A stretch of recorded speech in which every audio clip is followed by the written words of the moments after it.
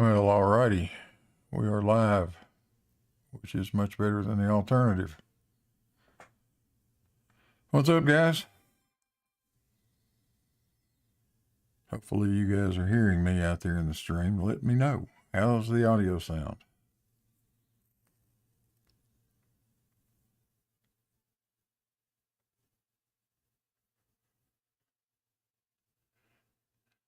Gotta wait for the obligatory YouTube delay.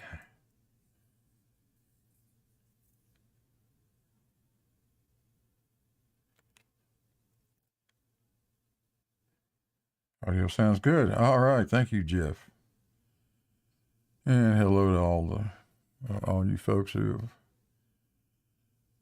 come to watch this, whatever is about to happen. Who knows?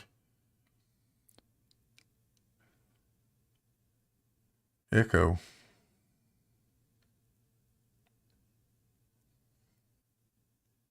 Are you funning with me, Larry? There's nothing to echo.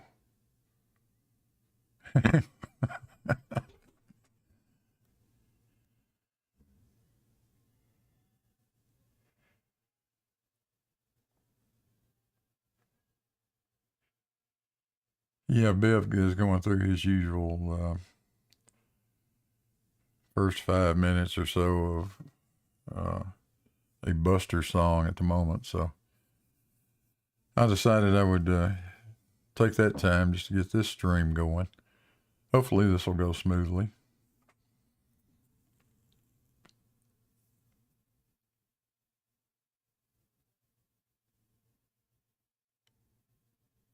It looks like we got everything connected. In a bit, I'll be switching the screen over to, well, actually, I could probably do that right now.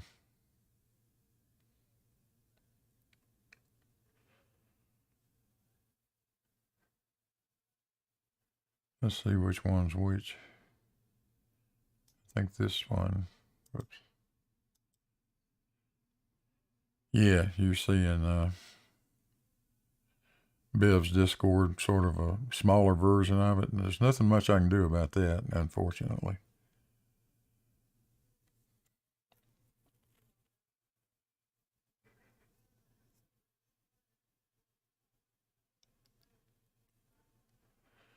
But hopefully we're getting it.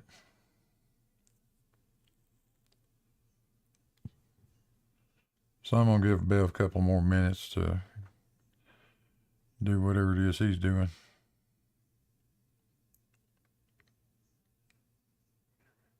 Oh, Digital Demonic Davros for 5 Australian. Thank you. Nothing goes smooth except for Bev's brain. Okay. Let's play nice now, Davros. Yeah, this ought to be interesting. This has been quite a long going, standing, bickering match back and forth between Bev and myself over, well, two things. All horizontals being parallel to the plane of the horizon, and the infamous level is horizontal. So that's what we're going to try to sort through today. We'll see how it goes. Hello, Abby. All right. I could go through and call all these names out, but I'll probably mess up and forget somebody. So I'll just stop. I see all you guys right now. Got 46 people watching. That's great. Let's just see what's going on over on the Bevs. Hang on a second. And level is ... It's very similar to that I ever had when I came into this arena. Strangely enough, that was about level and the straight line. So I'm hoping it might be similar to that, because that was eye-opening for me. Hoping to make it eye-opening to everybody else. Try and give everybody an insight into where we're at and where we've been, what we're doing, and what we have been doing. for these few years.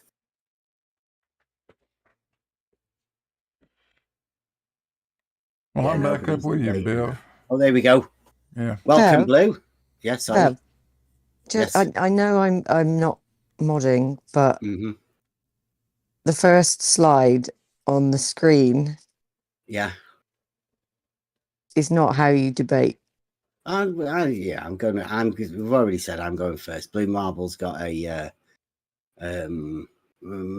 recorded video, pre-recorded video for his opening.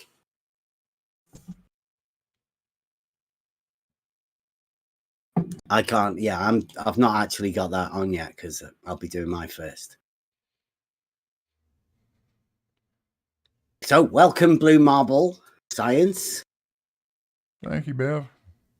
Now, we were gonna have an introduction from moderator, but you have requested that the particular moderator that we had for opening statements wouldn't be agreeable to you. So, do you want to have a like an opening thing about this debate, or are you going to do that within the thing, or do you want me to have a go? Well, yeah, you can go ahead and have a go at that, or let Emma do it. I don't care. That's fine.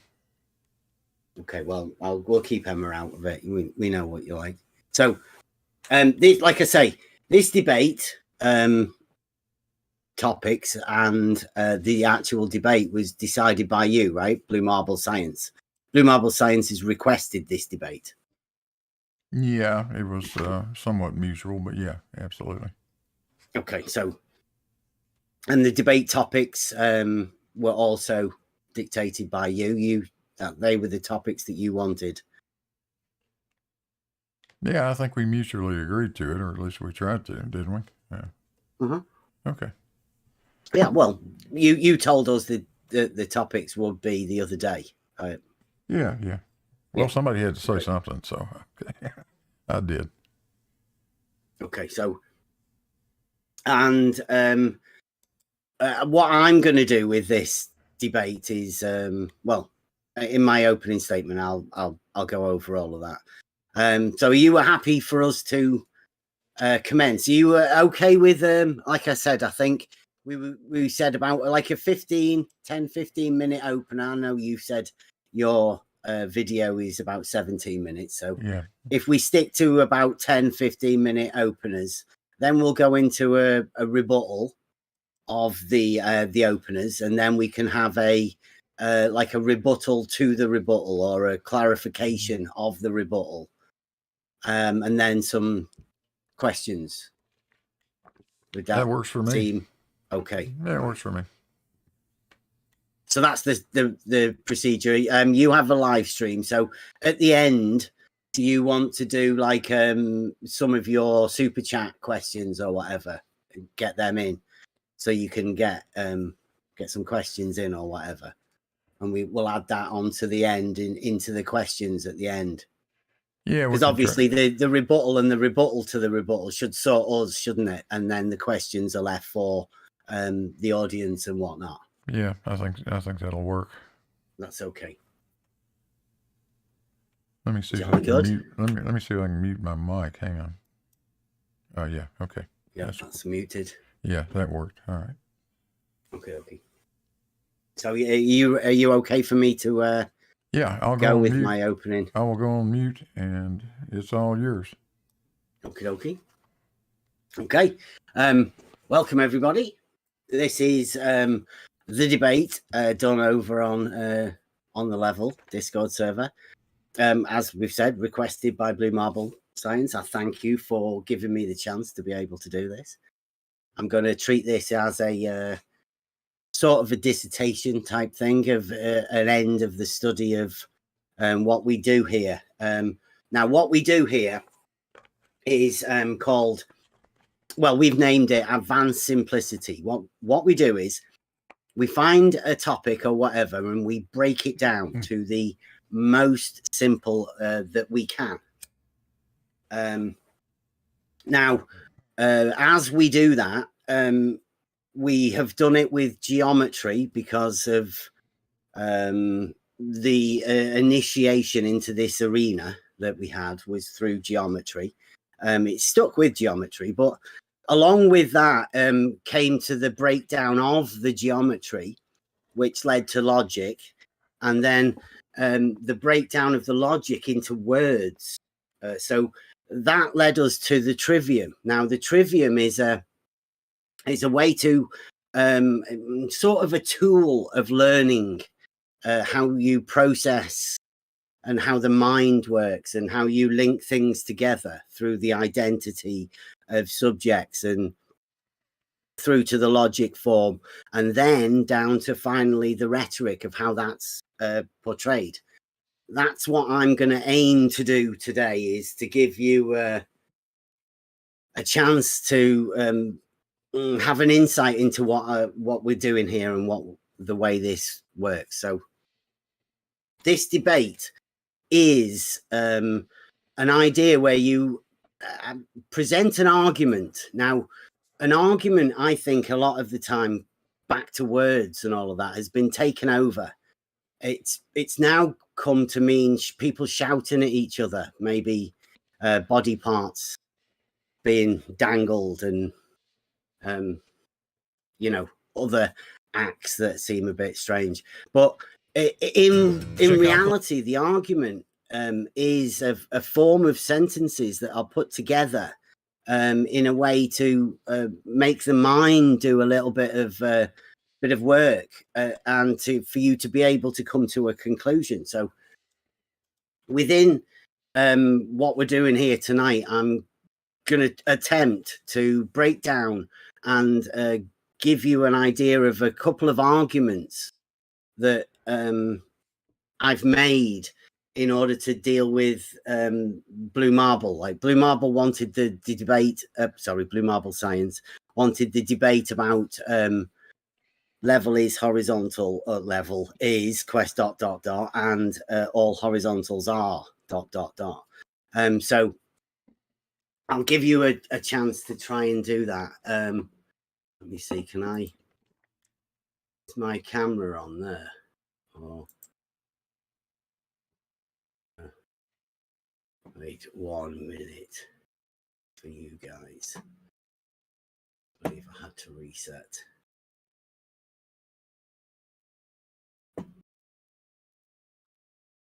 Okay. Now you're good, man. You can see that now. So yep.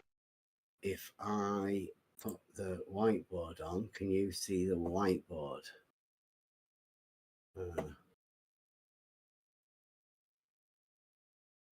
Okay. Are you okay with that? Everybody on that? You guys on YouTube can obviously see it as well. Yeah. Let's see. Okay. Initially at first, I guess you guys have seen this. If you say A equals B and B equals C, then you can say that A equals C. You see that? Right now, let me just move this microphone over it. Right, so you can see that these two and these two make this one as a conclusion, right? But what you can say is that this one and this one, that both this and this are the same as this, B. So these two have a common part here. And because both of these have this common part, then you can say that this one equals this one. It's called the transitive law of equality, but it's maybe a little bit confusing, a silly name, but I mean, this statement here is a basic understanding of a fundamental really of logic and reasoning, and you could say that this is also part of a mathematical understanding through logic. Bill, if I hate to do this to you, but what? how can I'm not able to see your screen In the Discord, I'm showing my camera. It's live on his show, Blue. Yeah. Can you not see? The guys in Discord can see my camera, can you? Just go to his. You just have to go to his channel. We can see that on Discord. Just click Bev icon, and click on that. If you go to agents of the logos, multiple icons will show, and click on Bev. So you will see. Well, what I see is what it does is take me to the to your YouTube channel. Yeah, he's sharing his YouTube channel. Yeah. Okay. Just give me a second. Then this is something we should have. Yeah. In Discord, you click on his icon in the chat. You'll see it. Yeah, I do that, and I click. No, I mean not his icon on the camera. You know, yeah, if you go I click to on his camera, I click on watch. Okay, and it doesn't show. That takes me to his YouTube channel. Okay, so yeah, just hang on a second. Let's see if I can.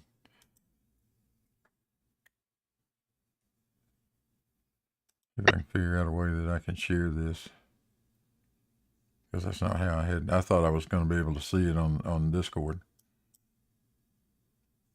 So just hang on one second. Let's see if I can change this window.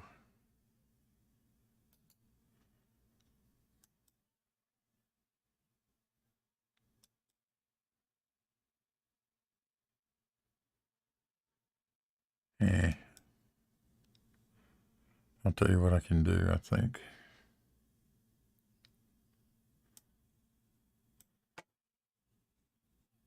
Technical difficulties are always a problem. Let's see. Well, everybody in the Discord can actually see. Yeah. I can't. If it you might be because you're sharing your screen also. Yeah, it might be. Okay, I can do it this way. So I think now, hopefully we've got that up where everybody can see it. It just came on YouTube, so yeah, we're sharing it now. I'm sorry, Bev. I really apologize about that. Let me get back at it. Start over again if you want to. We got it going now. We're all good now. Okay. So from the statement before, if A equals B and B equals C, then A equals C. We could see that there's a common part. So I'm saying that the advanced simplicity that we're doing tonight is a lesson from Euclid. So this is Euclid's Elements. You can see on screen now. And the first axiom within Euclid's Elements states things which are equal to the same thing are equal to one another. Now, you say this is the foundations of geometry, the axioms that they go by. These are more common notations. They are in everything, really, within our understanding, within logic, within mathematics, within geometry, within numbers, within everything. So things which are equal to the same thing are equal to each other. Now, that will be the form that I will be taking, both of the arguments tonight. To keep it as simple as possible, these arguments will be made around that very fact. So if that's how we break it down to simplicity, then what we're doing is we're taking the very first axiom of the fundamentals of the elements of geometry, which is the elements of mathematics. when you break it down to the logic form. So this is really the elements of logic that we're dealing with. And so that being the axiom, just get rid of that. Here we go. So the first argument, I've replaced A with level, and C with horizontal. So all we have to do really within this form of argument is find a common element that both level and horizontal have in common. I would say equal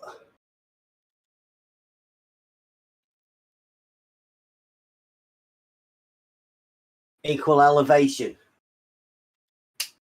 Now, I think everyone will be able to agree. Level is definitely an equal elevation. However, normal people would talk about that right now. Also, horizontal is, well, an auto level would produce a horizontal plane, and that horizontal plane would have an equal elevation. You would measure a difference. So that horizontal in that way would be an equal elevation, and level would be an equal elevation. So that wouldn't work. The equal elevation of a horizontal would be zero slope, no tilt either way. So therefore, horizontal is definitely an equal elevation, and level as well. So in order for you to make a nice logical statement like this, linking level and horizontal to an equal elevation is, well, provable. I think this is something that's a natural thing. Everybody should know this. Very simple, ABC. So level is an equal elevation. Horizontal is also an equal elevation. Then for level is horizontal. Very simple. But again, I won't just do that. So let me go here, because I've been getting some.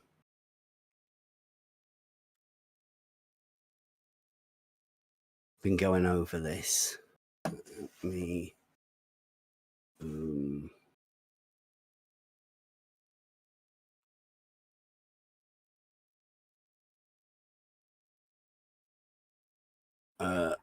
Can you guys see that? Is that? Are you guys seeing that, or is it an ISO word? ISO, yes. Yeah, we're seeing it's clicking in and out, but we're seeing it. I wish I could say it like a SE when I come around to this. So ISO is a word for a contour line, and a contour line connects points of equal elevation. Like I just said, equal elevation. That's our nice connecting word. So a contour line or isoline connects points on a map that are of or equal value. Examples of contour lines or isolines are isobars or isotherms for pressure. Perhaps the prototypical example of a contour line is that which connects points of equal elevation. So here we have a contour line that is also an equal elevation. So it's another one to add to the group, but we're just talking about level, horizontal. But at the minute, we could put in equal elevation into it. And then there's a study here. This word is great. Isoipsi, I think, something like that. Isoipsi. Ipsis something. I don't know. SE does it best. Go on. Iso ipsos. Yeah, there you go. Listen to that. And that means equal height. So Correct. that's the word that we're dealing with. ISO means equal, and ipsi height. So I've got some more here. This one. This is a mathematical thing. That's a bit slightly off there, but so this is a contour line, also known as a level curve. For a given surface is the curve of an intersection with the surface of a horizontal plane. So a contour line is a connection of a line, a level curve, a point of equal elevation where it intersects a horizontal plane. So there's another link for the horizontal plane to the equal elevation. And then this is the mathematical graph to show you, how it works. I mean, everybody can see and knows what a contour line is, but the contour line is a line of equal elevation and where that intersects a horizontal plane. Horizontal plane, equal elevation, a line of equal elevation. There you go. There's another one, an example of the contour lines, and these are like horizontal slices depicting the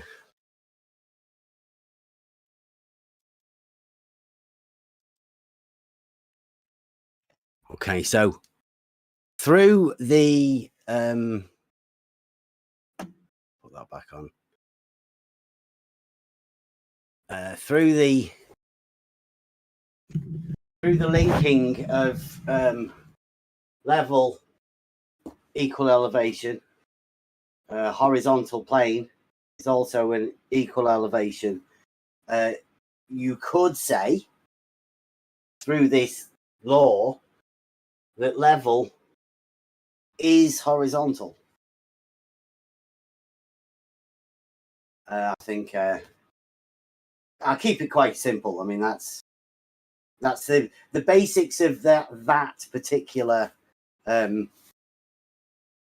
argument, really. I mean, it's pretty simple and it's pretty self-contained within that, right? So that's level is horizontal sorted. Now, the other argument, we've been talking about this for quite a while. We went back over it for quite a bit ago. We've got all horizontals. We called this t-shirt logic because it was the first one that we ever did. The first logical statement that we ever did to be able to simplify a if-then statement because it was a bit popular a few years back, modus tollens, but modus tollens is an argument to the negative where you go over it. So you say it's not something. So we want it to be more positive. So we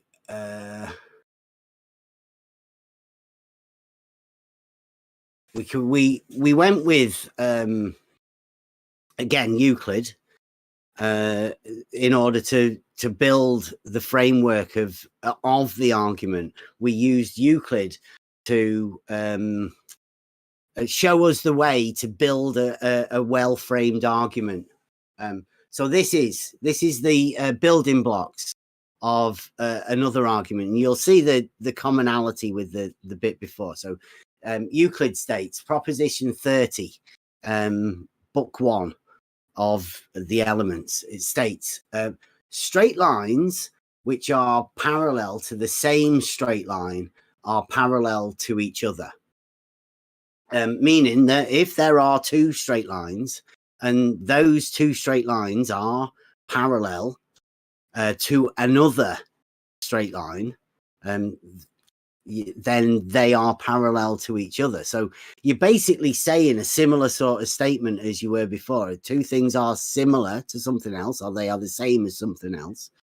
Within geometry, you could say parallel is a similar relationship. Once you have one line parallel to the other, then they are in that similar relationship. So that's the Euclid one, and obviously that gets proved. There's a QED at the bottom. It means it's obviously provable for you to be able to do that.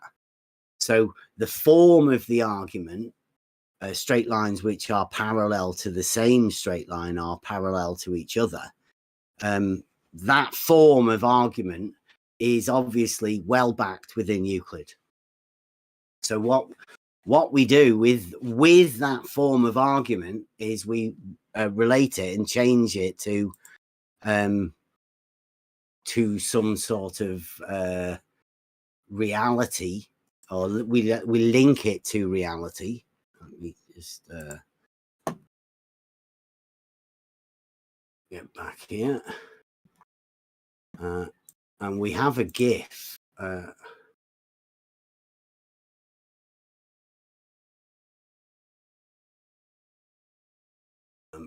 we go. So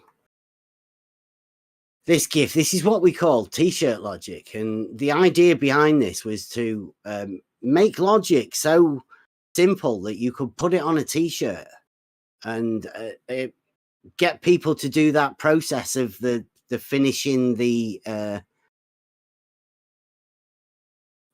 argument off for themselves. So this argument states, if all horizontal planes are parallel to the plane of the horizon, then all horizontal planes are parallel to one another. Now, that's the simple argument. That's the argument laid out with the way for you to check it. I mean, obviously, you can check that for yourself by looking to see if you can find a horizontal that isn't parallel to the plane of the horizon. All known horizontals have been, will be parallel to the plane of the horizon. So much so that the word horizontal obviously comes from the horizon. There's a similar relationship there. So obviously, all horizontals are parallel to the plane of the horizon, and you just check it out for definitions if you want for yourself. I could go over some of these definitions. Get some.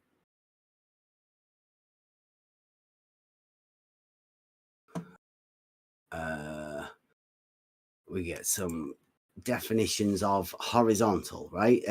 Anybody can do it for yourself. Check up horizontal, and you will find the definition. Here's one. At right angles to vertical, parallel to level ground, parallel to the horizon, horizontal position. Don't worry about that one. It's a bit too triggering, that. A horizontal position. I'll get some more. If anybody wants to have any definitions of horizontal, this is from a mathematics website. Any horizon over ocean is horizontal.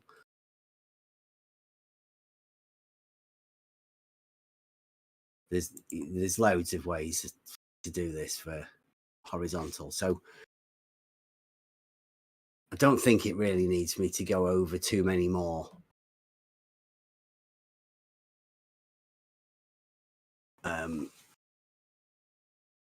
This one is one. There's another one. I'll give you another one. Horizontal, parallel to the plane of the horizon, or relating to the horizon. In mathematics, this one, mathematics, measured or contained in a plane parallel to that of the horizon, horizontal. So it's pretty clear that horizontals are parallel to the plane of the horizon, and as the logical form says, if two straight lines, i.e. two horizontals, are parallel to the plane of the horizon, then those horizontals will be parallel to each other. Simple argument. Simple statement.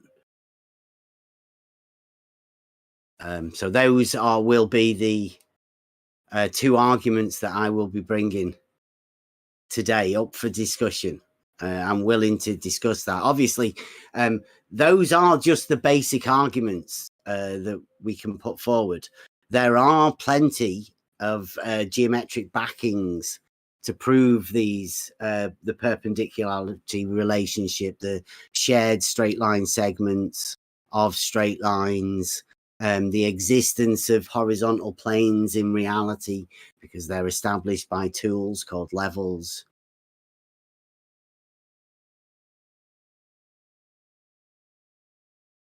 How long was that? Is that okay? I've not gone on too long, have I? Seem okay? You go ahead as long as you want to, Bev. I shall end my argument there, or those two arguments. Leave them up for discussion. Yeah, sorry, I was muted. You continue as long as you want to. I don't care. No, that's, I think, for the laying out of the arguments, that's about as much time as I need, I think. Okay. Well, address each of the points. We'll talk about it later. Yeah. Let me see if I can see if I can rearrange all my stuff over here. Hang on.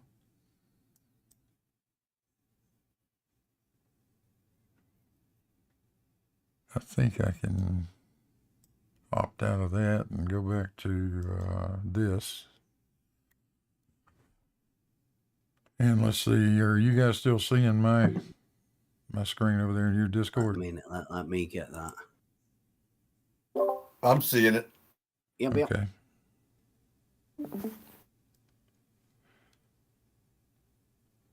Yes, I can see it. If that's it, I'll just play this video and we'll continue after it's finished. Is that okay? That's fine for me. All right. I'll go on mute. You say about 17 minutes. It is 17 minutes and 30 seconds according to the 1726 or something like that. Okay, here we go. Okay. Well, hello everybody. Bev Try Thinking says all horizontals are parallel to the plane of the horizon, and he also says level is horizontal, but he has yet to provide any proof of any of that. I say, on the other hand, that all horizontals are not parallel to the plane of the horizon, and I say that level is definitely not horizontal, and I can prove it. That's what we're about to do. Now, Bev Try Thinking's logic is this. He says, if all horizontals are parallel to the plane of the horizon, P, then all horizontals are parallel to each other, Q. All horizontals are parallel to the plane of the horizon, therefore all horizontals are parallel to each other. Both valid and sound, observable and verifiable. Well, I don't think so. That's a begging the question fallacy, Bev. The premises assume the conclusion to be true. You are assuming that there is one and only one plane of the horizon, ignoring any other possibility. Now, this is Bev's contention. If there were one and only one plane of the horizon, Bev might be right. But what he's asking you to believe is that a line a horizontal line parallel with the plane of the horizon in Miami, Florida, also has to be parallel to the plane of the horizon in Jacksonville, Florida, or in Boston. This is pure speculation. No testing or proof whatsoever, just a simple statement. The other possibility is if the Earth is an oblate sphere, then multiple planes of the horizon have to exist. Gravity vectors, that's verticals or zeniths, can't be parallel, and horizontals, which are perpendicular to those verticals, also cannot be parallel. So can we test this? Well, absolutely. We need two things.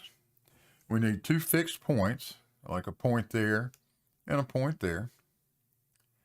And we need a way to measure angles A and B. And we'd like to do that simultaneously if possible. So how does that help us? Well, let's go to Euclid and Euclid's Elements, Book 1, Proposition 29, which says, a straight line falling on parallel straight lines makes the alternate angles equal to one another, the exterior angle equal to the interior and opposite angle, and the sum of the interior angles on the same side equal to two right angles. And further down we see Euclid say this, therefore the sum of the angles BGH, that's that one, and GHD, that's that one, also equals two right angles. BGH plus GHD equals 180 degrees. But what happens if lines AB and CD are not parallel with each other? What happens if they look like that? What happens if they are converging? Well, in that case, BGH and GHD have to be less than 180 degrees. That's easily provable. On the other hand, what happens if they look like that? What happens if they are diverging? Well, in that case, BGH and GHD have to be greater than 180 degrees. So the measurement process, we can test this with two theodolites. Those are instruments that precisely measure vertical and horizontal angles. We can put a theodolite at each of two positions and measure the vertical angle to the other theodolite. We'll put a theodolite there and we'll put another one over there. We'll point those two theodolites at each other and we will measure angles A and B. Now there's our little sketch from Euclid. Let's turn him so it looks a little more like our verticals here. And you can see that if the verticals are parallel, angle A plus angle B has to be equal to 180 degrees. It has no choice. They don't even have to be at the same elevation. The theodolites could be at two different elevations. You just need to be able to point the two theodolites at each other. So if Bev is right and all horizontals are parallel to the plane of the horizon, meaning all horizontals are parallel to each other, then all verticals must also be parallel, and the sum of internal angles, in other words, reciprocal zenith angles, has to be exactly 180 degrees as Euclid Book 1, Proposition 29 says. But what if horizontals are tangents to a spherical surface? Then horizontals can never be parallel, nor can verticals be parallel. The sum of the internal angles A and B will be greater than 180 degrees in every case, if the surface of still water or points of constant elevation form a curve. By golly, we got us the makings of a test. Bev, let me introduce you to a couple of guys. One guy named Jesse Kozlowski and another guy named Larry Scott. In 2018, those two guys got together at the Hagerstown, Maryland airport at High Rock Lookout, about 11 miles apart, and measured reciprocal zenith angles. How about that? Larry was at the airport over there. That's Larry's theodolite and the signal mirror. And Jesse was up on top of High Rock Lookout. You can see where Jesse was located, where that red arrow is. Those two guys measured the two zenith angles. We'll call the one at the airport A and the one up on High Rock Lookout B. And here are the actual measurements. Larry measured angle A to be 88 degrees, 57 minutes, 58.2 seconds. Jesse measured angle B to be 91 degrees, 9 minutes, 55 seconds. That is a total of 180 degrees, 7 minutes, and 53.2 seconds. 180 degrees, 7 minutes, and 53.2 seconds. That is with no refraction correction. If you include refraction, that increases from 7 minutes, 53.2 seconds to about 9 minutes and 40 seconds. Here's Larry's diagram with a little more detail on it. Again, there are the two angles that those guys measured, and there is the sum of those two angles. 180 degrees, 7 minutes, 53.2 seconds. That's 7 minutes, 53.2 seconds in excess of 180 degrees. Now, just in case you thought this was a one-off, this is a report done by NOAA back in 1978. It's a survey of the McDonald Observatory radial line scheme. They were measuring reciprocal zenith angles from 7 different positions to a place called Baldy. Here are those measurements. In the interest of time, I'm not going to go through all of this data, but I will call your attention to a couple of columns here, that one and that one.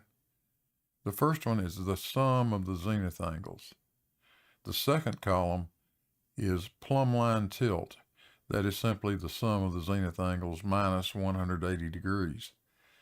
Notice that every one of them exceeds 180 degrees. The smallest is 15 minutes, 53 seconds, and the largest is 44 minutes, 33 seconds. So, now for the unavoidable truth. The zeniths are always doing this. So the horizontals are always doing that. Now for the conclusions. The sum of reciprocal zenith angle measurements always exceeds 180 degrees, therefore verticals are measurably not parallel.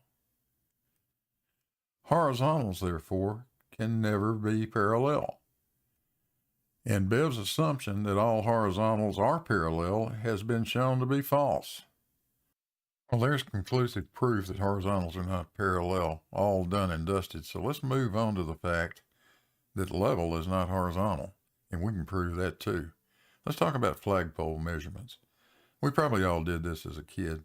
You go out to the playground to the flagpole, measure a distance away from it that you know. You stand there with a protractor and a string with a weight on the end of it. Get your buddy to read the angle as you line the protractor up with the top of the flagpole. And if you know how high the protractor is at that point, just a little simple math and voila, you get the height of the flagpole. They do that in reality too. Surveyors do this all the time. At times all they're doing is trying to figure out how high a power line is over a road or something like that. But you can do it for other reasons too. And the interesting thing about it is this. If your baseline is mean sea level, for instance, it doesn't make any difference where you put that theodolite if that were truly a flat baseline. You can move the theodolite anywhere you want, and you'll still be able to calculate the correct height of a distant object like a radio tower. But because horizontal changes as we move over a curved surface, the trigonometric height, in other words, the calculated height of the tower above mean sea level, appears to change. The further away you go, the more it will drop. The closer you get to the tower, the higher it will be. And it's simply because this. That's what level is. When we reorient the theodolite like that, now we have a different horizontal. That's horizontal at the tower. This is horizontal at the instrument. So effectively, this is what happens. The tower now only looks like it's that tall. Well, in reality, we've got a real tower here. This is one from Larry Scott. This is not far from High Rock Lookout, about a mile or so away. There's a big red and white tower up there with a strobe on it. And Larry can see that thing from all over the county. Over a span of a few years, Larry has made measurements of that tower from a lot of different positions, 23 actually. Whenever he found a place where he could see the tower, he would stop when he had time, get out his theodolite, and take some readings. That's a plot of all the positions Larry measured from. I've shown the longest one there. You see the tower in the lower right. He got one measurement from 27.7 miles away. And here's all the data. The top number is the elevation of the tower that Larry was able to calculate, not the FAA elevation. This is Larry's calculation based on all of his measurements, and it's within a few feet of what the FAA says. But there's something interesting here. Notice the very first measurement was from 27 miles, and his instrument elevation was 1961. He's about 390 feet lower than the tower. Oddly enough, he's having to look down to see it. You see in the right-hand column all of the tower height calculations that Larry made, and they're all over the place. That's because that is the calculated height of the tower without considering Earth curvature. When you plot that data, it looks like that. You see that pretty curve. It's almost a perfect fit. R squared on that data is 0.9999. I decided to take a look at a couple of points, that point and that point. Well, you can see that at the distant target of 27 miles, the predicted drop's 431.3 feet. The measured drop is 434 feet. That's 2.7 feet difference. It seems to be fitting 8 inches per mile squared pretty well with refraction. Same thing on that center point. 145.7 is the predicted drop based on my calculation. 144 feet is what Larry got. That's 1.7 feet different. Larry went ahead and took all that data and applied both curvature correction as well as refraction correction, and you end up with a straight line, nearly perfectly straight. Notice that vertical scale. Those blue dots are not more than 3 feet apart. So that's Earth curvature you're seeing. That is level deviating from horizontal. But we can do that with just observations too. An auto level is a great device. We set an auto level up. It establishes vertical by referencing itself to gravity, and it makes a horizontal plane of reference for you, which is 90 degrees to the vertical. That horizontal will extend all the way to infinity, but in reality, you're going to become limited by what you can see through the atmosphere. Now, if the reference surface were flat as that's being shown, that horizontal will always be the same distance above the reference surface, always. If it's 5 feet at the theodolite, 30 miles away, it will still be 5 feet above that flat surface. The problem is, that's not what the Earth looks like. The Earth looks like that. And the gravity vector is different, and horizontal is different, as we've already seen. So let's move on to an observation that Bev really hates, and it's Blackpool Tower. Bev's auto level is set up, and the crosshair is just a few feet above sea level, probably less than 10. Google Earth says that beach he's standing on is at sea level. But look 13 miles away at Blackpool Tower in the distance, and the crosshair is 100 feet up on that building. I'm going to fade in a picture of the actual building. There's the crosshair. There's a red reference line. Now watch the building. I'll fade it back out. Keep your eye on it. And the match is almost perfect. Same thing we see in Bev's photograph. That's where the crosshair is striking that building. And that is about 95 feet above sea level. So that's reality. We have an auto level that's establishing a horizontal plane of reference. We got Bev in the foreground, just 400 or 500 yards away. But we got Blackpool in the distance, 13 miles away, and that 5-foot high auto level above that beach surface should be striking Blackpool Tower 5 feet above sea level, if level is horizontal. Problem is, level is not horizontal. The auto level crosshair is on Blackpool Tower at about that point. That's because that's what the Earth looks like. That's horizontal, that's level, and they're not the same. Predicted drop is about 95 feet, and that's just about exactly what we see there. So now for the excuses. Well, I know what Bev's going to say. He's going to say they were just taking a picture of the measuring rod and the tower happened to be in the background and mean old Blue's not playing fair. Or he's going to tell us that the auto level has a maximum suggested working range, which is true if you're trying to read a measuring rod, but we're not trying to do that. What I'm doing is looking at where it's striking that building in the distance.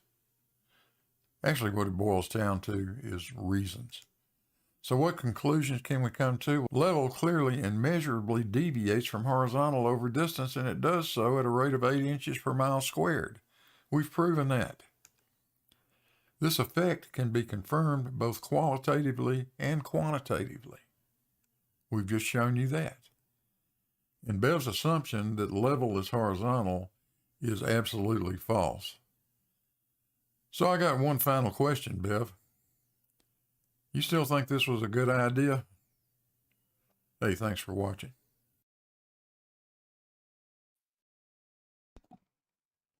And that should do it. That's it. Nice.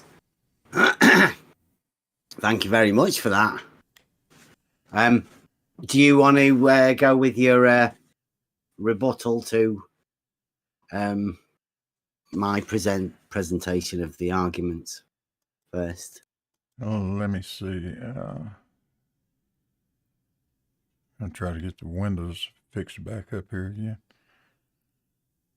Oh, I know what I need to do. I need to get rid of that. Bear with me for a second. I'll figure this out. If I get Discord back on. I want to be showing that window, but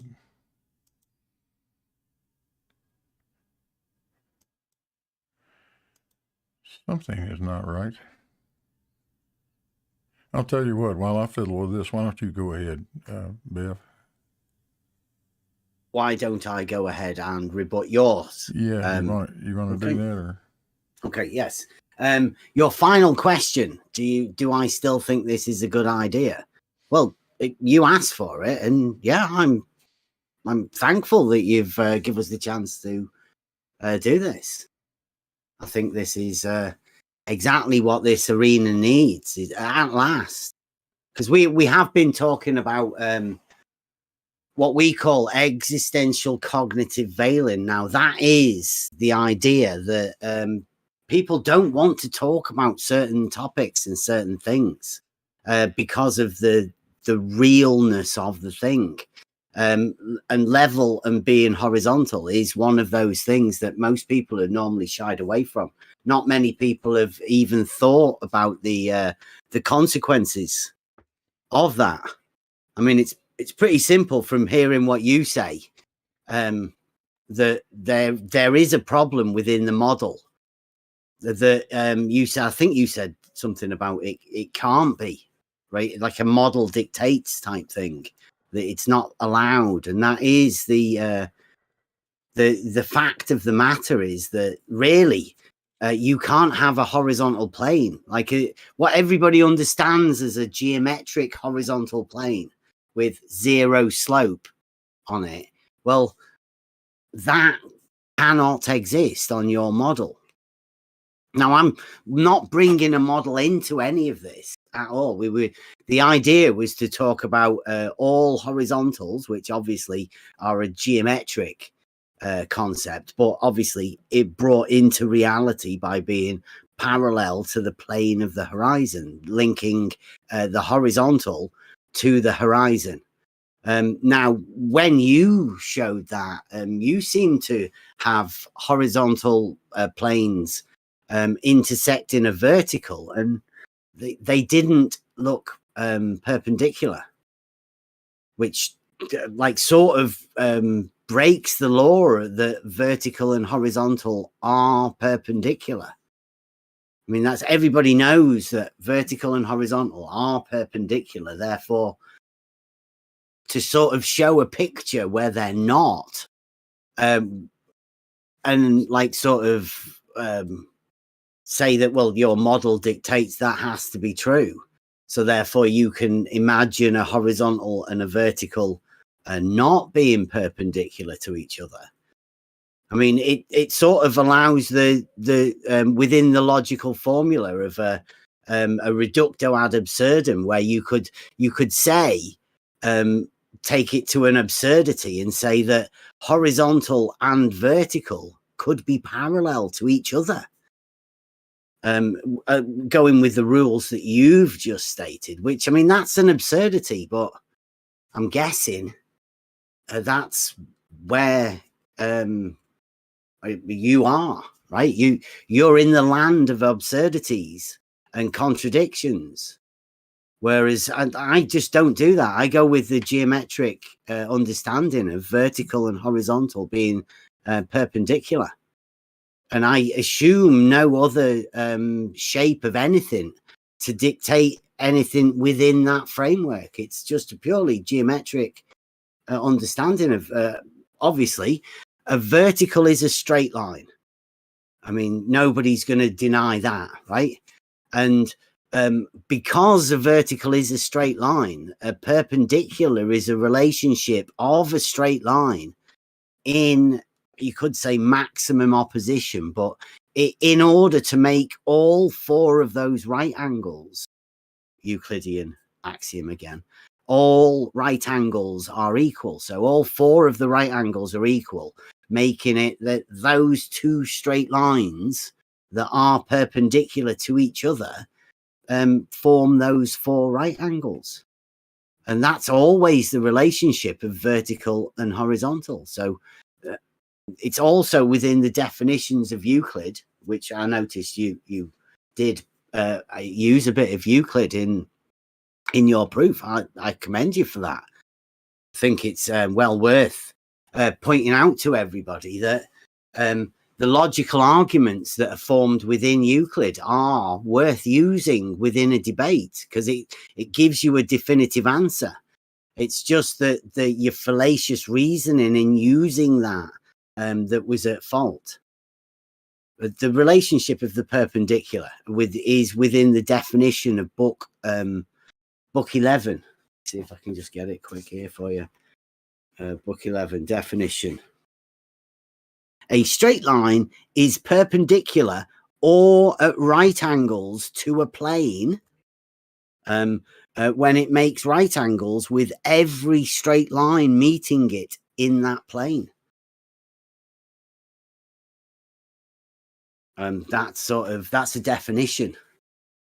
So a perpendicular to a plane is perpendicular to the plane anywhere where it meets any of the straight lines within the plane, not at a certain point, at least geometrically. And that gives you the horizontal plane for you to build from. And at every point on that horizontal plane, you can have a perpendicular, and all of those perpendiculars to that plane will be parallel. So the issue I think that you've got before you is the horizontal plane, which is only perpendicular to the vertical. So, I mean, if you have the vertical, then you can have the horizontal plane. When you have the horizontal plane, you can have all perpendiculars to that horizontal plane will provably be parallel. And that's, I guess, that would be my rebuttal to what you were saying. I mean, you've got obviously Larry Scott, was it? Larry Scott and Jesse Kozlowski, some shadow giants that say they've measured angles. Well, we have a test called the Realizing Euclid test that is to show that no straight line can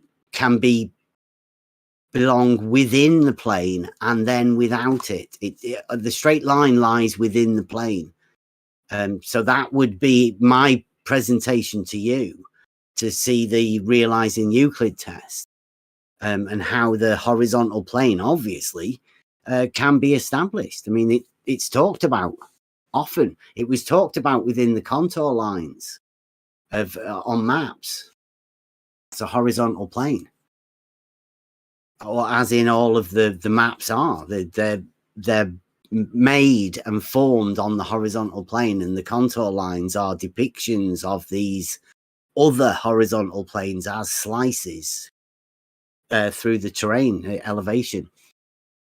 And also every elevation profile ever drawn will start off with a horizontal baseline, and then you will have a measured vertical as being perpendicular to that horizontal. So all of the horizontals within every elevation profile of every engineering project or anything that's ever been drawn, all of the horizontals will be parallel within those pictures and drawings also. And I would offer you contour lines on maps as well also.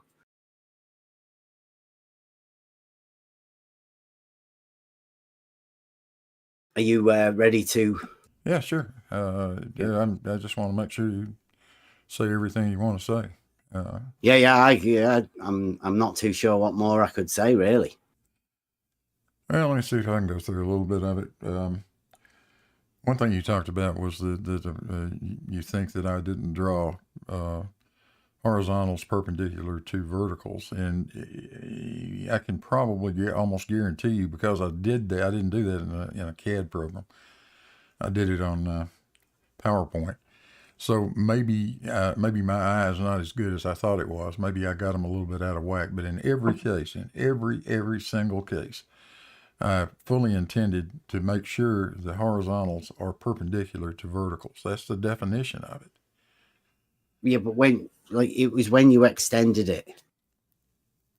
When I extended, are you doing the rebuttal to my rebuttal, or are you doing your rebuttal to my argument? Yeah, we can just we can just go from there at this point. What I would say though to kind of start it off is you've got nothing but pure geometry, and you have failed to consider a possibility of a different geometry. You've done nothing to look at what would happen if the Earth actually was spherical. On the other hand, I made no assumptions whatsoever. Well, I did make an assumption, right? Assumption number one: a vertical is a straight line. Yeah, and I make the same assumption. A vertical is a straight line, and a horizontal is perpendicular to it, right? Okay. And horizontal is a plane. In every case, horizontal is perpendicular to vertical. In every case. All perpendiculars to the horizontal plane will be parallel. To a horizontal plane, not to all horizontal planes. That's the problem. No. All perpendiculars to a horizontal plane will be parallel. That would be true, but only one of those verticals is a plumb line. Perpendicular to horizontal. Every other vertical line perpendicular to a horizontal line, except for the one that's a plumb line, will not be plumb lines. They will be leaning. But they will tilt. They will be vertical, right? You said that vertical and plumb lines and zenith and the vector of gravity are all the same. That's all the same, exactly. They are all the same, right? So vertical can be the term that we use. Now, perpendicular to vertical is a horizontal plane. Would we agree on that? If you're going to call vertical, if you're going to call vertical a gravity vector, you agree. Then that's what I'm calling it too. Yeah. Okay. Then we're gonna go back and sort out the disconnect. Straight line. We're gonna sort out the disconnect here. Okay. Let's go. In reality, vertical is a plumb line, and there's one and only one of those associated with a horizontal. Every other vertical defined as a gravity vector is not going to be perpendicular to that horizontal line. Okay, that's where I started, like saying that you have a vertical that's a vertical that's intersecting that horizontal plane, not perpendicularly, don't you? In fact, you have more verticals, i.e. plumb bobs, that are intersecting the horizontal plane not perpendicularly. There are an infinite number of them that are doing that. There are an infinite number of plumb lines intersecting a single horizontal, which is only perpendicular to one of them. But all verticals and horizontals are perpendicular. All verticals, at least that's the understanding, right? All verticals have their own horizontal, Biv. That's the problem.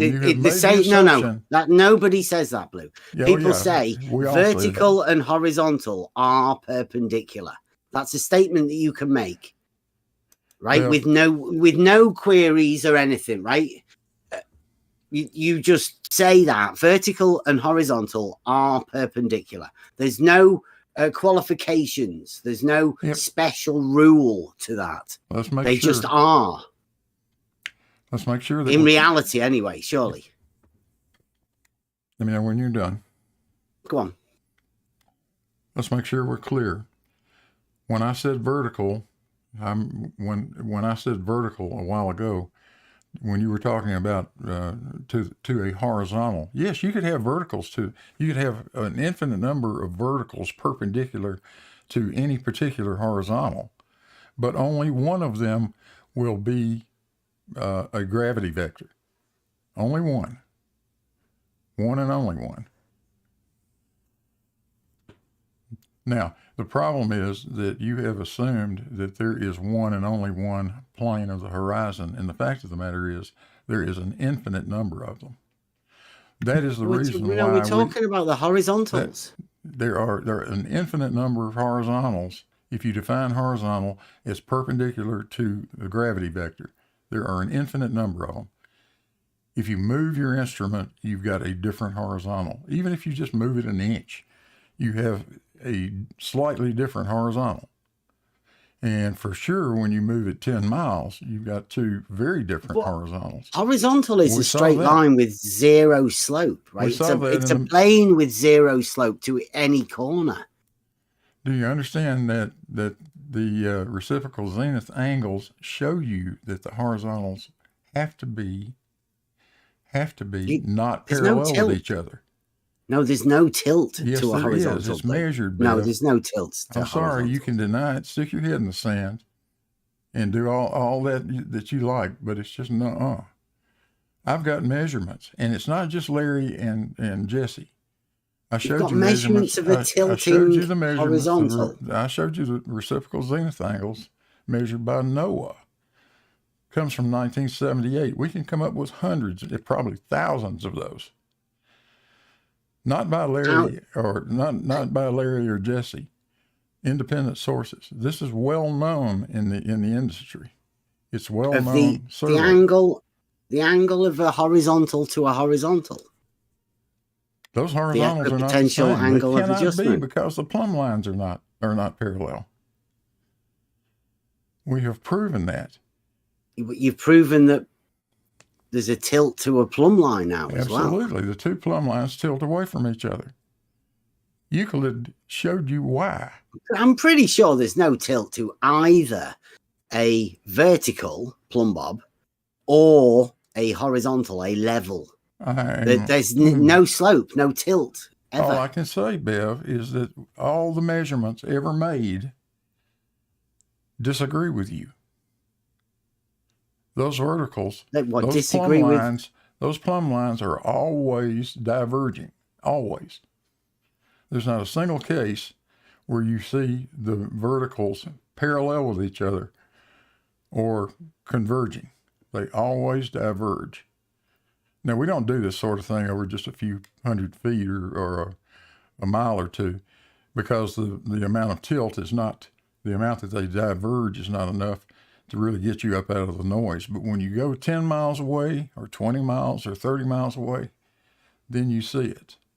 See what a tilt of a vertical. The lines, the tilt of a horizontal. The plumb lines are diverging. They're tilting away from each other.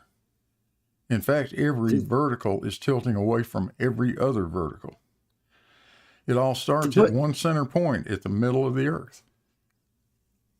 But verticals don't tilt. There's no... Certainly they do. With respect to each other, absolutely they do. The measurements prove it.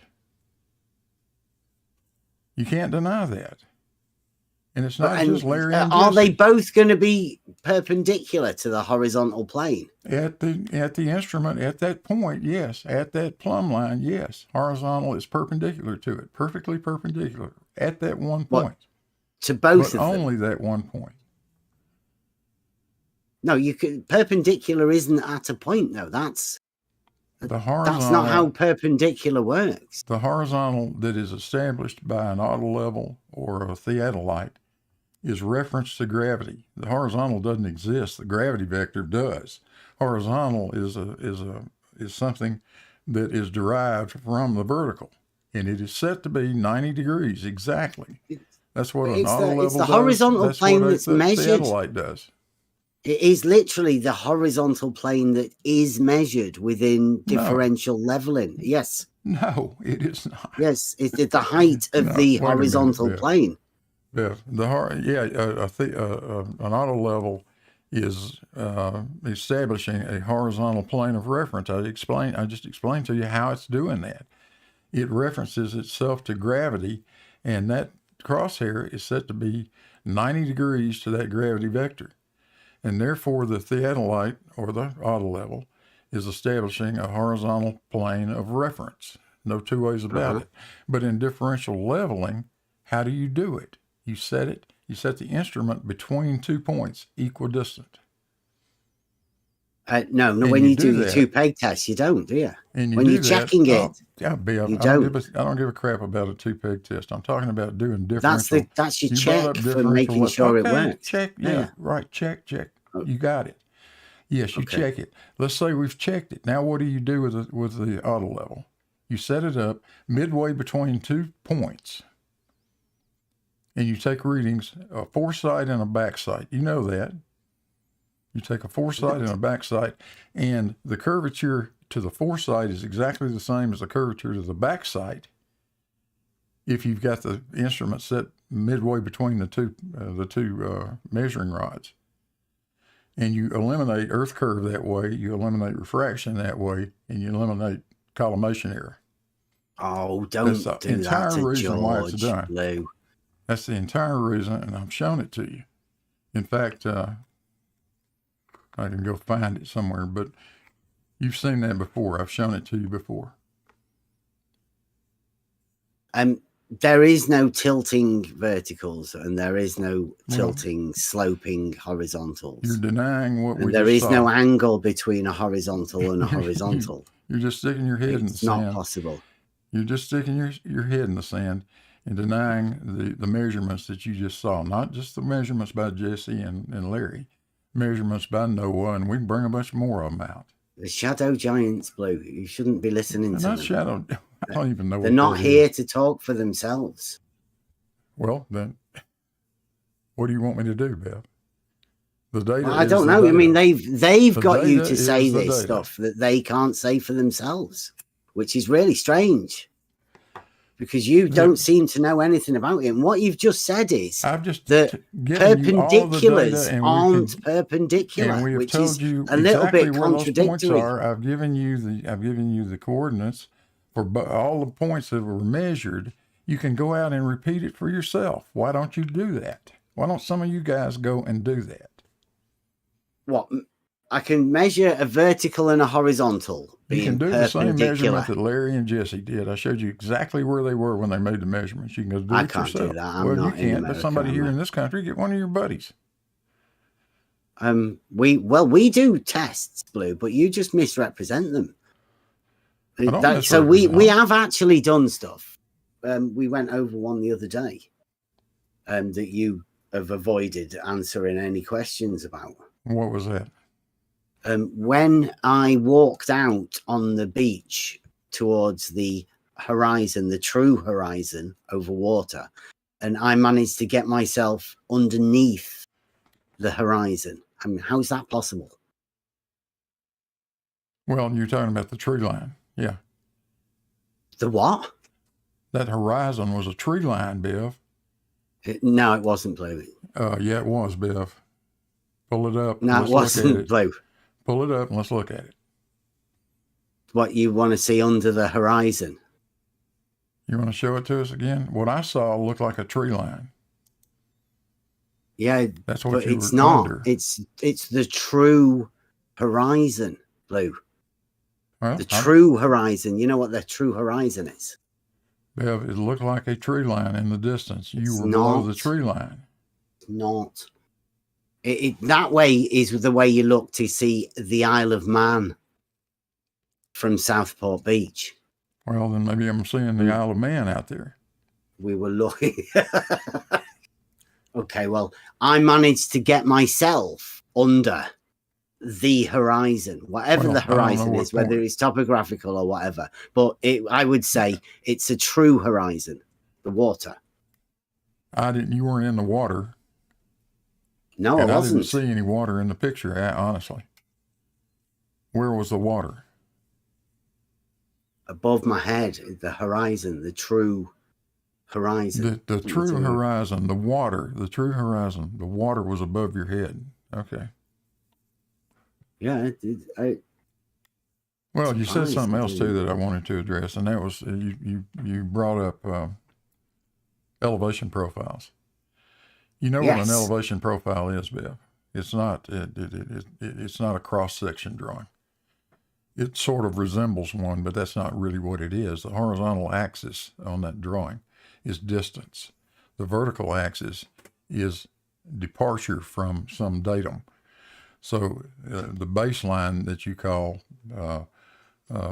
perfectly straight certainly is on a graph, and that's all it is, a graph. That is representing mean sea level, for instance, which is curved. Every line above it is measuring a distance above that baseline. It doesn't matter what shape that line, in reality, what shape that datum is. It could be a sine wave. It could be a circle. It could be anything. 5 feet above the datum is 5 feet. It's a straight line across the page. That's what it would be. You see what that in the distance, Bev? Straight line, yeah. You telling me that's water? Yeah. Really? Yeah.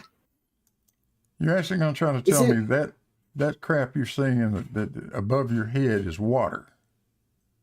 Yep. The true horizon, Blue. I don't believe you, Bill. You don't believe very much. I don't believe you. That's not water. Yeah, I know. It's amazing, isn't it? Couldn't be, could it? It's not possible. It is not possible. Impossible, isn't it? Then that's got to be huge waves. Turn the video on and let's see the waves move around.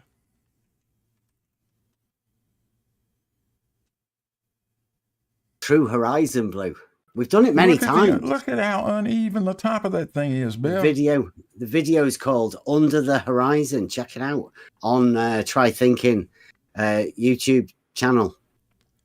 It's when we went out for a day out. Would you play it? Would I play the video? Play a little bit of it for me. Okay, wait a minute. Let me set it up. Okay, screen. Look at this Discord. It's good, isn't it? Watch this. Can you see that now? Yeah, let's see. Let me go to your live. Let me get it for the people at home.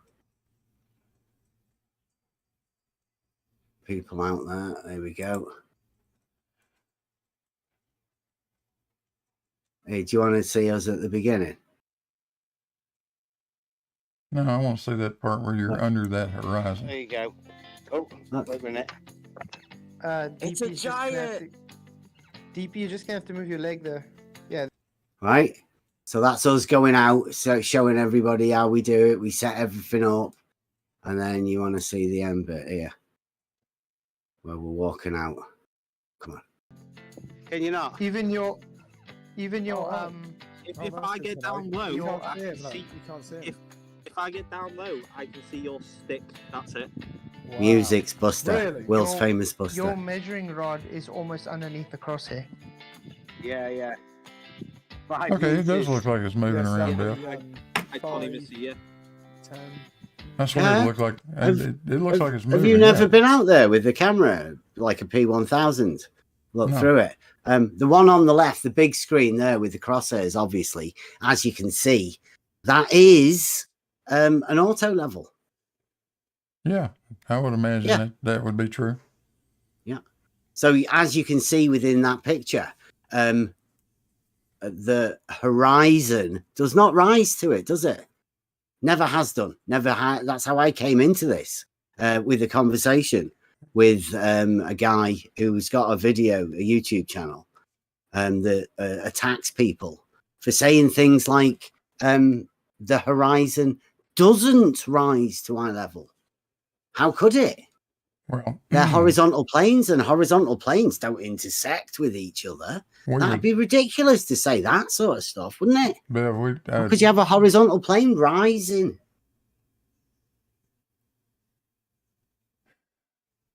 You don't have a horizontal plane rising, Bev. You have a level line which is dropping away from you.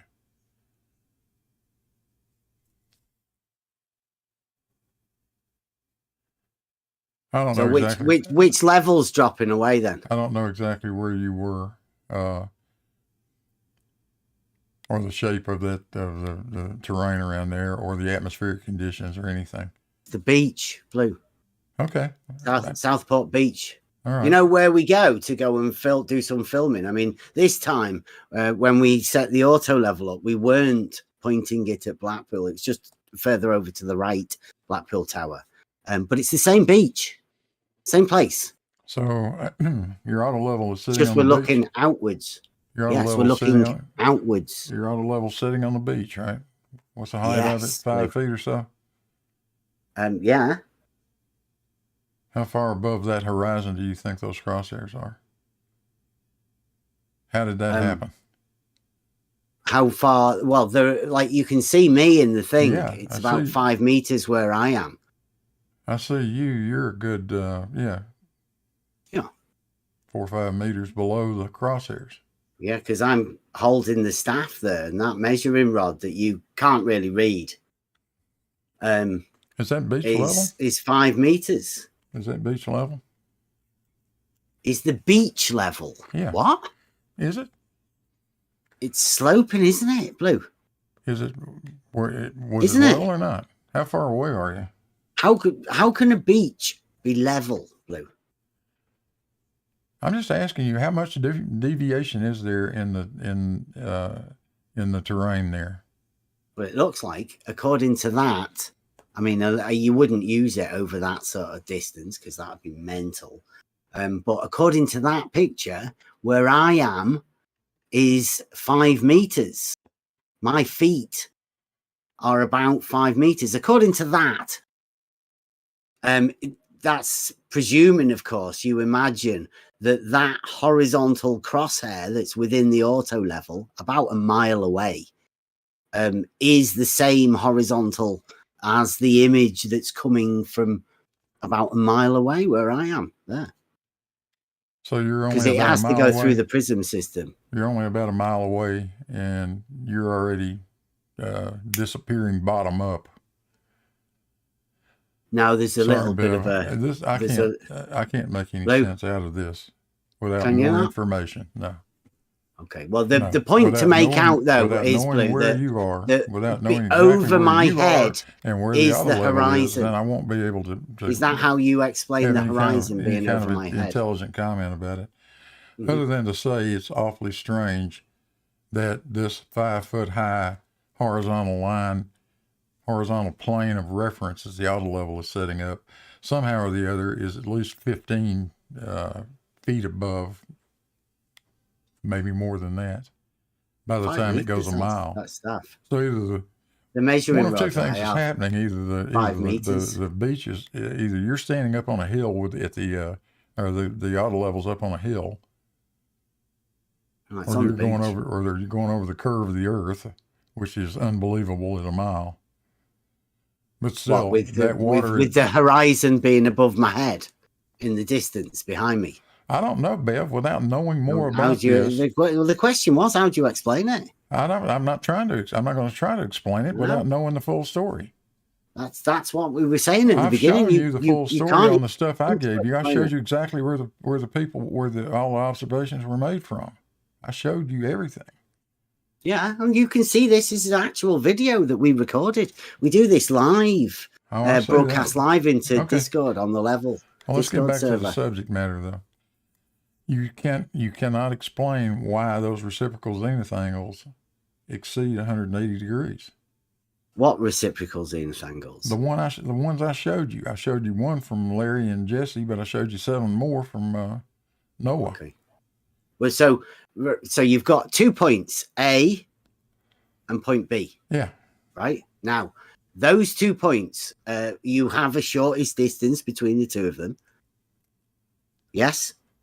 Of course. Okay, now that line that you are making, is that horizontal? No.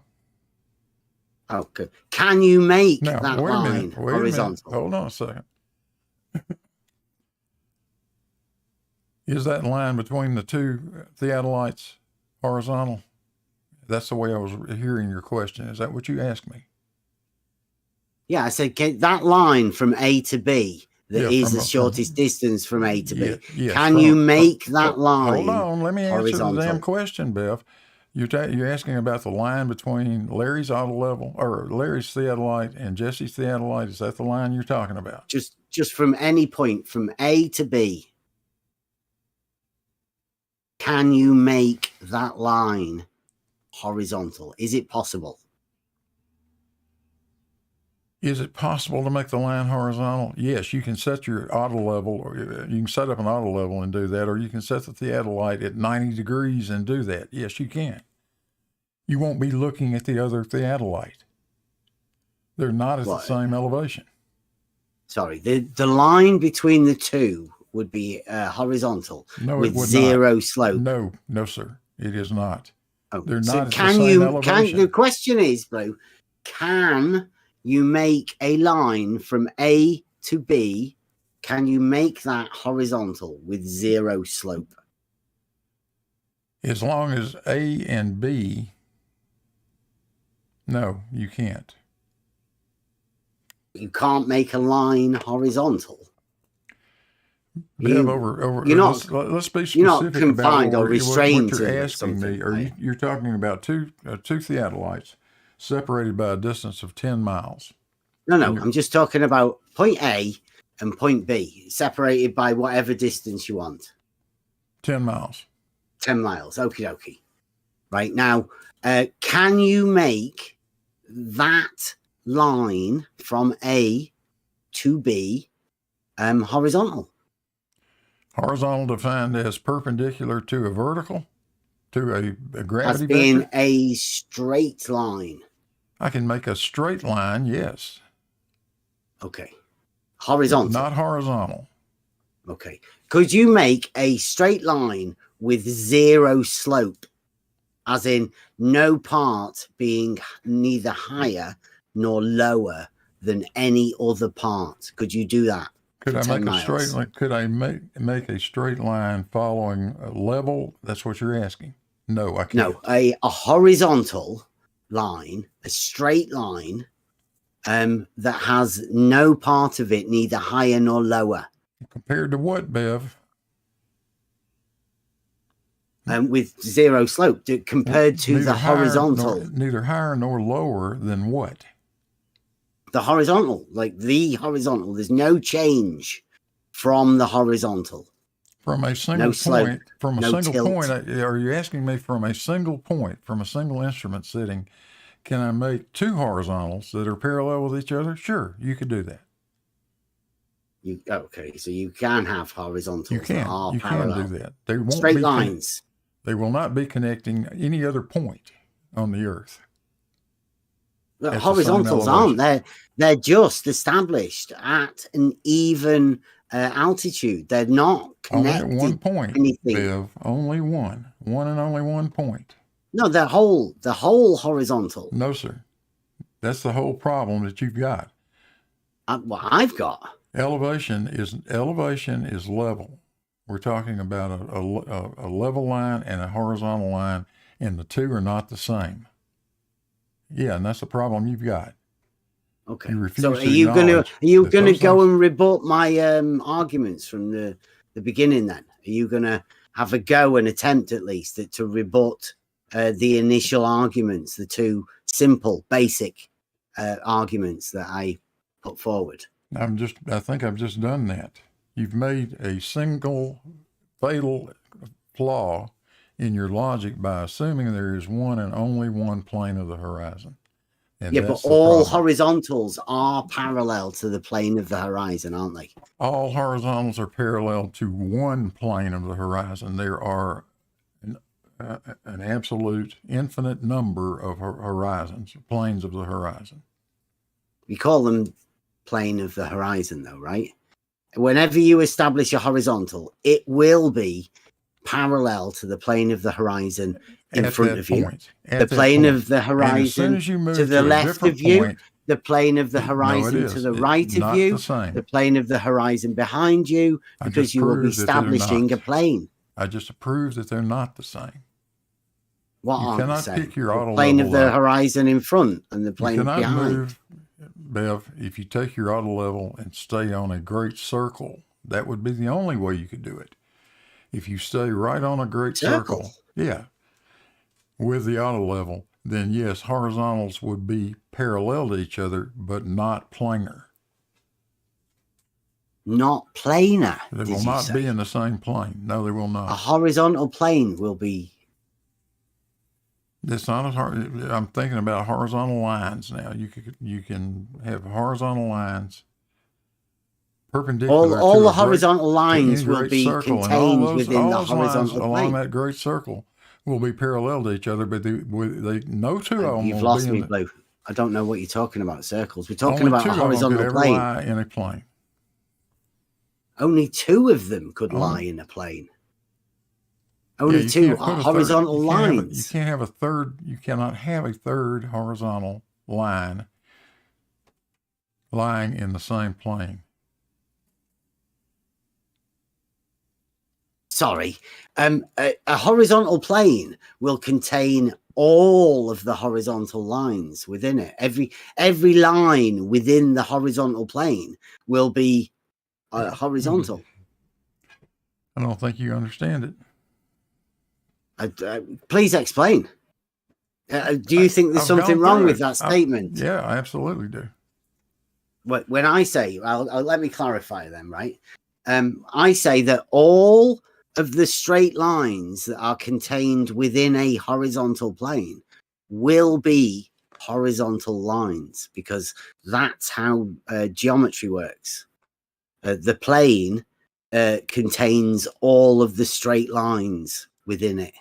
Any 2 points you put anywhere on that plane, if you connect the two, it will be a horizontal line, straight line. Hold on a second, I'm trying to. Here we go. Okay, sorry. Had to get my screen sorted out. I don't know what else to tell you, Bev. I've shown it to you. You're shaking your head saying, no, no, no. Yeah, because it sounds crazy. I could you refuse to. A horizontal plane obviously exists. You refuse to consider any other possible shape other than a flat plane. No. When you're talking about a horizontal plane, then that's a horizontal plane that you're talking about. And if you're talking about the geometric understanding of the perpendiculars to that horizontal plane, then surely they're vertical. Surely they're not. Only one of them is. Which that plane is tangent. That plane is tangent. It's just a horizontal to the ellipsoid at 1 point only. But it's a horizontal plane. Now, you can have all kinds of lines in that horizontal plane, but the plane itself is only tangent at one point. It's only perpendicular to gravity at one point. One. Not vertical, you said. The gravity is vertical. Plumb. This is plumb, gravity, vertical. I thought this is why we should have. They're all the same thing out to begin with. Yeah. Yeah. Now, are you trying to say that you can have other lines that are perpendicular to that horizontal plane? I will say absolutely you can. Not a one of them meets the description of vertical. But vertical is perpendicular to the horizontal. No, not so by the definition. They would meet that Bev, description. Not by the definition that vertical is a plumb line. It does not meet that definition. But vertical is perpendicular to horizontal. Vertical and is you said they're all the same. Horizontal. Yeah. Okay, so let's just talk about the vertical and the horizontal. Let's talk about the their relationship. And the way they lean relationship. away from each other, as we've There's just shown you. You can't tilt verticals. They did, like, Bev. You have no way to when explain did why they- it does that. They can't. It sounds crazy. In your paradigm, you when did cannot you see a explain that. vertical tilting? I just showed it to you. You want me to pull the video back up and we'll go through it again? I showed you the measurements. Do you imagine that 8 arc minutes. Blackpool Tower's got a tilt to it? 8 arc minutes. Over 10 miles. Actually, 9 arc minutes. Is that about how far you reckon Blackpool Tower would be tilting? Well, you're 13 miles away. Yeah, it's probably tilted by 10 arc minutes. Leaning Blackpool Tower. Yeah, that it's vertical. Would be leaning away from you. Its vertical would be leaning and tilting. Of course. It's a radial, Bev. It's a radial. Not understanding. And you can see that. You see that in your photograph. Why is your auto level okay? Yeah, we went there to show you the distance that you can see. Does it does your auto level establish a horizontal plane or not? It's not checkable, is it? Why not? Because you can't see to check anything. There's a limit to how far you can see. That's why we went to the beach at Southport to show people how the effective range. At 100 you can't yards, check it, Blue. How do you know? Yards, how far off is it, Biff? You can check it at 100 yards, can't you? You don't know how far off yards. it is. Well, what do the specs on it say? How far off would it be? How far off would what be? Your horizontal. The horizontal plane. Yeah. How far off, perfectly horizontal, would it be with your auto level, do you think? How far off would the horizontal plane be from the horizontal plane? A millimeter at 100 yards? You're asking how far off the horizontal plane is. I'm asking you how much it is. How inaccurate is your auto level? You set your auto level up. You reference it to gravity. You release the compensator. We do the 2-peg test. Do the 2-peg test. Sure. Do all of that stuff you want to do. Now at 100 yards, how far off is it from being perfectly horizontal? If we can see to the millimeter, then we are to the millimeter. Okay. Right. So the moment we can't see to the millimeter, it's out of range. It's not checkable. Okay. You're saying that you can see to the millimeter at 100 yards, right? I don't know, Blue. Okay, you don't. I don't know. I've not got my auto level up. Have you got one? No, I've got a dumpy level. Okay, so what at 100 yards? How far can you see? 100 yards. Yeah. Right. So what millimeter to the what can you see on your I don't know what the specs are on mine. No. How far can you see? You're asking me. And I'm saying, I don't know. I've not set it up. I've not measured it. I don't know what the conditions are. Have you tested it? I'm asking So you're you. saying your auto level is No, so I'm far asking off, you, Blue. You've just asked me You're saying that if your I've auto done it, and level I'm saying that is- reciprocating it, Blue. You're Have saying your you auto done level it? is so far off, it misses by 100 feet 13 miles away. That's what you're saying. That's a pretty crappy No, I've piece not of said equipment that. you got, I've Bill. said- Maybe I've you ought to said, get a Blue. better one. Blue. What?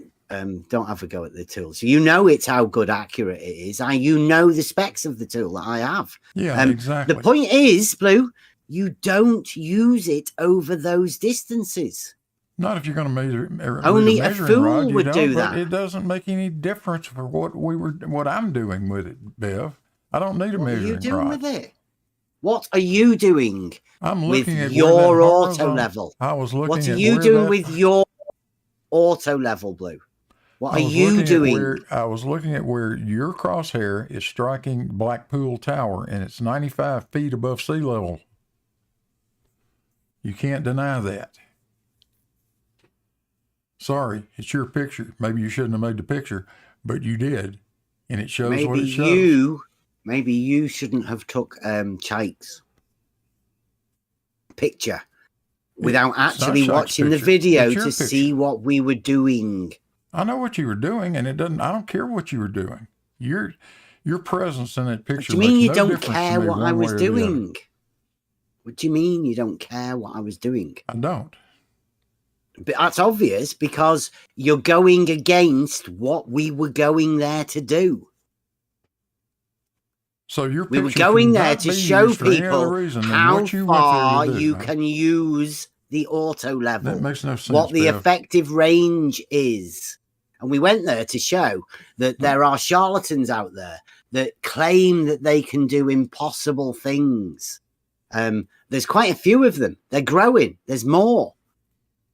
Like people that claim they can measure the tilt of a vertical. Well, I just showed Ridiculous. you how they can. And those theodolites. It's they're impossible, using, Blue. No, it's not impossible, Bev. It's very possible. They did it. And the auto level, the theodolites they're using are 1 arc second theodolites.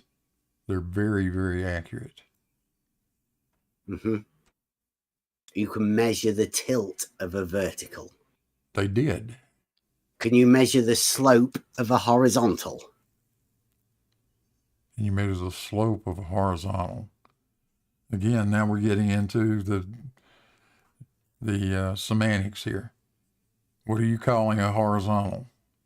Well, you've got a tilting vertical that you can measure. Can you measure the slope of the horizontal? We can measure the internal angles just like Euclid talked about. And when those internal angles add up to more than 180 degrees, the two verticals, the two lines have to be diverging. That's the only way it can happen. And the line between them cannot be horizontal, right? No, it won't be. And why is that? It will never be. Even if they're at exactly the same elevation, you can't point the two theodolites at each other and have either one of them horizontal. How long is a horizontal line, Blue?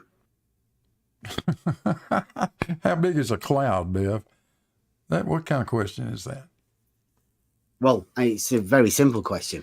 How long is a horizontal line? I don't even understand what you're getting at. What horizontal line? How long is what horizontal line? Okay. The horizontal line. Any. Pick one. Well, the horizontal line that Larry and Jesse used was about 11.2 miles. Okay. Not horizontal. Now, that horizontal line. Not horizontal. All right. Well, how long? The distance between the two theodolites. The distance between the two theodolites was about 11.2 miles. Not horizontally. They're not anywhere close to the same elevation. Neither one of those lines is horizontal. They're never going to be horizontal, no matter what you say or how much you want to argue about it. Those lines are never going to be horizontal if you point the theodolites at each other. How long can a horizontal be then, Blue? That question makes no damn sense. Okay. Let's stick with Euclid. Can it Let's be? stick with Euclid. Can Euclid a right horizontal or not? line Was be like a Euclid foot? right or not? If Can you you have make two a lines that are can you make a parallel, horizontal any line a line that foot cuts long? those two lines, the interior angles have to add up to 180 degrees exactly. Is that true or not true? Can Or we you have a saying Euclid foot was wrong? long horizontal line, Blue? We're just so people can imagine them at home, like You a can have ruler. you can have Can a you? foot long line. Yes, you can have a foot long line. Okay, Yes. now at each end of that ruler, can you have a perpendicular to that horizontal? To that horizontal line, yes, you can. Right, okay. Now those perpendiculars to that horizontal line will be parallel, won't they? If you have a 1 foot long 1 foot long line and Yeah, a line horizontal at line. You keep wanting to throw more words in it. If you have No, we one just line, said a horizontal line. if you have a 1 foot long line, Bev, a horizontal and a line at each, okay. I'm not going along with it then. Nope. The answer is no, you can't. Okay. So how long could we make? Could we make it like 2 centimeters? Could we have a 2 centimeter horizontal line with a perpendicular at each end of it? Perpendicular to the line or perpendicular to the horizontal line? Yeah, to the horizontal line. Horizontal line, to the perpendicular to a horizontal line. At each end, yes, you could have 2 lines. 2 centimeter. So we could have a 2 centimeter horizontal line with a perpendicular at each end of it. Yes, you could. Okay, now the perpendiculars to that horizontal line would be parallel, wouldn't they? Yeah. If they're perpendicular to that line, they would be parallel to each other. That's true. And what do we call? And the internal angles would sum to 90 degrees, just like Euclid, or 180 degrees, just like Euclid said, right? Okay. You agree with that? Absolutely. Perpendiculars to a horizontal line. 29, yeah. Biff. Yeah. Okay. Those now, two internal now angles would will those each be 2 lines degrees. be parallel? 90 plus 90 is 180. Got it? Yeah. And there's no more angles left for the triangle. So therefore a triangle cannot be formed. That's right. Because all of the 180 degrees have been taken up within the 2 right angles. Yeah. Right. Now, perpendicular to that horizontal line, you've got 2 lines that are parallel. And as we know, perpendicular to the horizontal is called vertical. And you've got 2. I will not go along with that, Bev. You're not going to play that game. That is not so right. the geometric horizontal can't work then? No, sir. Is that because it's horizontal? It's because there is only one point. If that is truly a horizontal line, it is only perpendicular to vertical at the center of it.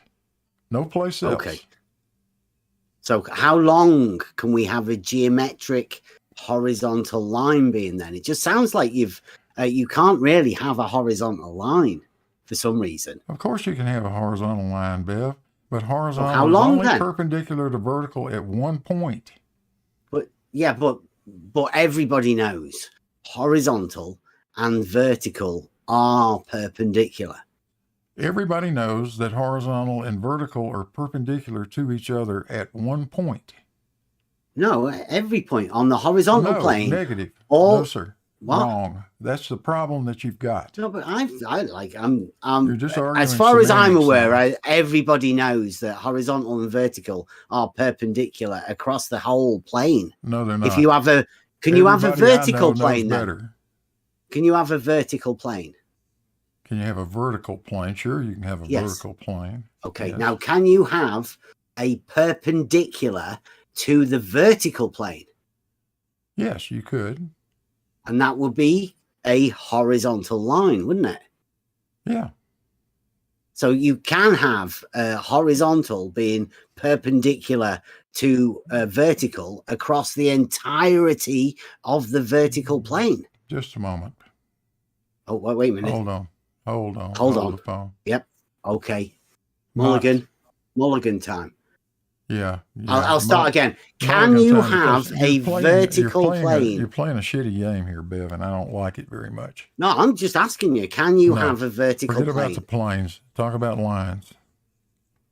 Well, can you have a vertical plane? Because everybody knows that the You extension can have of a the vertical plane, and you can have a line perpendicular to it. And that would be horizontal. At one point, you could have one horizontal line. The entire line that would be perpendicular to the vertical plane would be horizontal. Stop the plane bullshit. Let's go back to Euclid. We're talking about lines, not planes. I don't want to play Euclid this game as well. with you. Book 11. So it may be a bit advanced for you, the book 11. I don't think it's too advanced for me, my friend. Well, it's planes. That's what he's talking about. I'm talking planes. about lines, Bev. Book 1, Proposition 29. Stick to it. We're talking about lines. Yeah, well, we normally deal with book 11. Well, you're welcome to do that. I'm talking about book 1, Proposition 29 specifically. Nothing else. Not planes, just lines. Okay, but you know that the development of the extension of a line is a plane, right? Because all of the straight lines lie within the plane. Therefore, once you have a straight line, then you have a plane for the straight line to be contained in, at least conceptually within the geometric framework. You don't just have a plane. You've got an infinite number of planes for the straight line to be contained within. Well, no, because the straight line would be 2 points. And then obviously if you have 3 points, then you can define the plane. But the straight line does lie within the plane in order to give the plane a dimension within the third dimension. So you know where you need 3 points. A straight line lies within an infinite number of planes, Bev. As a like a diameter or a radius. Yeah, you can rotate. You can rotate. You can put the straight line in a plane and rotate the plane about that line any orientation you want it to be in, and it's still a plane, and the line is still within the plane. Yeah, like I say, the straight line would be a diameter or a radius, right? That's how you could directly relate it, and then you could directly relate that to the circle, couldn't you? I realize the plane. I realize you want to confuse this, but let's stick with lines, Bev. Nothing but lines. We don't need planes, just lines. Lines? Yeah, because the two theodolites are sitting at two specific positions. They have one vertical each. Theodolite? I thought you were talking about lines. I'm talking about bringing theodolites into it now. No, we're talking about Euclid, book 20, book 1. But Euclid didn't use theodolites. Okay, Bev. Okay. So are we talking about the lines? Yeah, we'll talk about the lines. Okay. So no theodolites. So if if you have two parallel lines and another line cutting them, the sum of the internal angles. You have parallel lines, though, right? You got parallel lines and a line that cuts both of them. You have the internal angles have to add up. Have to be the sum of the two angles have to be 180 degrees. You agree with that, right? Yes or no? The parallel lines form the triangle, right? If you form a triangle within it, you would get 180 degrees.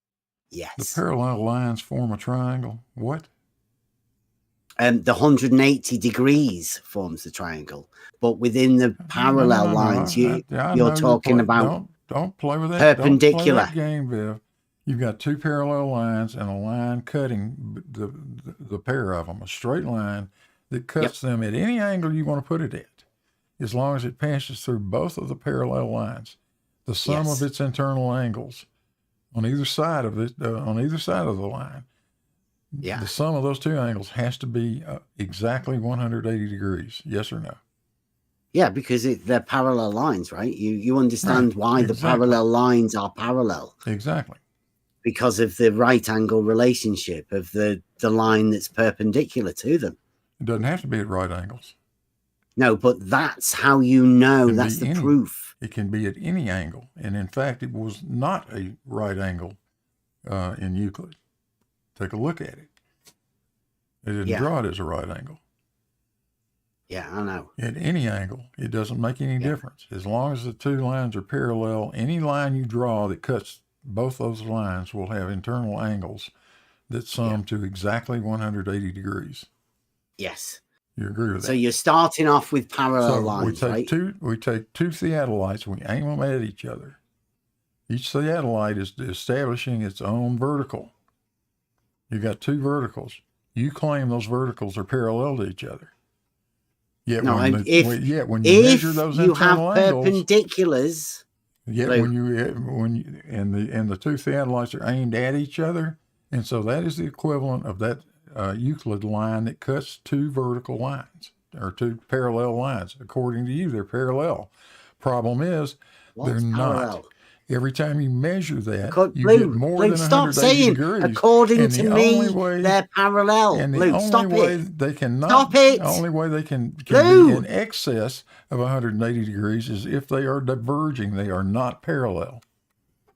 Okay, now we were talking about parallel lines, right? Yep. You said the parallel lines. Yeah. You said the parallel lines, right? Yeah. Now, why have I said they're parallel lines other than agreeing with you that they were parallel lines that you were talking about? Are you going to actually sit here and say that you haven't claimed that all verticals are parallel? Blue, I've said that all perpendiculars to a horizontal plane will be parallel. Okay, so you agree, though, in that case, that if they are not perpendicular to the horizontal, they are not necessarily parallel with each other. Let me state this again. Geometrically, Blue. A horizontal plane is established. Then all of the perpendiculars to that horizontal plane will be parallel. That's a fact. I agree with that. A provable fact. Absolutely. I agree with that. Okay. All perpendiculars to a plane will be parallel. Okay. Now, the horizontal plane that I state can be established in reality like a realized horizontal plane, a plane in the position with no part being higher nor lower, with no slope to any part of it. It is what is termed as mathematically and geometrically as a horizontal plane. Now, all of the perpendiculars to that horizontal plane will be geometrically parallel. Yes, absolutely. Okay. Now, as far as everybody knows, vertical and horizontal are perpendicular. Vertical is, you just redefined it, Bev. Redefined what? Vertical? You were talking about perpendiculars to a horizontal plane, and now you're switching it to vertical. You're not going to play that game with me. I'm just saying that everybody knows that vertical and horizontal have a relationship. That relationship is perpendicular. No, not in this case. We're not talking about Not that in anymore. what case? We're not talking about that anymore. We are. We're talking about a horizontal No. plane. You're trying to transpose perpendicular to a horizontal plane and vertical, which is a gravity vector. No, you said vertical is like you said, the gravity vector. It is also a plumb bob, and it is also zenith, nadir. Yeah, all those things are the same. Okay, now they're straight lines. Only one of them is perpendicular to that horizontal plane you're talking about. All of the perpendiculars. Only one of them, and that's what that measurement shows. How do you know which one? That's what the measurement shows. It's the one that you look for the one that isn't tilted. It is the one that the instrument is set up over, Bev. It's the one directly in line with the compensator in the theodolite or the auto level. That's the vertical that machine is referencing to. That's what every angle is being measured from. That's what the vertical angles that the theodolite is measuring are based on. It's based on the vertical, the plumb, the zenith that is being established by gravity at that instrument. Only at the instrument, no place else. And when you point the two theodolites at each other, regardless of what their elevation is, you have established that line in Euclid 29. You've established that line that's cutting those two verticals.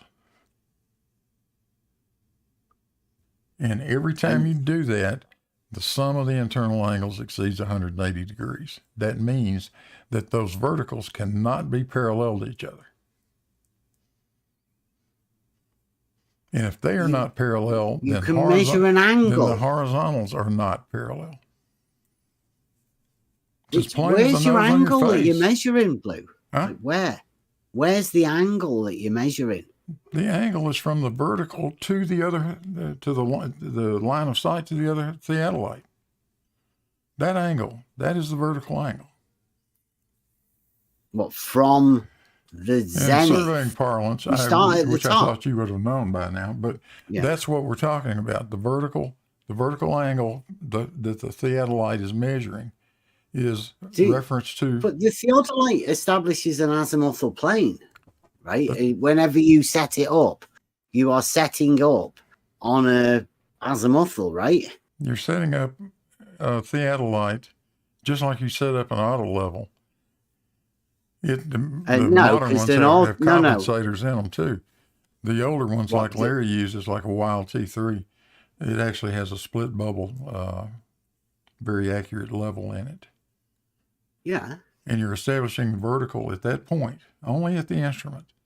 No, now, every vertical angle measurement, every vertical angle measurement you make from that point is reference to the vertical that the machine itself establish the horizontal plane. Say what? The bubbles, like you said, the levels in order to make the theodolite level, that's establishing the horizontal. No, it isn't. Not the vertical. Bev, the theodolite measures vertical angles and horizontal angles. Yeah, but you set it up. You set it up. Establishing the azimuthal plane. No, Bev, no. Just no. Yes. No. Yes. I'm sorry. You're just wrong. That's not what that's not what it's doing. When you set up the theodolite, when you set up the theodolite, you are effectively plumbing the thing.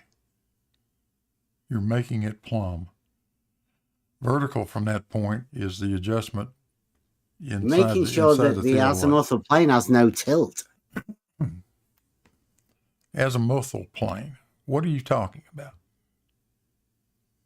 The when you turn it around in that circle, like north, south, east, west, there is no tilt to that. Yeah, that's because you've set it up plumb. No, it's because you've set it up on the horizontal plane, so it's parallel to the horizon. That's not how your auto level works either. That's not how a dumpy level works. It's not how it works. How do you set one of those up? You set them up on the horizontal. You set up the horizontal plane. You level it.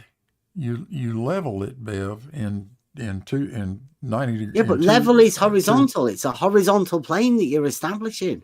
That is what establishes the vertical, Bev. Okay. Whatever. No, that just establishes the horizontal. There is no vertical component to an auto level. Of course there is.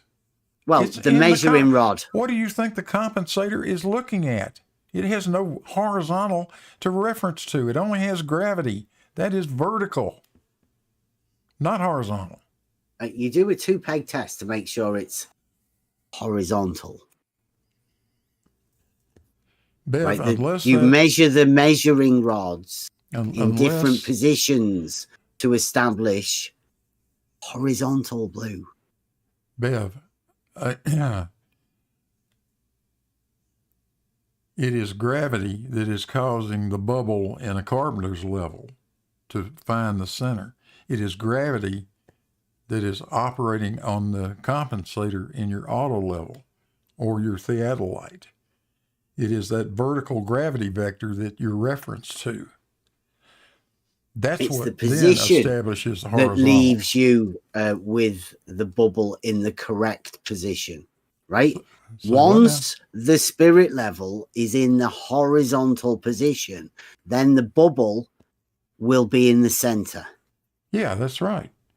Why? Okay. Because you put the spirit level in the horizontal position. What would the bubble do without gravity? Well, it how could establishes. How could the bubble even do anything if it were not for the gravity vector? It wouldn't. It couldn't. The compensator in your auto levels is effectively a plumb bob. Talking about what it is. No, we're talking about a spirit level, Lou. To keep it simple, you know, the bubbles that you use in order to set the thing up. Yeah. That establishes the level to be horizontal. And that bubble is also just like a plumb bob.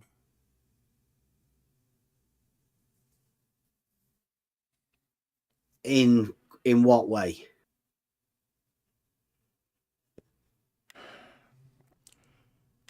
Gravity is pulling down on the liquid in that and the bubble together. The bubble is trying to find the highest point it can find. That's why the little vial in the thing is curved. Okay. Gravity is forcing the bubble to go up to the when you've got the go thing. Up. Huh? Did you say gravity's forcing it up? Yeah, gravity is what causes that. Okay. Why do bubbles go up? Why do you think they rise? Because they're less dense than the medium that they're in.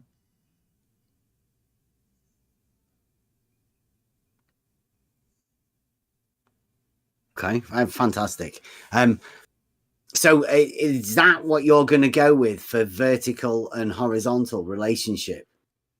That you can't have a vertical? Because I mean, it seems like the what you're saying is the geometric horizontal, where perpendiculars to it are parallel, can only exist at one point where you call that vertical. So that means that there is or cannot be a horizontal plane. That's why I asked you at the beginning, how long can you, Blue Marble Science, have a horizontal to be established? Of course you can have a horizontal plane, Bev. We've said this 1,000,000 times. Okay. And that perpendicular to horizontal is vertical, isn't it? That horizontal plane is horizontal with respect to to the Earth's gravity. That horizontal plane is perpendicular to it at one and only one point. Yeah, but that's not true of horizontal and vertical, is it? It's absolutely true. In what we're talking about, it's absolutely true. And what are we talking about? Are we talking about a horizontal plane in reality? Or are we talking about... Well, show me a horizontal plane in reality, please. Where's a horizontal established plane? By an auto level. Can I get one from eBay? I don't think so. An auto so. level, yes, you can. You said you've got one yourself. A dumpy. I said I got a dumpy level. Right. Now, so you can establish a horizontal plane then? Yeah, I could. Okay, so there you go. There's the horizontal plane that you want, that you just asked for. Yeah, and now, it's a at every point, it's only at every point, plane, it is only horizontal. By the definition of horizontal, it is only horizontal at one point, Bev. The point where that instrument is sitting, that is the only point so that it's horizontal. The horizontal plane that's established by that auto level over, let's say, 50 meters. Okay. Right? When you hold your measuring rod vertical at 50 meters distance, that vertical is perpendicular to the horizontal plane, isn't it? No, it isn't. It should be, though, because that's one of the surveying procedures. No, it is not. It is yes, absolutely it is. You have to hold the measuring rod vertical, and a tool establishes a horizontal plane. The relationship between horizontal plane and vertical is perpendicular. That's how you know you're getting the correct. The horizontal plane is perpendicular at the instrument and no place else. And the further away you go from the instrument, the further off it is. So are you saying that it's not possible for the staff guy to hold his staff perpendicular to the horizontal plane, like vertical? I'm saying the guy holding the staff would be lucky to hold it within half a degree of vertical in the first place. Even if they have a little bubble on the back of it. Well, yeah, you ever seen how much you can wiggle that thing around in a little bubble? It's still pretty much in the middle. Have you ever tried to hold one? Yeah. I have plenty of times. It's not that me easy. too, Blue. I'm the one Not that's that holding the measuring rod in the pictures, aren't I? Not that easy. You got a bubble on yours? Yeah. Yeah, and we do the rocking it backwards and forwards, so people. Yeah, I know a lot of people don't. But we do, because we're showing people. We show people how you do use these tools on the Discord server. That's what we do on the level, Blue. We are on the level. We put a camera on the level and broadcast it to Discord. How long did it take you to think that one up? On the level. What? Well, we normally associate the phrase on the level.live. Well, yeah, not on the level normally is associated with I'm on the level. I'm telling you the right story. That's what the connotation of it is typically. The truth. Yeah. Telling the truth. Yeah, telling the truth. Yeah. That's what it really is. But it's a double meaning, because we do actually have a level, and we do actually put a camera on the level and broadcast it to the Discord. So that's why. Yeah. Okay. Mm-hmm. All right. Okay. So back to our lines that are not parallel. Yeah. We'll go back to the geometric horizontal plane. How big can it be, Blue? We measure the internal angles, just like Book 1, Proposition 29 tells us. And every time we do that, we get in excess of 180 degrees. Those verticals are not parallel. They cannot be. And if they're not parallel, perpendicular to the horizontal. If they're not parallel, then the horizontals are not parallel. Okay. That is but all horizontals are parallel to the plane of the horizon. I'm sorry, you're just making a statement. You've got nothing to back that up. Not a thing. That's the definition of horizontal. I've got all of the measurements that show that what you're saying is not right. And I've told you where the error is in your logic. You're assuming there is one and only one plane of the horizon, and that is wrong. No. I'm assuming an number of planes of the horizon. It's a begging the question fallacy. Every horizontal ever will always be parallel to the plane of the horizon wherever you are. Doesn't matter. That's a different plane of the horizon. Wherever you move from any position, forwards, backwards, left, right, doesn't really matter. Even if you move 1 foot or 100 feet, the horizontal will always be parallel to the plane of the horizon, and it will always be parallel to every other horizontal you've ever done. So you establish one there. Is it parallel to the plane of the horizon? Yes. Walk 100 feet. Look round. Say, is this horizontal parallel to the horizontal that I just had before? Yes. No, is it parallel to the plane of the horizon? We showed you it's not, Bev. We proved it is not. It's been proved. It's been known and shown for hundreds of years. What, the horizontals aren't parallel? Reciprocal because the horizontals are parallel. Always right? add up it's to a more known than 180 fact. degrees. No two verticals are ever parallel, ever. No, horizontals, Blue.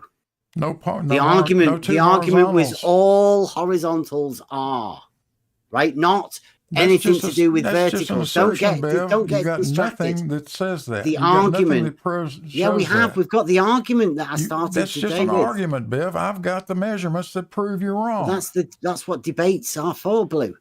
I've got the measurements that prove that For you are wrong. presenting the argument, and then they're meant to be what you need discussing to the do argument. is find out what's wrong with those measurements. Why don't you do this yourself? You can go to Blackpool.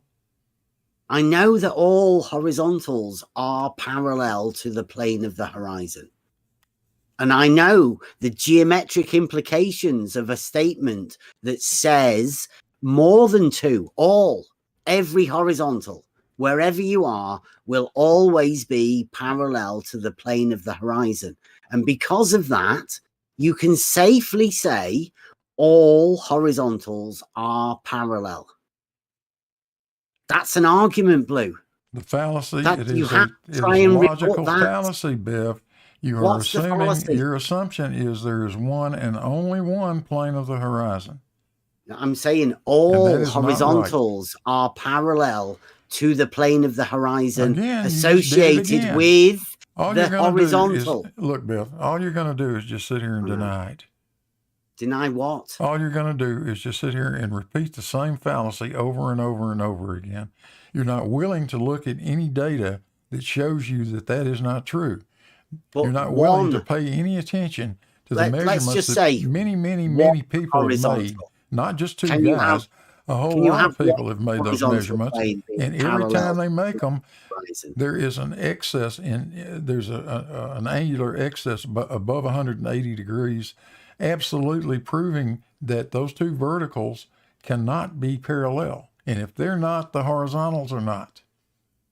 Yeah. It's just, can you have one horizontal that's parallel to the plane of the horizon? Are you going to have that? Is it possible to have at least one horizontal that is parallel to the plane of the horizon? That's a horizontal plane. If you pick one point for the observer and say, where's the plane of the horizon? No, a horizontal plane. You can have a horizontal plane from one position, and then you can have all kinds of horizontals from that one position that are parallel, no doubt about it. What about the plane of the horizon, Blue? That is a plane of the horizon. You can have multiple, infinite number of horizontals parallel to a plane of the horizon. If you move to a different position, that would make the plane of the horizon horizontal, right? If you move to a different position, you have a different plane of the horizon. Right. That's what you miss. So you understand what a horizontal is, and you understand what parallel is. So you surely understand the implications of saying that the plane of the horizon is parallel to horizontal, right? You understand that? I understand the implication of saying a plane of the horizon is parallel to a horizontal. Yes. A plane, not the plane. It's not singular. Okay. So all horizontals are parallel to a plane of the horizon. Correct. Okay. So that would make a plane of the horizon horizontal then. A plane of the horizon is horizontal, and then you can have other horizontals parallel to that horizontal. Yes. Okay. Now, if you move, you have another plane of the horizon. And but that also would be horizontal, right? And those horizontals are not parallel with the first horizontals. And if you move again, now you've got three sets of them.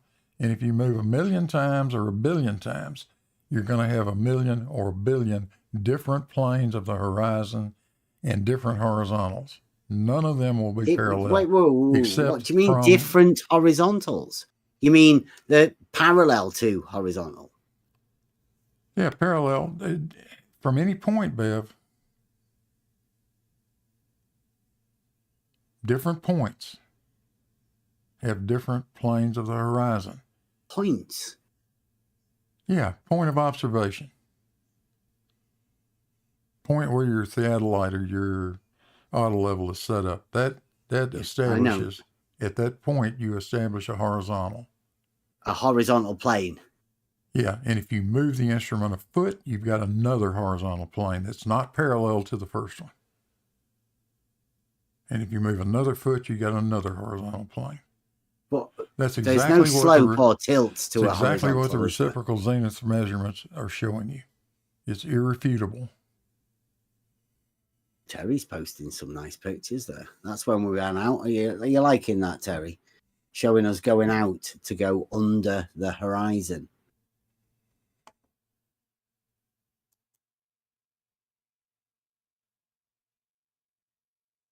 Blue, how big can you establish a horizontal plane, a geometric horizontal plane? How big? Large? Yeah. What do you want? You want a geometry definition of it, Bev? I want a geometric from you, right? Geometric horizontal plane is where vertical and horizontal are perpendicular. Vertical how big as a gravity vector, Bev? You agreed to it. Shall we go over it again? All of the things that are the same: gravity vector, vertical, plumb bob, zenith. Okay. All things are the same as each other, right? So there's no need for you to ask me which one we're talking about, Blue. Pretty sure we've established that. Over again. No, I'm talking about vertical, a straight line. If you stop switching, I'll stop clarifying. It's a straight line, Blue. A vertical is a straight line. Now, how big can you have a geometric horizontal plane where the perpendiculars to the horizontal plane will be vertical? How big's the horizontal plane that can occur on? How big is the horizontal plane that can occur on? There is no plane that can occur on. Okay. So you don't have a concept of a geometric horizontal plane where perpendicular to the horizontal plane is vertical. That horizontal plane doesn't exist, does it? The horizontal plane can be perpendicular to one and only one vertical. But it can't be a horizontal plane then. Why can't it be a horizontal plane? Because on a horizontal plane, all of the perpendiculars to the horizontal plane will be vertical.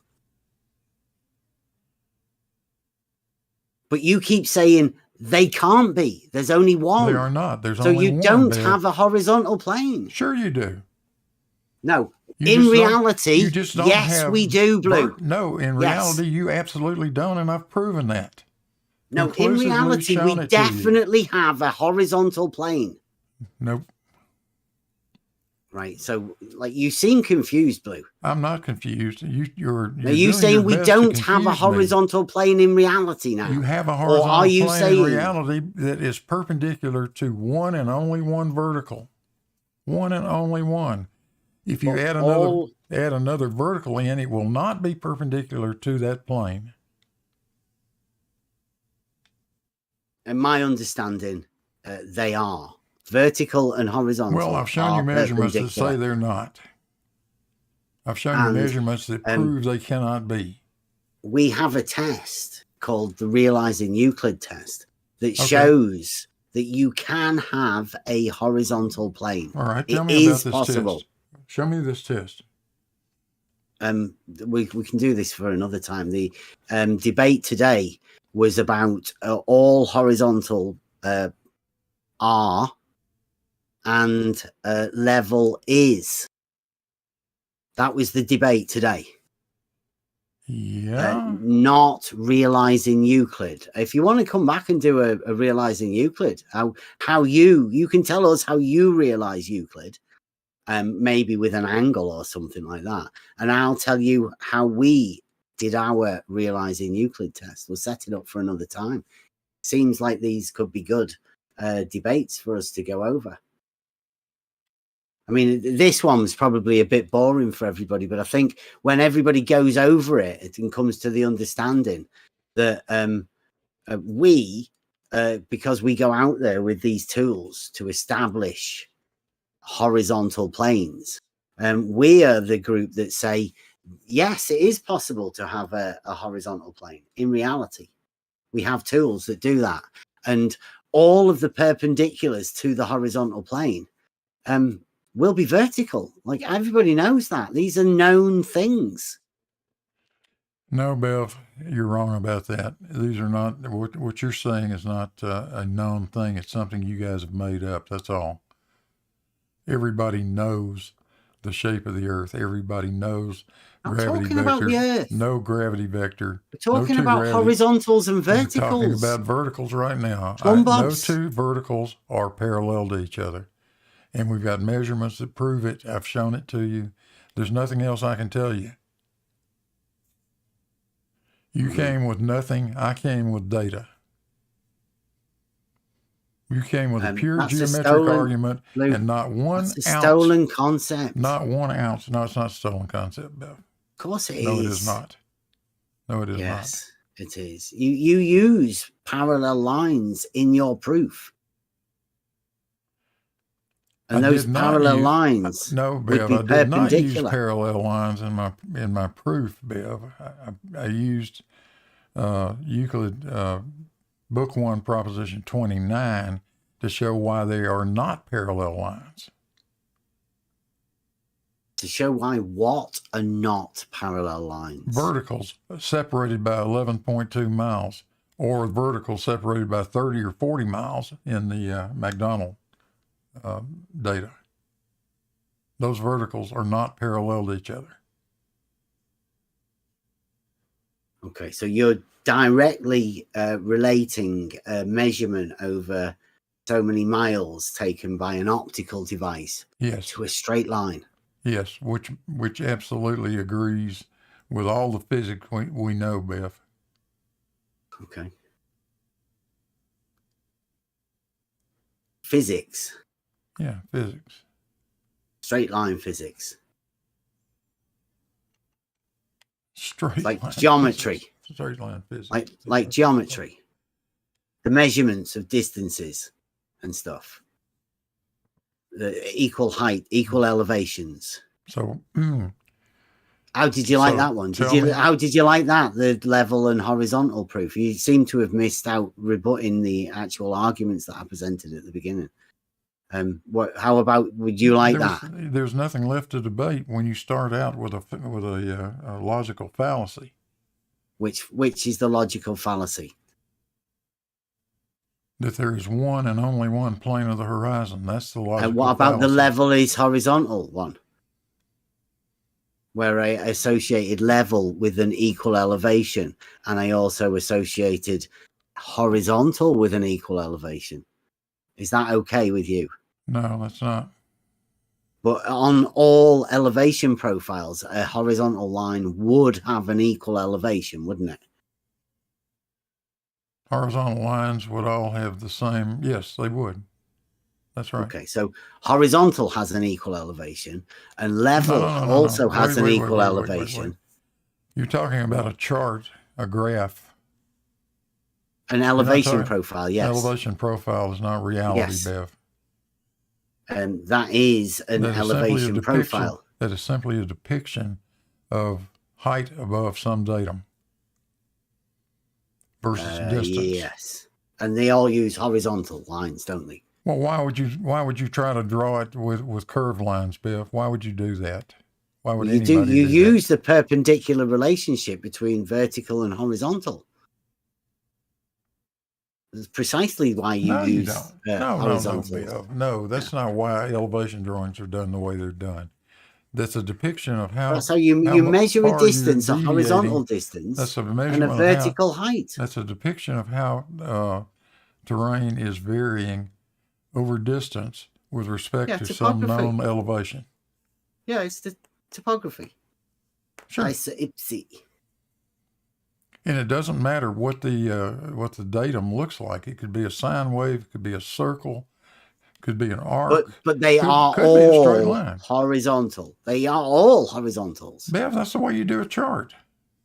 Yes, all elevation profiles have a horizontal, and on those horizontals, they are all parallel, right? And they have an equal elevation. They're all parallel, Bev? Why are all the horizontals parallel?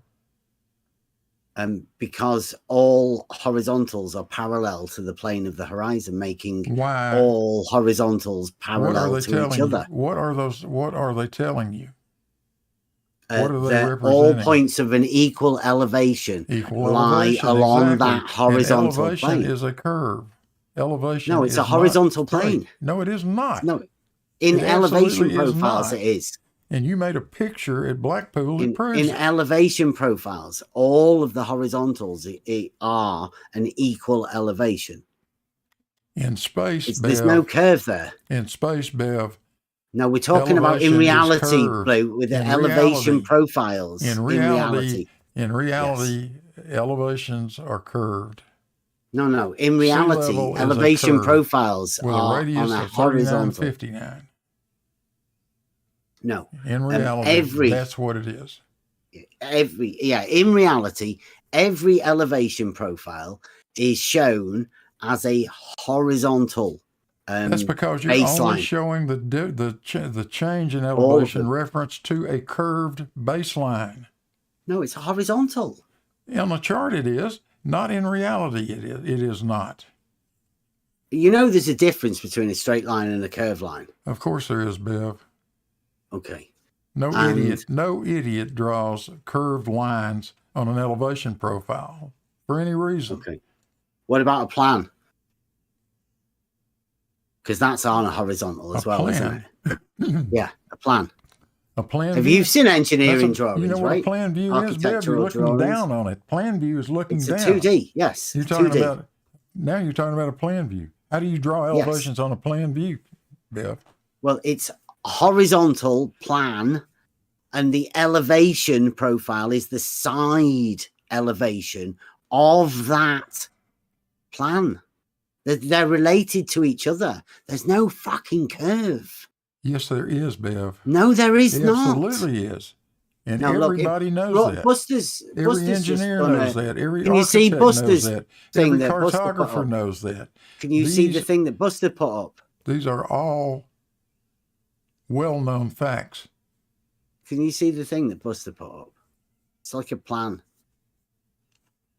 I don't know. Where is it?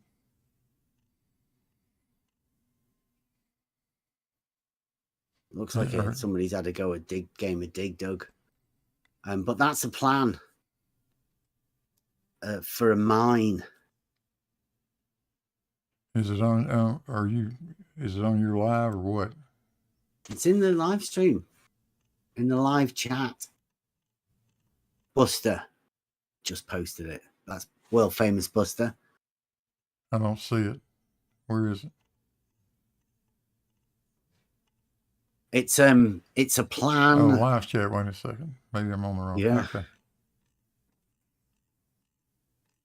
It's nice. It's a rather big chart. But the surveyors are happy with that. Yeah, you're talking about an elevation profile.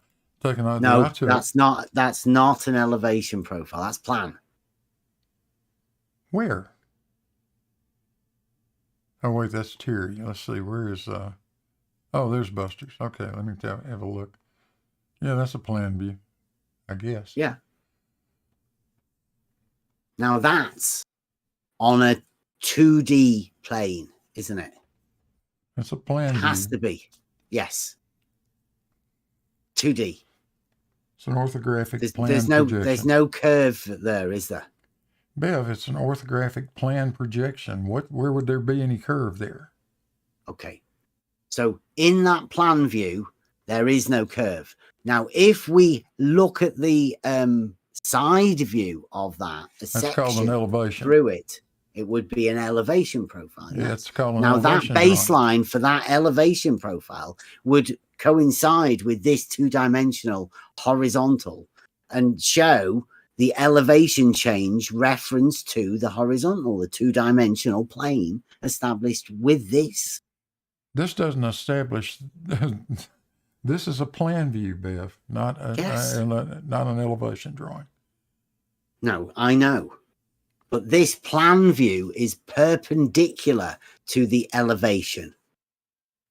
In plan. Elevation drawing, yes, you can have lots of elevation drawings. And yes. Yeah, it would be perpendicular. They're orthographic projections, and they're 90 degrees usually.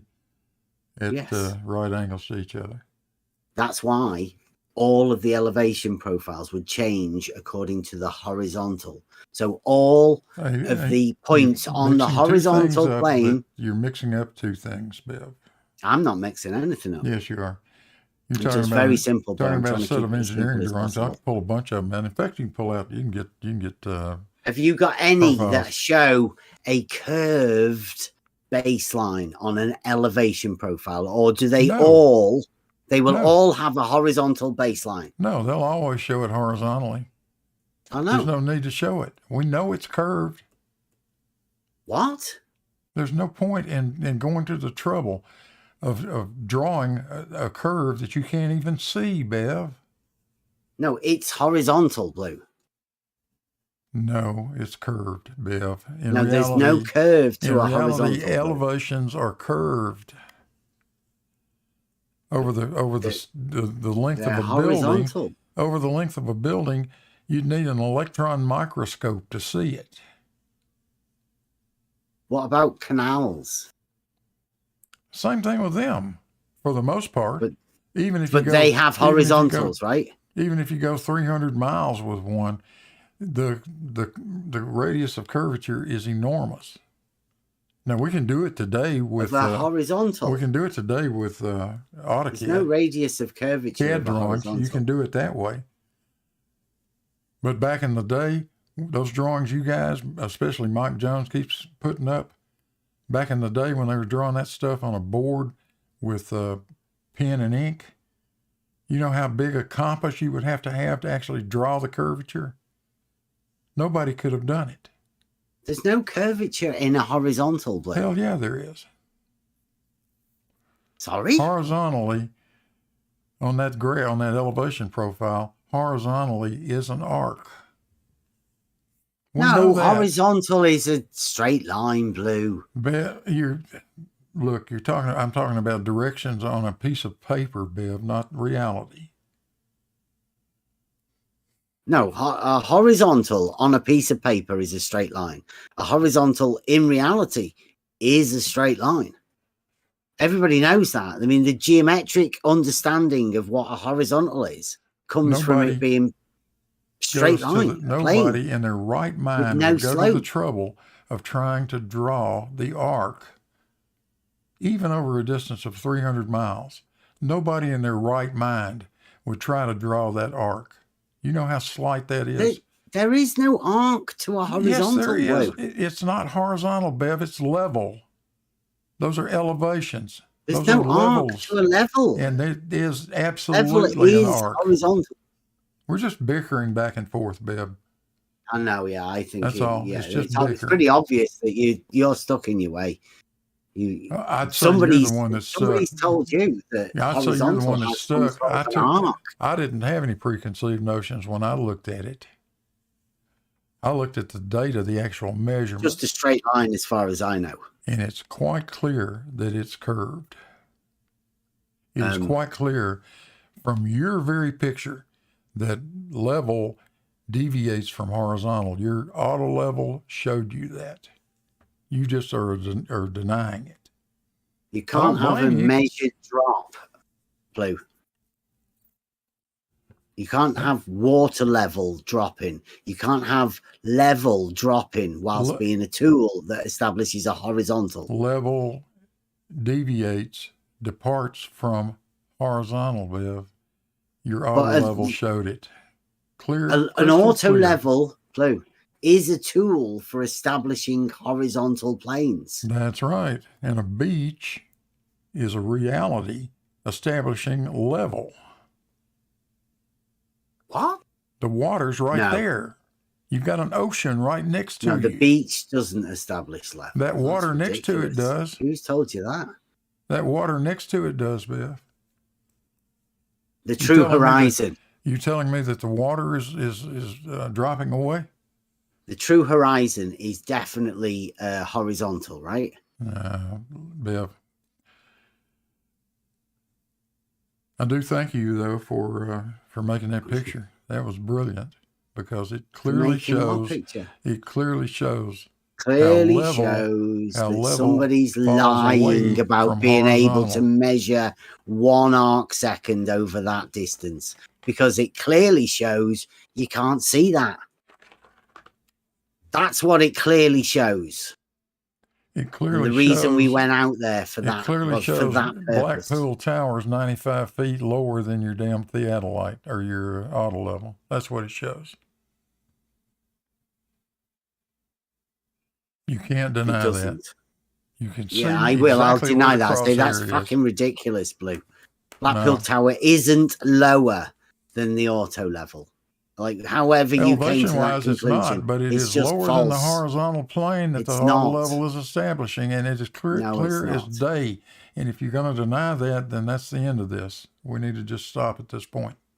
Yep, I think that would be a good idea for us to stop at this point, unless you have any super chat questions or anything from your guys watching. You know, like, have you got any questions from? How well do you think you did? How well do I think I did with what? What do you mean? With presenting your case of level is. I think I destroyed you is what I think. Right. Okay. I think. So, can you remind us? You just want to recap? I think you showed up empty-handed is what I think. Do you want to give a quick recap then of what your arguments were and how you think you did presenting them? What my arguments were? Yeah, go on. What were your statements? Well, we could go back through a lot of stuff, but basically it boils down to this. You maintain that all horizontals are parallel. No, Blue, please. You asked me to debate about the topics. Level is ... and all horizontals are ... What were your arguments? State your arguments first, and then say about how you want to have a go at my arguments. But what were yours, and how well did you do presenting yours? My arguments are all horizontals are not parallel. My argument is that verticals are not parallel, therefore horizontals cannot be parallel. Then I showed tests conducted in Hagerstown, Maryland, plus a bunch of other tests done by NOAA that show the diverging verticals because of the measurement of the reciprocal zenith angles. It is as clear as day, and it's irrefutable. That's the end of that story. Horizontals are not parallel. Verticals are not parallel. We moved on from that to level is not horizontal. Larry Scott made 23 different measurements to that one antenna at distances ranging from just a mile or two out to 27 miles. If you do not account for the curvature of the earth, you get 23 different elevations for that tower. When you include refraction and earth curvature, you get exactly the elevation of that tower. Then I showed your stuff at Blackpool. Again, that's not quantitative, that's qualitative, but it's really good because there's a huge difference. You've got an auto level sitting there just a few feet off above sea level. Don't know how many, but that on Google Earth that says that beach is at sea level.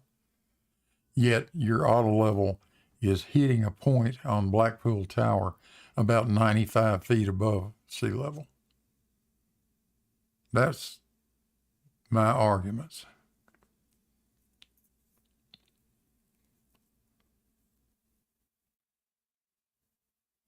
Thank you very much. How well do you think you did presenting them? I think it was a slam dunk. Mm-hmm. How do you think you did? Well, like I say, I was just here to present some arguments and try and make the arguments as simple as possible, so people can understand the simplicity within an argument and how to break things down to the advanced simplicity, make them as simple, as fundamental as possible. Go back to first principles. I think the actual arguments that I gave were a lot more well-rounded as arguments. They were better constructed than your it's not. Mine were like positive arguments. And don't think you refuted them, actually, because your argument that the horizon claims that there's only one. Well, everybody uses the horizon all the time. You even use it yourself. So you can't really get around with that. And the fact that both level and horizontal depict an equal elevation goes to show that they are actually the same thing. In the most fundamental axiom within Euclidean geometry and the transitive law of equality, right? It's a basic thing, and even you agree that, you know, level is an equal elevation and horizontal is an equal elevation. No, I don't agree with that. You don't agree that a horizontal has an equal elevation? No, it doesn't. I showed that. You showed that. Well, a horizontal to me definitely has an equal elevation. There's no slope. There's no tilt. And all, I state, are still all perpendiculars to a horizontal plane will be vertical. You brought no evidence for any of that, Bill. Not a bit. Nothing. Okay. Well, that's something we can get into. Evidence for vertical and horizontal being perpendicular. We can get on it. Evidence for a horizontal plane to be established in reality. We can ask people. Anybody can ask anybody if that's possible. We also can go over the implications of the drop and the hump, which we didn't go into today. There is no hump. I'm trying to, but I know it can be another debate, right? Rumpus is going to have a do with that. And other people obviously have a do with that. We know that there is no hump, and we know that because all horizontals are parallel to each other. We never said there was a hump either. You guys have just made that up. We don't call it a hump. Nobody does. I know. That. Yeah, dilithiaism causes all sorts of things, but you do think there's a drop. Yes. Yes. But you do have a sagitta. Also, if you seem to forget about Rakir's bridge. If you draw a chord line, you can have a sagitta. Yes. So that's a hump. Oh my God. It's a hump. No, Bill. Yes. A vertical change. Not the way you guys try to present it. It is not a hump. It's a vertical change. It is not. Measured. Just a moment. Level is level. If you're at sea level is horizontal. If you're at sea level, that is falling away from a horizontal.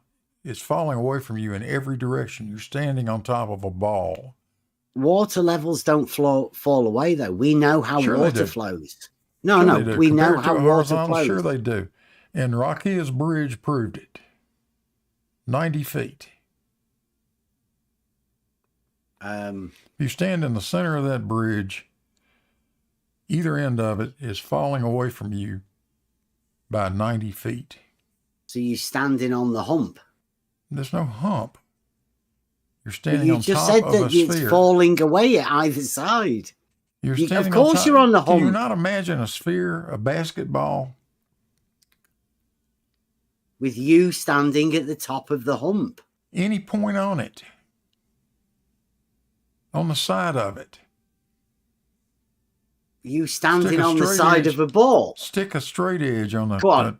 Can you do that? Does anybody get a video of Stick a that? straight edge any place you want video to of on it. a ball, Bev, and the ball is only, the straight edge is only touching the ball at one point.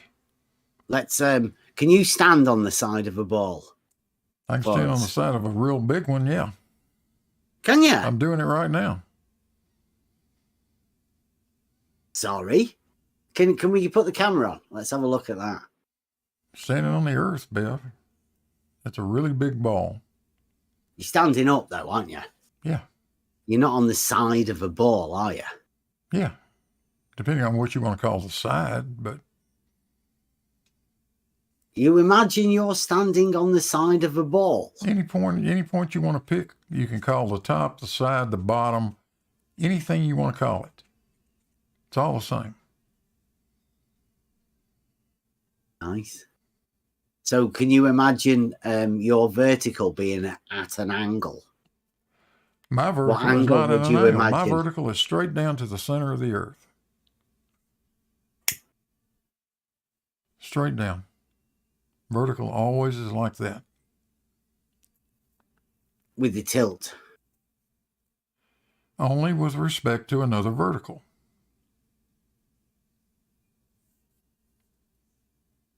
So the only way you can know a tilt of a vertical is when you reference it to another vertical. Yes, there you go.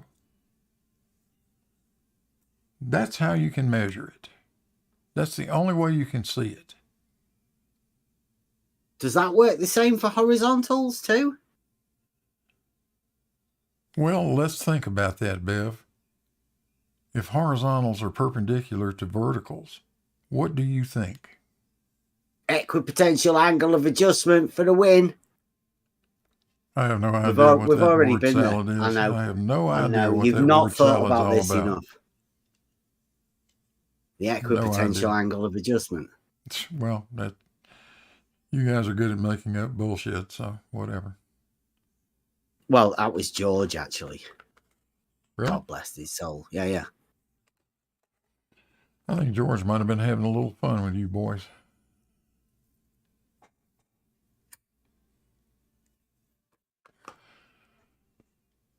All right, should we wrap it up?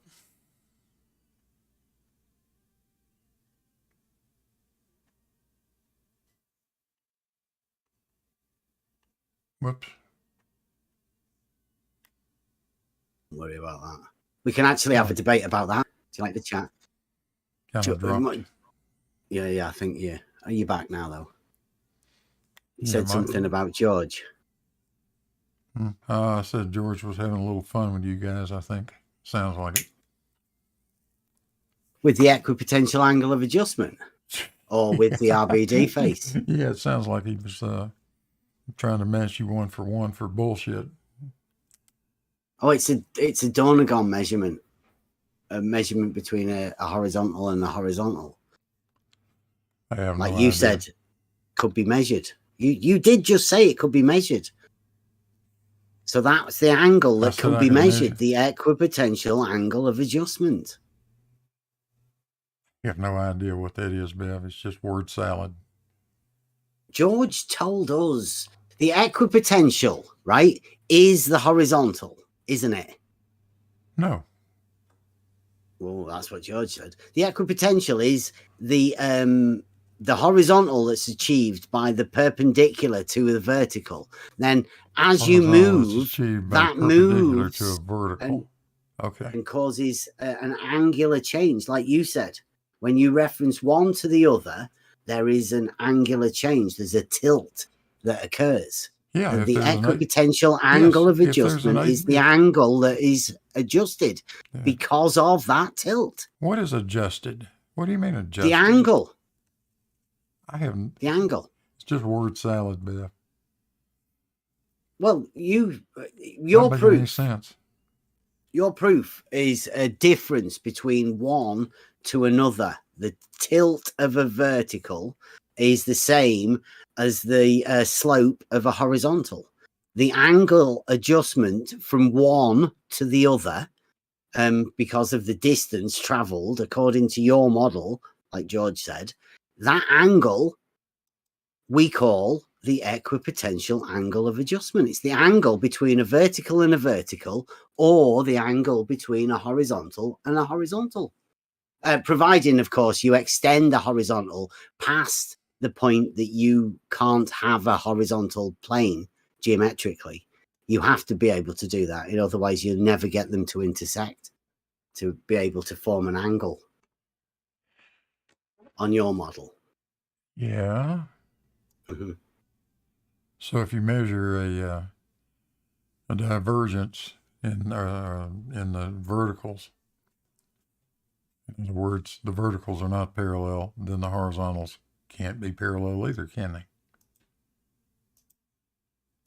Well, if it's my model dictates, then yeah, you're forced into that. I mean, I know as tough as it is, you are put in that position by your model. The model dictates what you have to do. It's unfortunate that you have a model in the first place. Well, I would say you've got one too, and mine makes sense and yours doesn't. Euclid makes perfect sense. It's one of the best things. A lesson. This is an advanced simplicity lesson from Euclid of how to break things down to the most simple you can. And the elements is a perfect example of that.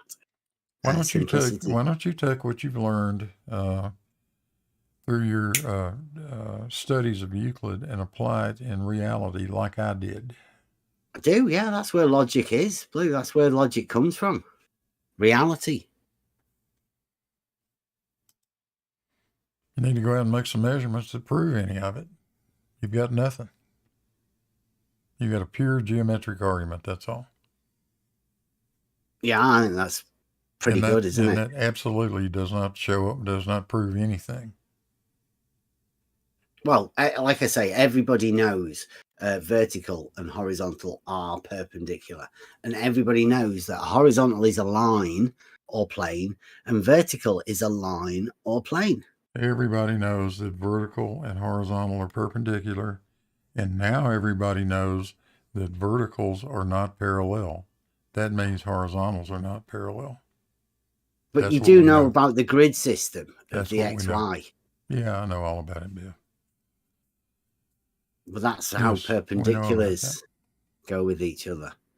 That's geometrically, anyway. Well, I know how grid systems work and what they're used for. And that's perpendiculars. On a grid system, yeah. Yeah, that's how perpendiculars work. Not only in a grid system, because perpendiculars form the grid system. Of course. Mm-hmm. You can't have perpendiculars having not forming a grid system. What you can have in reality is no two verticals ever parallel with each other. And that's the case. That's what the measurements are about. And they're in all kinds of different directions. I hope you notice that too. Well, perpendiculars don't work like that. Not drawn on a piece of paper, they don't. They don't anywhere. I showed you reality. Perpendicular relationship is that grid formation, squares. Right, well, yeah. You've seen reality. You've seen why you're wrong. You're just saying nuh-uh at this point. So with that, thanks for hosting this, Bev. I appreciate it. Yeah, thanks for coming.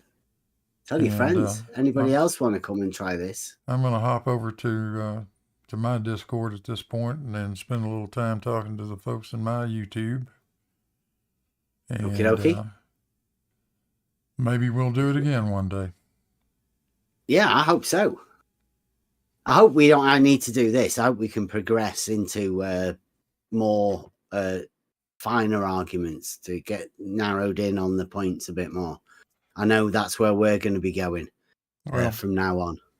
Well, if you're not going to accept any measurements or any observations, then I don't know that there's much point in doing a whole lot more talking. Well, I guess if we were talking about measurements, we would be talking about horizontal measurements or vertical measurements. Other than that, I'm not so sure. But I don't think you have a horizontal. Which is awkward. You've give up the horizontal line. Nobody gave up a horizontal line. We know exactly what a horizontal is, Bev. I mean, you showed it to us. You made a picture of it, a video of it. No, you said a horizontal line can't have a perpendicular being vertical at either end of it. And if you can't do that, you can't have the shortest distance being a horizontal. No, not on a spherical Earth. You cannot have that. You're right. That's exactly what I said. You're confined to your model, but unfortunately, in reality, horizontals exist. There is a shortest distance from point A to point B. That is not necessarily a horizontal. Point A to point B is a straight line in any direction. Buster's plans, horizontal, diagonal, always or any other direction. Horizontal. Any distance on a plan drawing will be a horizontal distance.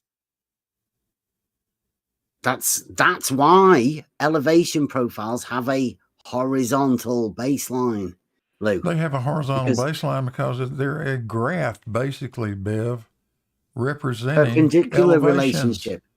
Yeah, perpendicular relationship. That's what graphs are. Elevations. Perpendicular relationship between the horizontal and the vertical. No, they're not representing that. That's not what they're intended for. They're only there to show you elevation versus distance. Yes, a horizontal distance and then a vertical elevation change. Distance on the x-axis, elevation on the y-axis. That's all. Yeah, one of them being horizontal and the other one being vertical. No, that's not what it says. That's not what it means. That's what an elevation profile is. Yes, Blue. No, Bev. That is not a representation of the shape of anything.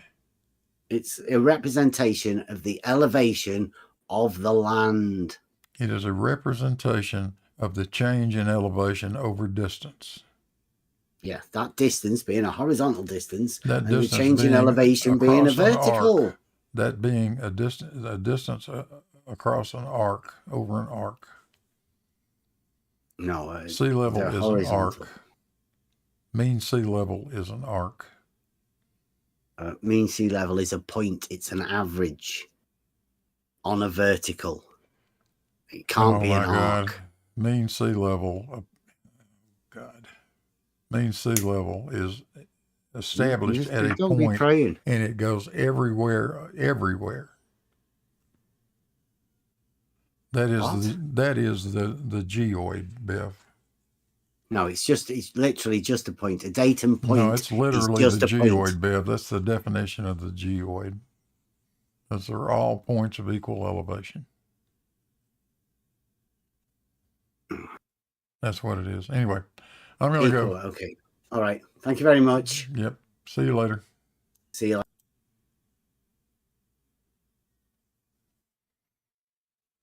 And let's see. That was painful. My God.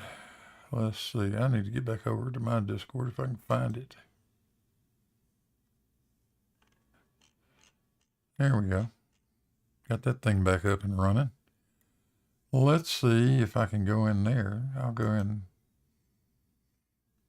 24/7 general. There's Terry. Hello, Terry. Hi, Blue. I was trying to follow along and post some images just because I knew that they'd come up on your screen, but you got a couple of them here and there just to fit in. Yeah. I thought that was fun doing that. You ever run across anybody any more hard-headed than Bev is? Oh, I don't know. Oh, that was painful. Oh God, yes. Well, only if you listen to him. Oh, I had to leave and come back, and they're still in the same. How do you manage this, Blue? How do you just not have your head blow up? I don't know. Have you got any paracetamol, Blue, hand to hand? Need some. Yeah.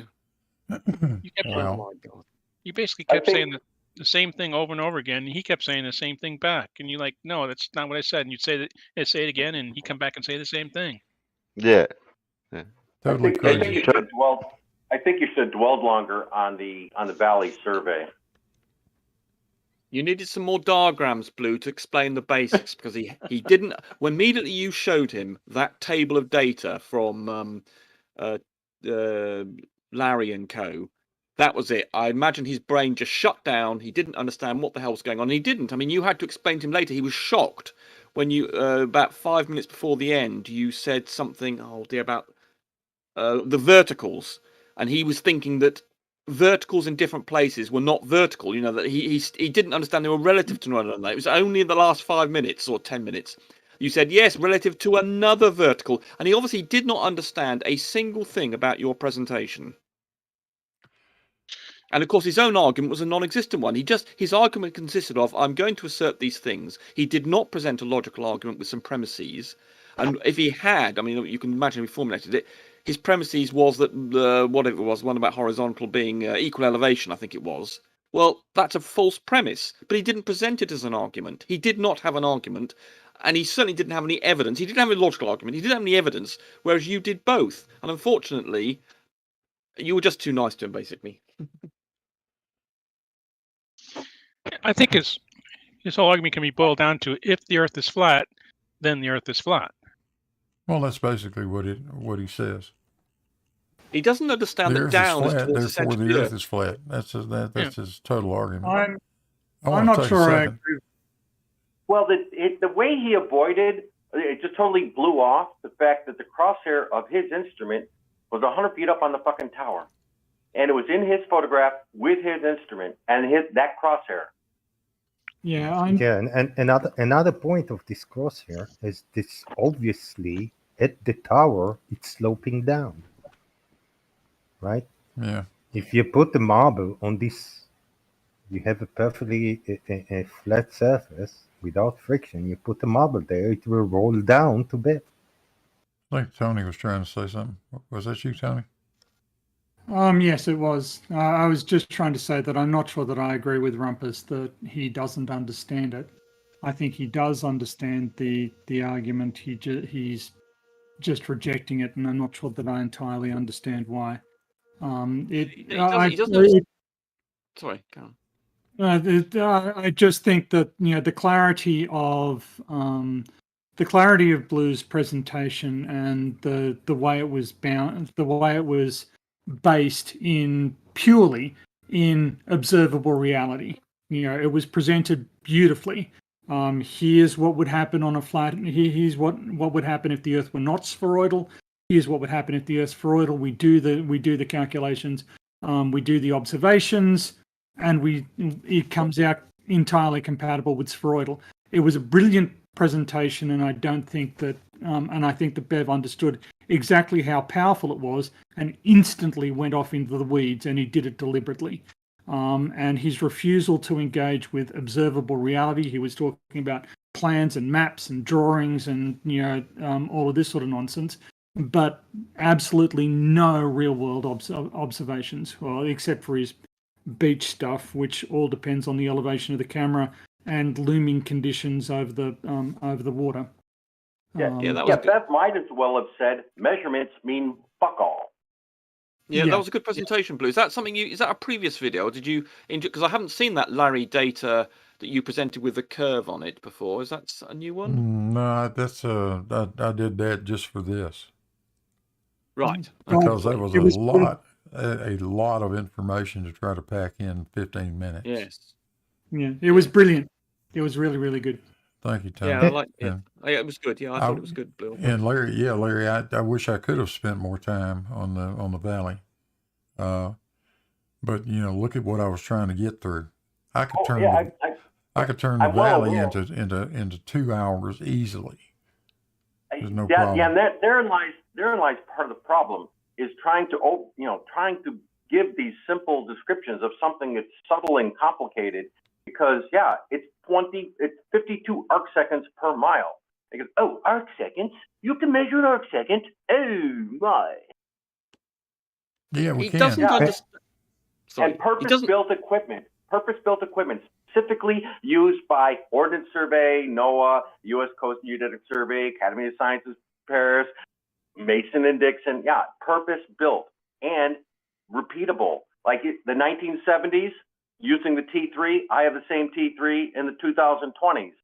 And yeah, they had similar ones in 1870, 1860. And those data were brought forward and reported in 1900. They're reported in every 5 years after that. He didn't understand that down is towards the centre of the Earth, and that's why he was asking you later on about being on the side of a ball, etc., and numerous other questions that suggest he didn't understand. I mean, I'm sorry, I disagree with Tony. I don't think he understood half of what you were saying, and when he doesn't understand something, he just simply rejects it and then says, well, that can't be true because I don't understand it. You have much more experience with him than I do, and you're a very skilled debater. So it just seems almost inconceivable that somebody can look at Blue's presentation. I think people who haven't dealt with these people for a long time do believe that they are lying or they're deliberately deceiving. But when you see them talking about things that are not contentious and them getting them wrong as well, I believe you can determine their level of understand generally of things. And I've determined that someone like Bev, he does occasionally understand little bits of things, and also as an issue, of course, he doesn't want to understand. So that's another problem as well. But there's some little things that are not part of the contentious area that he gets wrong as well, that demonstrate where he's not got an issue of willful misunderstanding, that he does not understand some of these things. So I think from that you can then deduce that he doesn't understand a lot of what's being said. And the fact that he was talking about the side of the ball, if he did really know what he was talking about, he would not make such stupid statements about whether that's on the side of the ball or not. I gotta say one thing, Rumpus, though. It's the way that he deflects into these silly, non sequitur, weird, bizarre arguments. I think that it is all Poe, 100% Poe. He does that as well. I agree with you more. He does deliberately deflect. He deliberately tries to confuse. He will deliberately misrepresent. But that is an addition to not understanding. One does not exclude the other. Well, do you really think that he cannot understand the concept of the surface to the center? Because he acts like that's something difficult to understand. I mean, conceptually, he should be able to at least understand the model. You would have thought so, wouldn't you? But when they talk about this, for instance, when S.D. Montreal presents the radial picture, he's got a diagram with the radials going into the centre of the Earth and then being vertical. Bev has seen that, and he's sort of recognised. He does mention it sometimes that we believe that the radials are down, but he sort of said, "But isn't that ridiculous? And therefore, I don't need to worry about it." And therefore, he then dismisses it and doesn't include it in his discussions. So there's a combination of he is an obnoxious, lying, misrepresentative, charlatan, deceiving wanker, and people like Rakia also, who's actually said to me that his books. I've asked him whether he's got any surveying books, and he said that he has, and he said they agree with what I say. So he therefore is saying that he's disagreeing with the literature that he's supposedly using to do the surveying job, which he says he does. Now, so I don't understand quite how he can have those two things in his head, but they seem to manage this, some sort of dissonance going on here. They want to believe something, and there's a couple of awkward facts that they sort of accept, but they'll say, well, I just won't worry about that. And I don't know if you've seen the Noah's Ark video by... oh God, whoever's that Australian guy from about 5 years ago, and Noah at one point says, I appreciate what I'm saying is completely logical, but I'm just going to go with it. And it's similar to that. So yes, he is a liar, he is a git, he's a deceiver, he does try and distract, he does try and go off on tangents, he will distract like crazy, but he also doesn't understand very much either. Yeah, okay. But one of the things, one of the rare displays of mental agility was when Blue was talking about horizontals and verticals being orthogonal at one point. And then he was saying, well, what if I raise the horizontal? Aren't they still perpendicular?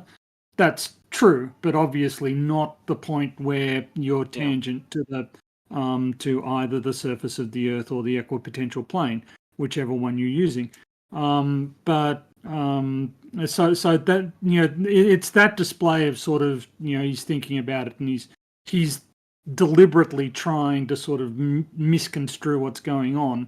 Yeah, I think that's a good point. He does occasionally show some insights when you're saying, aha, he's demonstrated some sort of intelligence there, therefore he's understanding everything else. And I think that's a reasonable thing to say, but in fact, I don't think I think there's the evidence the other way. I'm saying there are lots of things he doesn't understand that he should be able to understand that are not contentious, that demonstrate the opposite. So yeah, you've got evidence on both ways. Yeah, you are right. I mean, we think back to Blue's recent video where they were discussing, the idea of 8 inches per mile squared in consistent units. Yes. Just oh yeah, God, yes. just, God, yes. Just the complete inability to go, okay, well, an inch and a mile are different units. They are in the same system, right? But they're different units. So you actually want something that's in the same units. You want a multiplicative factor that is standardized. And they seemed utterly incapable, and making very confident assertions about what is or is not mathematically valid, when they clearly when Bev particularly imagines himself to be mathematically competent, he is grotesquely mathematically illiterate. Exactly. That video that Blue did on this, I agree with you. It was an absolute wonderful demonstration of an absolute inability to understand anything mathematical at all. Yeah. So, yeah, I think that's an excellent piece of evidence there on supporting my line of things, yes. Where was he getting this A, B, whatever it was at the start there he had on the whiteboard thing? Was he trying to make a point with that, or...? He was trying to make a point, but unfortunately, if you look at his argument, which is, I think his A and B were that things of the same elevation are horizontal. Go ahead, Blue. Yeah, that's what he was trying to link it to. All he's saying, Terry, is, if A is equal to B and B is equal to C, then A is equal to C. Okay, we got it. Understand? But then he's going to take it and try to tie the level and horizontal into it. Yeah, and then he said from A to B is the same elevation, therefore horizontal, and that's where it fucks up. Yeah. Yeah. That was the premise that you. I mean, I don't know whether Blue. I mean, I don't know where you went to the sort of logical side. I mean, actually, you are. You've done some logical things, haven't you? I think you should have had a little go at his logic and saying, look, hold on, this is not an argument. I mean, Bebby explained to you what an argument is, and you didn't know what this was 6 months ago, even though you claim to be a logician or understanding logic, and you got about Euclid and Aristotle and logic and trivium, etc., etc. You go on and on about this, yet you can't even present a simple 3-point. Three-line argument, and Bebby pointed out to him how his argument was incorrect, and because for instance, he thinks that just a conditional statement, A implies B, he thinks that's an argument. No, the minimum is A implies B, A, and then you can say B, but he didn't understand even that level of what an argument was. So you could have tackled him on that. You needed a few more diagrams, I think, just to get to hold of the basics, because you were describing things that were moderately complicated. Well, for any of us, I think we wouldn't have a problem with it. But anybody who doesn't understand some 3D type sort of things and planes and lines, etc., you needed a diagram to hammer that. This is what I've found over the years. The only thing they understand is a diagram. Explaining something verbally and expecting their brain to engage with it and develop is just a loser. You have to show them something on the screen. Look, there we go. Here, this is a plane. This is two horizontal. I mean, you did do it with your parts of your presentation were appropriate, where you showed 3 different horizontals in your presentation. Good, which was good, and therefore he doesn't basically understand that the you can have different horizontals because he doesn't understand that verticals are radials, and I think you needed to hammer home that a bit more. Well, we're talking about what ifs to some extent. I mean, you can't. The reality is, it wouldn't have mattered. How good Blue. I think it was an excellent presentation. I think it was an excellent presentation. And it isn't going to convince flat earthers because they're uneducatable. And they're simply going to do what Bev did, which is refuse to internalize any of the information presented. Well, for instance, sorry to go ahead. That's the sad reality is they've made up their minds to just not be educated. That's it. So, for instance, one of my lines of strategy, when I do eventually get around to SE Montreal and a couple of others on my thing, chatting about their claim that there's an contradiction between having a hump and a drop. I think I've discussed it before, Blue and everything. I'm going to draw a diagram which shows the two things coexisting and saying, look, there you are. They're on screen now. There's a drop and there's what you call the hump, Sagitta.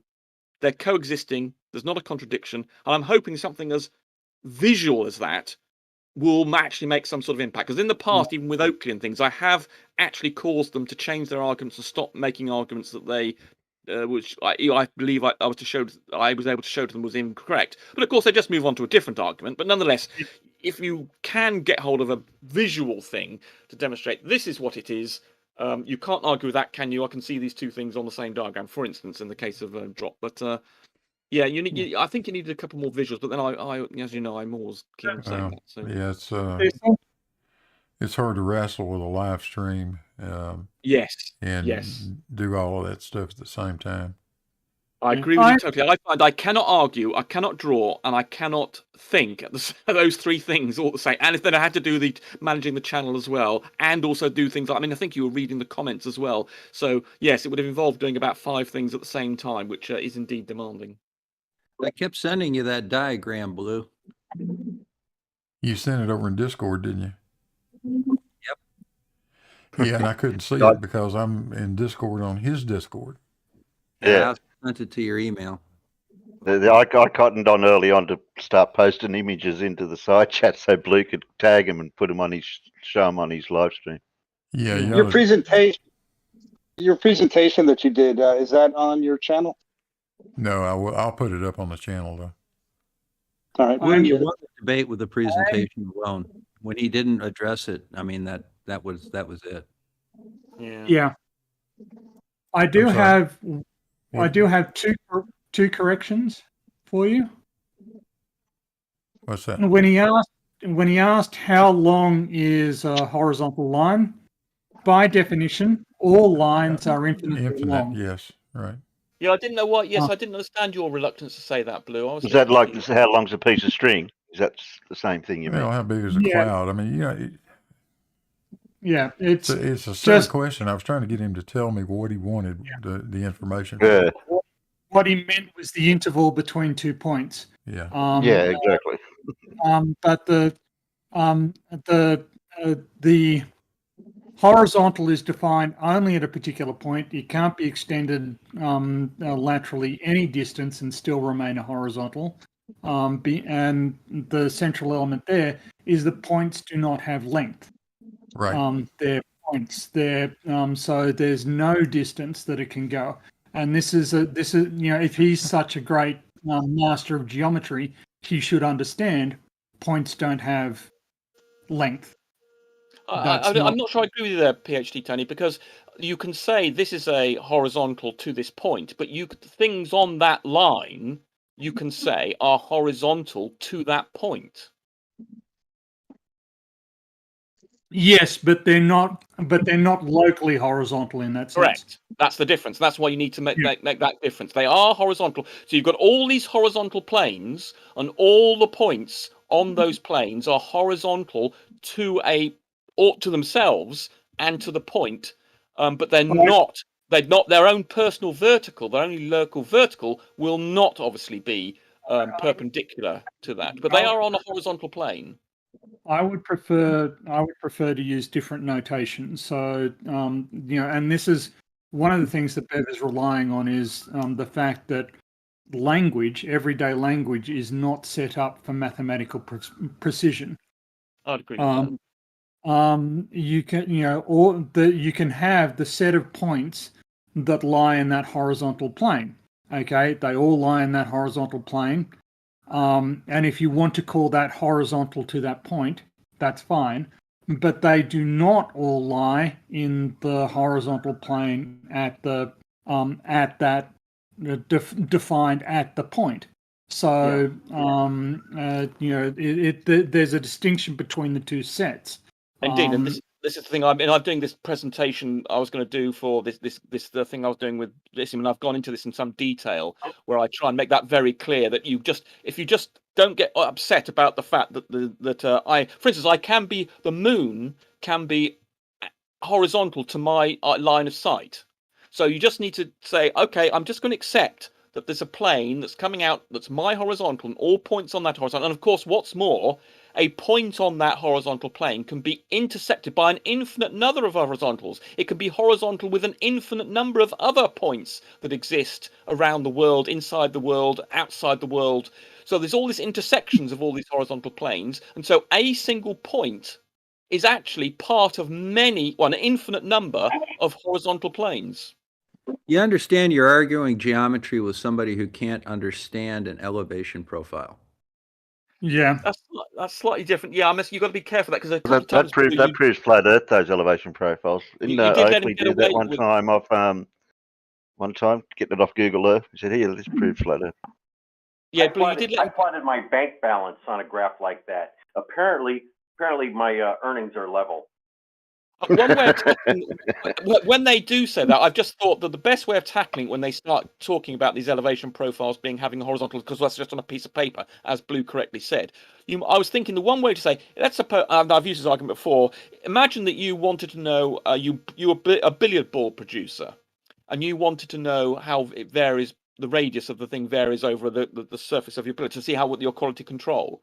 You'd want to present that as a horizontal graph which represents the arc along an arc and a circle around your billiard ball, and then you'd want to show that because you wouldn't want to show it actually as a cross section because you couldn't then see very easily. I suppose you could draw another circle, but it'd be much easier if it's drawn horizontally, the rippling or something, the irregularities of your billiard ball, and then you could see with one straight line. Oh yeah, that bit over there is consistently where we're making billiard balls. That bit over there is always sticking out more. It has a greater elevation than it should do. So I think that's probably one way of tackling it. Yeah, that's an excellent point. This is sort of, there are multiple ways of visualizing any sets of data, right? There are multiple ways to plot it up.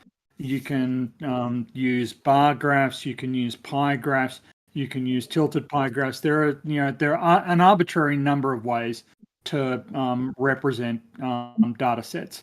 And the one that we choose is the one that's most convenient. Just like the coordinate system that we choose for any particular mathematical task is the one where the mathematics is most convenient.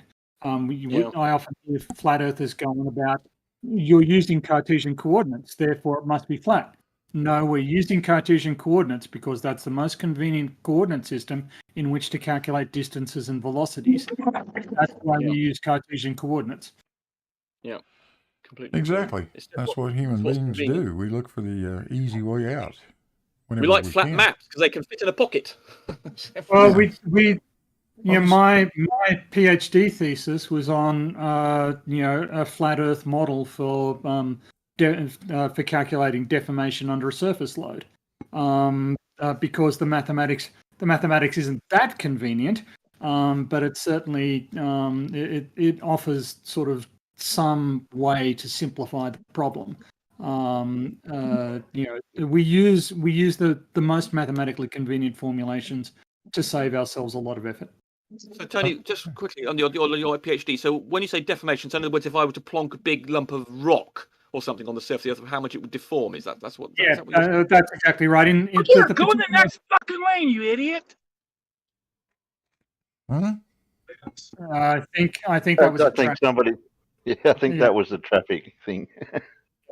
But I just put a diagram in the chat of what an engineer's profile is as well. It could be either way. That one shows the arc and shows the word level multiple times as being a concentric circle.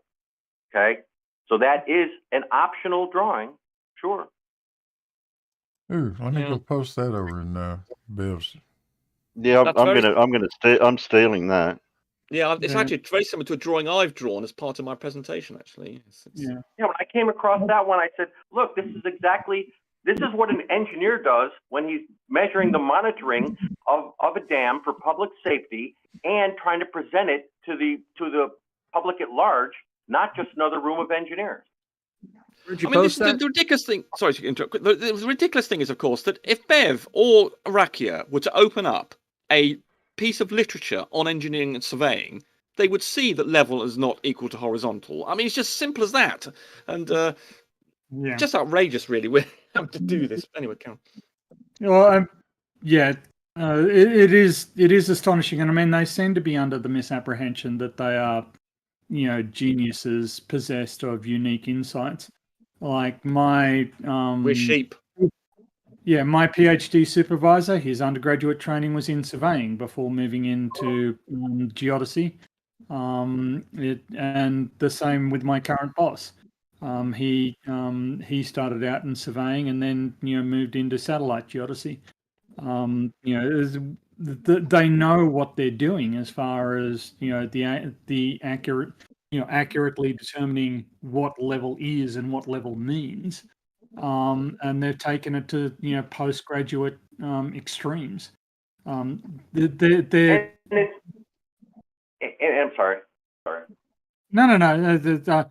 I was just going to continue with some filler and then fade out. So please overtalk me. You're doing me a favor. Yeah, and it's not Flurfs against Blue or Larry's a fake surveyor. It's the Flurfs against Ordnance Survey, Academy of Sciences, Paris, France, the existence of the South Pole, every geodetic survey department of all 172 countries of the world. Yeah, I mean, I think they get some. There's five. I've got 5 reasons. I've forgotten most now about why people are flatties, and part of one of those is that because they don't understand the real world. They don't get on very well with society in their job or whatever. They don't understand much of what's going on. So they then, as part of an ego building exercise, they then say, well, those people must be all confused. They're sheep following some lie, and I have got access to the real information. It's really flat, or this, and they managed to. It gives them an ego boost, I think, to believe that we're all following with sheep, not thinking, and that they've thought about it a bit more and get insight, and then saying, aha. That makes me feel better. I think that's one of the motives, as well as all the religious crap and all the getting some money, etc. But that's one of the reasons is they want to be different. Yeah, they're in a feedback loop. The crazier things they say, or the more adamant they are about stupid shit, they get likes and subs. They're not going to come around. Look at Ranty. He was about as flat earth fucked up as you get until the subs dropped off, and then he wasn't. Yeah, it's a positive feedback loop too. That's the problem. The dumbest thing they've come up with though lately is this horse shit about elevation profiles. My God, how stupid can you fucking be? Well, QE did it a year ago. He's the one who started off by saying that the Google Earth is a flat Earth model, and he demonstrated this by showing an elevation profile. Why would you show an elevation profile any other way? Indeed, but they didn't do it. They just look. They're like Bev. They said, look, the bottom of it's horizontal. This elevation profile. Look, the bottom of it's horizontal. Therefore, Google Earth is flat. Yeah, this gets back to the same misconception that comes behind their thinking that the intervening arc of a sagittar is a hump. No, all points along that. Surface elevation. Yeah, they're I'm trying to get it. I was trying to phrase it technically correct, but let's just say all points on the surface of a sphere are at an equal elevation in terms of distance from the center of the sphere. Indeed, one of the things I'm going to do with SE Montreal is I'm going to draw that and say, what's the elevation of this point here? What's the elevation of this point on our model? No, you don't have to believe it, but I'm just saying from our model, what's the elevation of these points that I'm drawing? And I'm going to try and get him to think, just struggle to get that neuron activated to say, oh, the distance from the center of the Earth is this, therefore that's the elevation of it. And once I think that get over that hill, then I think you've got a fighting chance of making some progress. But unfortunately, Bev has not progressed to that point. So poor Blue there was struggling with getting more complicated concepts over to him while he hadn't even gotten to step 1 of the ladder. Well, I think, I actually joined late. I saw Blue's presentation. Like I say, I was blown away by just how good it was. And instantly, Bev just dove into the weeds. Right, he just, it was, and whenever Blue tried to bring it back to, but here are the observations, he constantly dived into the weeds with definitions of horizontal and vertical, and their orthogonality and whatever. Because and he just made a point of staying away from observational reality. Because if he went over there, Blue was going to crush him. So and it's hard to have a constructive conversation with somebody who is willfully doing that, who's willfully just going to go into obscure semantic discussions rather than look at the observations and engage with them in reality. Yeah, his punchline was at the end there that he admitted that the key punchline was he's saying that Blue does not accept that if you have a horizontal line, that the two perpendiculars at either end of that line are vertical, and that was his basic saying. Therefore, Blue's doesn't not making any sense, and that was the thing that needed to be tackled early on. I think that they were diverging. I mean, you did do that, but I think well, Blue, it needed hammering home. It wouldn't have mattered. He would have gone. He's one of the tricks that they have, and this is true of science denialists everywhere, is if you hammer them on the one topic, they've got a list of topics. It's the old whack-a-mole theory. Yeah. You're following them along, whacking down the arguments, and then at the end they reappear through the first hole. And it doesn't matter how thoroughly you whack them, you whack each hole, they'll scurry over to another one and then another one and then back to the first one as though nothing ever happened. Absolutely correct. That's exactly what Oakley did when I refuted his objections to refraction many years ago. Then he just simply moved to a new argument. They became sextants or something, or celestial navigation. And then when we finally get them to accept the celestial for navigation, which Toon is doing quite a good job on, there'll be another subject that they move on. So I completely agree with you. And it's a matter whether or not you regard it's useful. I mean, I think it is useful to bang away and hammer these things home. But then, yes, as you say, but they become more and more obscure. I mean, the fact that Bev doesn't understand, I knew it. He did not understand how a bloody auto level works, and the fact there's a plumb bob effectively inside it, and that he doesn't understand that horizontal is derived from vertical. So this is one of the fundamental problems he's got, and therefore he thinks horizontal. Somehow all these verticals are coming off horizontal, and that's why I think he goes on about this argument of a horizontal plane and the verticals coming out of it, because he doesn't understand the gravity element of vertical, and that creates a horizontal. We have a different approach to constructiveness here, the Rumpus. So if you look at say Blue's discussion with SE Montreal about escape velocity and Artemis, I heard that. Saw that, yeah. I actually learnt stuff listening to that presentation. I hadn't actually studied the physics of it, but as Blue was describing it, I could say, okay, I see what's happening here. That's really, really interesting. And I think that's actually the point of these discussions, is not so much to convince the FLIRF. As I said, I don't think that they are convincible. But the reason I value Blue as a content creator is that he educates me. Absolutely, I could totally agree with you. In fact, that's the only reason I've stuck with this. Is in fact, it's developed me intellectually quite substantially by having to provide arguments about an understanding Coriolis and the things like escape velocities and the oblateness of the Earth and what defines an ellipse and the mathematics involved in that, the Haversine formula, refraction has been a huge subject for me, and all these things in trying to explain it to them and other people. It's actually been a huge intellectual development for me, so I totally agree with you. It's not the value we're doing in changing them. We're actually having useful interactions here with Blue and you and me here now about subjects that are fulfilling and scientifically interesting. So yes, totally.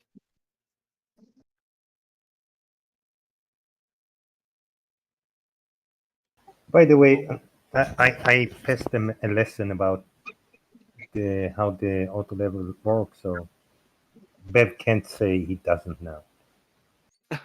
He knows. I mean, I've told him several times that there's effectively a plumb bob in an auto level, and also George did it with regard to a theodolite, because he about a year ago, possibly less, did not understand that a theodolite has effectively a plumb bob inside it. He disputed this, and he therefore didn't understand how you get angles to the horizontal in a theodolite. He did not understand how that worked, and he clearly doesn't understand how a compensator works. He clearly doesn't understand how an auto level works.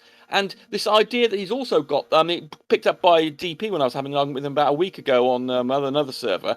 They seem to think that the measuring stick you have in the eyepiece of an auto level is the thing that fixes the horizontal. He doesn't understand the plane is created by the reticle. So it basically came down to Bev and DP's argument was that you needed to have a measuring stick in the image of an eyepiece of an auto level for the reticule to work. This is the sort of idiocy you're having to deal with. But then they were using this argument, you've got to form a plane, you need to have a line going from the reticule to something. What else? And I said, well, it's the eye. then it's not something that's immediately obvious to come to a conclusion on. But yes, obviously that is what's happening, and it's only from the line of sight from the eyeball, but you're fitted obviously where the eyepiece is through the reticle. That then forms a plane, and they were disputing that the eye partook in this geometrical arrangement. And so you meet all these sort of arguments. So in just another, going back to PhD Tony's point, I've also developed an understanding of logic and things, and also that I've learned about the way logic works. I didn't understand before, that I learned about mostly must admit dealing more with religious types. So yes, there's a whole series of things that you learn about intellectually in dealing with these people. I don't know I don't know how they come up with it with the ideas that they come up with, but there is no horizontal in nature that I can point to and say, oh yeah, I'll use that horizontal that's laying over there. You got one thing and one thing only that you can depend on, and that's gravity. That's it. That's what makes a carpenter's level work. That's what makes an auto level work. Oh, Blue, you did really well. Sorry, Blue, you did really well. At one point, you were struggling a little bit, and then I was saying, "Oh, God!" And then you got it exactly right. What a bubble? Because Bev asked you, "How does a bubble work?" Then the leveling bubble. And I was thinking, "Oh God, come on, Blue, come in." And you paused for a few seconds, and then you hit him with exactly the right answer, which I thought was you did really well there. And he was taken aback by the answer that the bubble inside one of the inside a bubble level is actually driven by gravity. He had absolutely no idea that that's what happened, and thank goodness you got in there and you shut him up for 10 seconds as he tried to absorb this whole new concept. Because of course he thinks that somehow horizontal comes out of nowhere in an auto level, and then that defines the vertical. Hence he has all this idea that verticals are perpendicular to a horizontal. He thinks the horizontal is the primary thing, and he doesn't understand it all comes from gravity. But you got there quite quickly, and I was very pleased that you got that bit right, because that stopped him in his tracks for 10 seconds. It's hard to stop Bev. Yeah, you did it though. You did it. It was the best. It was the most thing he stopped on. How you get everything backwards? He said when the capital lever is horizontal, the bubble is in the center. No, when the bubble is in the center, then the capital lever is horizontal. Correct. Every time how a spirit level works. Blue, would you be kind enough to stick that diagram I drew in Bev's chat? I can't get in there. Oh yeah. Did you use crayon? Did you, Bob?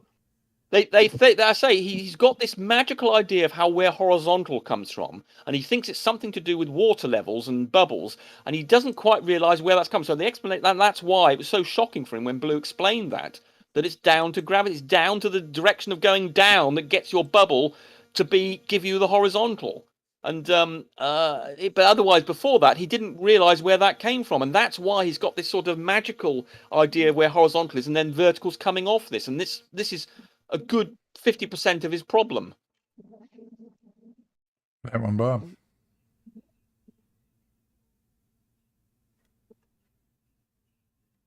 Go on, Rumpus. Whip that up on your CAD drawing thing, Owen. Well, Is that the one, Bob? Here, I'll put it in the chat again. Yeah. Okay. Yeah, Schubel did it. Great. You want me to post it over in Bev's? Yep, because that basically destroys his entire argument. So does Sexton's, by the way. If you've got I fixed your sketch. Yeah, I just fixed your sketch by rectifying it. You fixed it. Yeah. It wasn't flat. There's a diagram I've got that you might interest everybody. It's similar to that. Yeah, Bob, that fountain pen isn't working for you. Get a Pentel felt pen. Okay, got it. I just wanted to quickly butt in. Ballpoint. Sorry, yeah, you butted in. You missed your opportunity, Tony. Sorry. Okay. Well, I just wanted to quickly butt in to say hello, Terry, and hello, Bob. Nice to see you, Bob. Hey, Tony. Right, this is a diagram. Hopefully, you can see here people that I think is quite useful as part of my 200-point introduction to the globe, which I'm hoping to come out with eventually, which is what a horizontal is and how it relates to a level. So I don't know if you can see this. So I've got a vertical here, and I've got a horizontal determined from that from point A, and it gives you these horizontal points, this horizontal plane. And then what do you think would happen if you then were to put levels on those points? And this is the point where I was discussing with Tony earlier about what is these points A, B, C, D, E are all horizontal to one another with regard to A, and that is what the levels would do. And obviously, this is meant to be plumb bobs pointing down here, and obviously I've still got the perpendiculars in here, and this is the basic thing. Obviously, the Bev doesn't understand that. Obviously, as PhD Tony was pointing out, this point C here, although it's on the horizontal for A, obviously its own personal vertical and horizontal is, as I've described it in the green, is its horizontal for C is HC, and the up for that is VC. Its own personal one is that, but it is on the horizontal for A, and I describe up here how we have intersecting. That's one particular here. So here we have several levels, and at this point here along this vertical, we have these horizontal. This point H2, for instance, it's got its own horizontal, and it's also intersecting with the horizontal from I, and intersecting with the horizontal at G. So we have this point H2, which is on, I'm drawing obviously just 3 horizontals intersect with. I could have drawn an infinite number. So any point is on the horizontal for an infinite number of horizontal planes.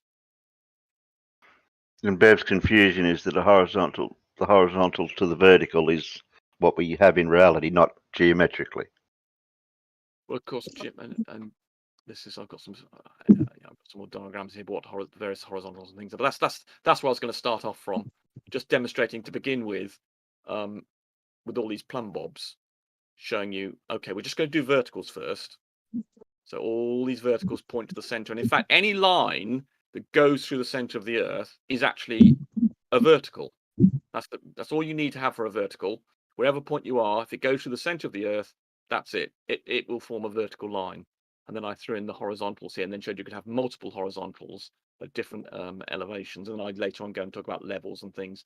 But anyway, that's the key element of this for me comes back to mathematical notation. The concept of horizontal is tied specifically to a fixed point, a fixed reference point at which you're assessing that horizontal. So when you talk about a horizontal plane or horizontal line, you must include the point that horizontal is being assessed in the definition, and this is the linguistic legerdemain that Bev pulls when he says, well, it's the horizontal there, and that's the horizontal over there. They're both the horizontal, therefore they're the same horizontal. And it's the thing is that as soon as you, and Blue was hammering this point, as soon as you bring in that point of vertical or horizontal, they are defined at a point, at a particular location, and you can't just generalize them, extrapolate them, or continue them out. And Bev's claim to the contrary is simple nonsense. Yeah, because the argument he claimed against when Blue made a point effectively equivalent to this diagram that I've got here, he was saying, but hold on then, the reason this doesn't work, he was saying, is because if I was to have this point C, I had a level here, well, that's no longer aligned with the horizontal that we're discussing, and therefore you're talking bollocks. And of course, it's only by making it clear that you're talking about a horizontal for point A and then the local horizontal vertical pair. And so, yes, he tried to do that. He did that, and he was moderately successful in confusing the issue. But without a diagram, it's almost impossible to describe this properly. That's why I believe that diagrams are the only way of getting through to these people. Well, I think it's. I think you're being optimistic by thinking. Yes, whatever chance you've got, yes, it's the only chance. Yes, and what the chances of that might indeed be vanishingly small. Yeah. But it just, it is really. I also want to give a shout out to Shubel, in the chat for the work on those elevations. Really, really impressive stuff. They're chewing on your diagram over there, Bob. They give them something to think about.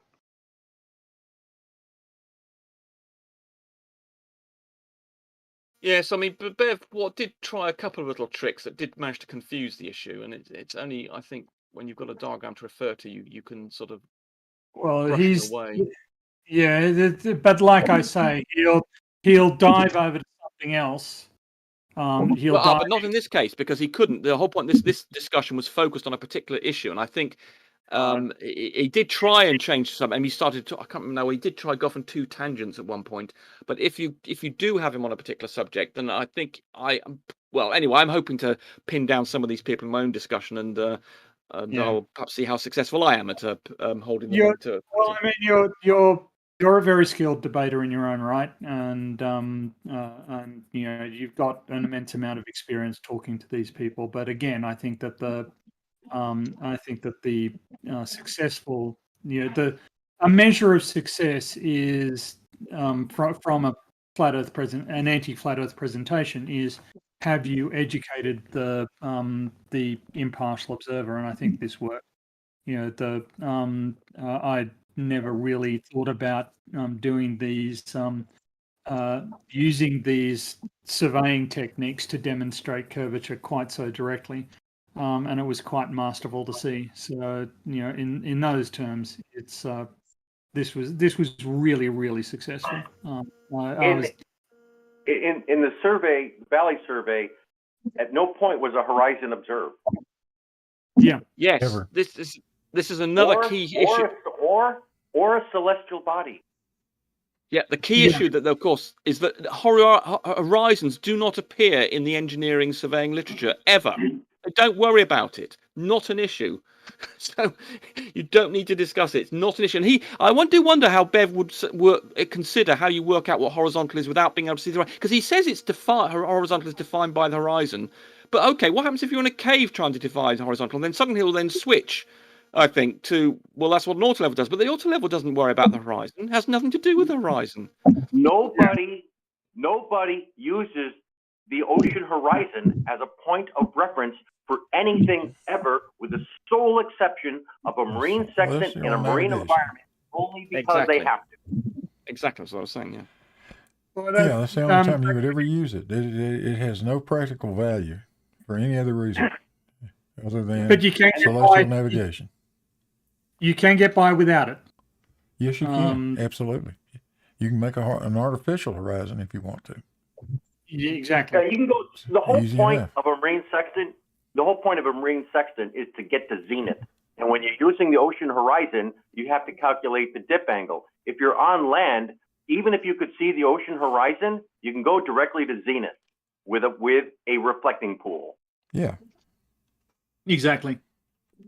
And you know, this is the again, this is the disconnect that we've got in this discussion, is that we've got a bunch of people who have been out there dealing with these practical problems and applying them in reality to get reliable results. And in fact, you know, in the age of sail, results that people's lives depended on. Right, you know, your ability to navigate, determine how far you needed to travel, how much water and food you needed for that.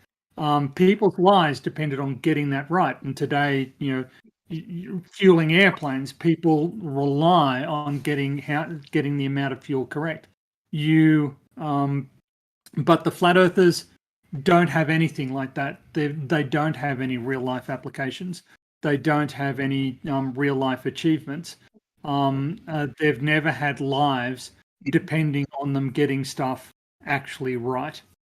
It was a bit shocking that Blue presented all this real world data, and he keeps on going on about how he works with reality. He's not interested in theory in many ways. He just goes with reality. And there was Blue presenting real world data. And I and I think you could have been even more forceful than you were, but I think you were just being nice, of course, usual nice self.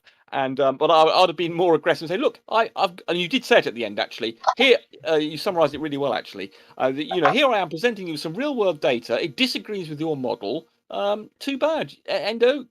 Game over. I'm showing you real world data, Bev. But of course, he didn't understand it. That was half the problem. It had numbers in it, and that's more than his little brain can cope with.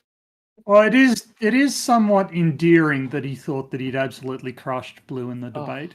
Yeah. It was like, really, you really wanted, and he wanted to dwell on it. He wanted to ask Blue how, and Blue had blitzed the debate. Despite the aggressive mendacity of Bev, and he claimed to have an argument as well, which he didn't. He did not have a claim. My argument was more well-rounded. He didn't have an argument. He just had three things equating. One of which was he did not put it in the form of an argument, a series of lines, and then said, this is my premise number one, this is my premise number two. He didn't do that. And of course, one of these premises, one of these points he made was completely invalid, and he had to justify that to make an argument, but he didn't. He did not make an argument. It's outrageous. Yeah, he couldn't say anything without the words level and horizontal in the same sentence for an argument. It was just assertions. What he said at the start, there was no argument there. They were just assertions. And not just assertions, fallacious assertions. Oh yeah, fallacious assertions. Yes, the assertions they were just asserting themselves in prison, and then obviously they were fallacious as well. Yes. I'll say this: the other day when Katz and whoever got up against Whitsitt. And Katz predicted what Whitsitt was going to do. I got to pat myself on the back for one thing. I nailed it. Bev did exactly what I said he was going to do. Exactly. Right down the line. And I made that video yesterday. That's how predictable the little bastard is. Yeah. Yeah. You got him with the on the beach at Blackpool, and Bev will say that missing 95 feet is because it doesn't work over that distance, which is exactly what he said later on in the presentation. Took him a while. I think he might have been making not to say it, but eventually he just said, that's too far away. You can't use that. Yeah, he was trying to put some distance between my presentation and his denial of it. That's what he was doing. He was hoping everybody forgot what I said. He goes on and on about being able to extend a line to any length from a line segment, and that's exactly all you're doing with the graticule. And if that graticule goes through anything, allowing for a fraction, it's horizontal. If I'm looking at the moon, and the graticule goes through it, allowing for a fraction, it's horizontal. There is no limit. It's an infinite plane. It will carry on. There is no limit. I could be looking at a star, and that would be horizontal to me as well if it goes through the bloody graticule, allowing for a fraction. Yep. Okay, now we can see something about Bev's level in that picture he showed, because he called that the ocean. But regardless, it's going to be, some sort of horizontal, and it's obviously arced. So that piece of shit optics has a huge a pincushion or barrel. Yeah. I noticed that there was left to right curvature. Weird. Hey, Lou, that picture of the horizon of the sea, that was just a boiling mirage. You see that through a telescopic sight all the time. You could tell the wind was blowing from the left to the right, and all it was doing was just shimmering on the surface. That's all that was. Yeah, it was a refraction. Yeah, that's what I thought it was too. Yeah, it was a refraction. You were quite right to say don't discuss it, because whenever you get involved in an image with lots of mirages and refractions, you need to spend hours examining everything that's going on to work out what the hell's and all the complicated Fata Morganas in mirages, superior mirages, inferior mirage. I think there's an inferior mirage here, and they all exhibit this very wiggly surface, the inferior mirage, where the boundary between where the inferior mirage is not a mirage. There's always a complicated animated thing there. So you did well to sort of get out of that and say that I'm not going to comment on this, because it's always incredibly complicated. And what's more, it's usually so chaotic you can't often comment on it. There's so many complicated effects going on. So you did well to sort of get out of that, Blue. And but he did. And Bev would not address why in that ocean mirage, whatever, why his crosshairs are like in the fucking clear blue sky. Yeah. They're way above, what is going on there? Like, have you tilted the crosshairs somehow? messed up? Like I cannot believe that that's actually level. Like it just I seems don't like believe such it a either. Yeah, I don't believe it either. No, it is. It is level. You just don't see the horizon. You can even see the miraging right at the sand line of the beach, the ocean. Yeah. Oh, good one, Terry. Yes, good one. Yes. It was, and this is the thing. Like I often sort of have a go at MC Toon, because I think that a lot of MC Toon's discussions tend to come down to disagreements over the behavior of optical observations, like how does light behave. And the flat earthers will often make these ridiculous claims that refraction doesn't occur when in fact it did, or that assert that refraction didn't occur when it obviously does. They'll just get it 100% wrong, and you end up sort of discussing optics and atmospheric conditions and that sort of thing. I may be biased, but it's why I prefer the seismic data to the optical. Refraction all of effects it. are a whole horrible subject. It's in aggregate. Seismic data, optic data, the mapping of the South Pole, sunrise, sunset, eclipses, tides. You can't exclude some. Oh, when they say, oh, points of light in the sky, I don't care. No, you cannot make a subset. Every time I'm in a Discord with the arguments with data that Tony did with the seismic, one of your shows you did, I always reference that one. I think it's very clear, and I've had I've had Brian Leakey called it some of the most persuasive stuff he's seen, but it intimidates a lot of the debunking community. But it's in principle it's actually very, very simple to sort of work out. Yeah. Actually, I was just looking at some graphics, so maybe I can drop them in the chat here. Yeah, refraction, while you're doing that, refraction is a horrible subject to get into, the complexities of it and the effects that you can get. And the fact, of course, looking along horizontally means you're getting the maximum refractive effects, and particularly if you then start going very close to the water, which of course is what the Black Swan image is all about and what Rowbotham did for the Bedford levels. Immediately you start going down that low, then the effects become bonkers. And so trying to work out what the hell is going on without information about the temperature profiles and things is just very difficult. Do you think we've got to a point now where we're flooding the flurfers with so much knowledge that debunks their critiques and arguments that it's almost like as if, even with me for myself, I've picked up on so much. At least I know where to go and which direction I should go. That's how far we've got. That's how far we've got into it. I think you've got to make sure the basics are in place. So I think something like something like Bev, for instance, is still yet to understand in the globe model that down is towards the center of the Earth, and therefore the consequences of radial verticals and things. So you need to get that into his head first. And so I think you can go more complicated than it's necessary for them, and you need to make sure they're on the first rung of the ladder before you start developing the explanation further. That's just what I'm getting. Yeah, what I'm getting at is we're not trying to get into their head as such, but it's their words and what they're trying to say. You have to think about what they're saying on their side, and then try to throw what they're saying back at them, but the facts and what is. It's a real effort, though, to think down to their level and the sort of logic they employ. I find. Yeah, I know. You're struggling I as hard know. thinking. Now, what are they trying to say? What are they trying to say? And how would I put it in a way that they will understand it? Whereas if I'm talking to PhD Daniel Blue here, I know that I can just use a few words and they'll pick it up and understand, and then they'll respond, and then we can have a sensible conversation. But when you're dealing with stupid people who are also willfully going to misinterpret whatever you say, if they possibly can, you have to be super precise. I mean, there was a couple of occasions in the debate that the Blue was saying a couple of things that he then corrected, but you just know that Bev has just waited to leap on something that he can misunderstand. That's just the tactic they use, Rumpus. You make the mistake of thinking that he doesn't understand this. He understands it perfectly. He's not going to agree that he understands it. He's going to make you explain it and re-explain it, and tomorrow you'll do it all over again, and the next day, and the next day, and the next day.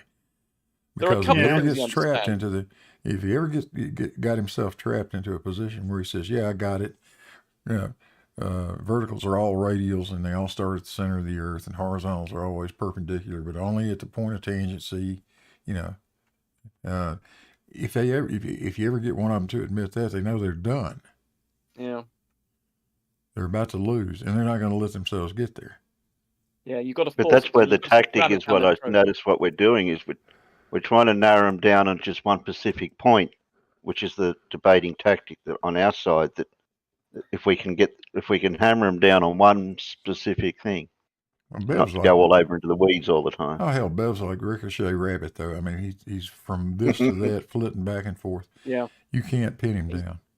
Yeah, he's one of the very worst, and, Yes, and he does do that deliberately. I agree with you. He certainly, when he's getting into a difficult situation, he will then say, I mean, when you ask, for instance, when you asked him how he thought he'd done, I mean, he didn't answer your question at all. He answered something else, and he will always do this when there's something difficult coming along. He's one of the very worst at using obnoxious debating ploys not to answer the question. He will then, I mean, if you ask him a direct question, he will often just say something that is like a sort of casual I can't quite describe this properly, but he will then use a sort of casual conversation introduction of something to try and deflect from the point you're trying to make, and he does it all the time, and it's really obnoxious. He's one of the worst offenders. So yes, he's a slippery customer, Blue. So yes, it is difficult to get through to him.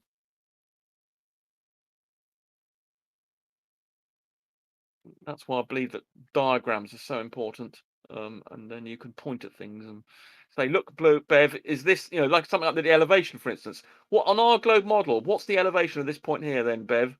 That sort of thing, and this one, and then might after a few minutes. And I guarantee, if you asked him that question with a globe Earth, I mean, I'm refusing to debate him. I mean, he's offered me to debate him, but I've refused because I've got him so obnoxious. I just can't bear dealing with him. I am prepared to deal with some of his acolytes, but Bev himself, I've almost sort of given up on trying to engage with because he's such an obnoxious character. But if I were to go in there, I think just little questions like, what's the elevation of this point here on our globe model? Not the way you might believe, but the way we believe. And I think those sorts of questions are very difficult to deflect from. Although he'll obviously try, he might say something, what do you mean, or something, about 10 times. And I say, all I want you to know, tell me is what you think the elevation of this point, and you might put your point above the surface of the earth or slightly below it or one to the side or something. And then another point that's a similar distance and radius from the center of the earth. Say, what do you think that elevation is then on our model? And then I think those sorts of things, it's almost impossible to, well, anyway, I'm going to find out with SE Montreal, but I believe some of those tactics are almost impossible for them to, unless they're going to blatantly just say, no, I'm not going to answer this question. They're almost impossible to avoid. But that's my theory anyway. But perhaps I'm naive. They will do something annoying, I'm sure. Blue, why did you agree to debate Bev? I mean, why'd you give him the attention? I don't know. Lost my mind. Well, I enjoyed your Blue, I enjoyed your presentation enormously, so I'm glad you did it. Well, it's not a question of enjoying the presentation; it's giving Bev the attention he just wants. I know that's exactly right. And Bev tried to get me to go to fight the flat Earth or McToons or someplace like that, and I flat ass told him that I had no interest in giving him the publicity. Yeah, I thought that was good. Yeah, he did seem quite desperate for follow-up debate. So I think that his marketability is declining, and he needs engagement with globe earthers. So that's right. This is one of the reasons why I don't think why I've long agitated that nobody should go on to Oakley's show. Because basically it's just, the only thing Oakley has is yelling at Globers. Yeah. And the mute button. And the mute button. And the key thing is he can't answer back because he'll mute you. Mm-hmm. Well, since most of us stopped going over to Bev's, and we, rarely does anybody show up.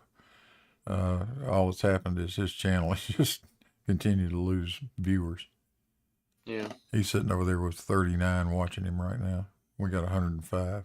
At one point, we were up around 150. Yeah. Which shocked me.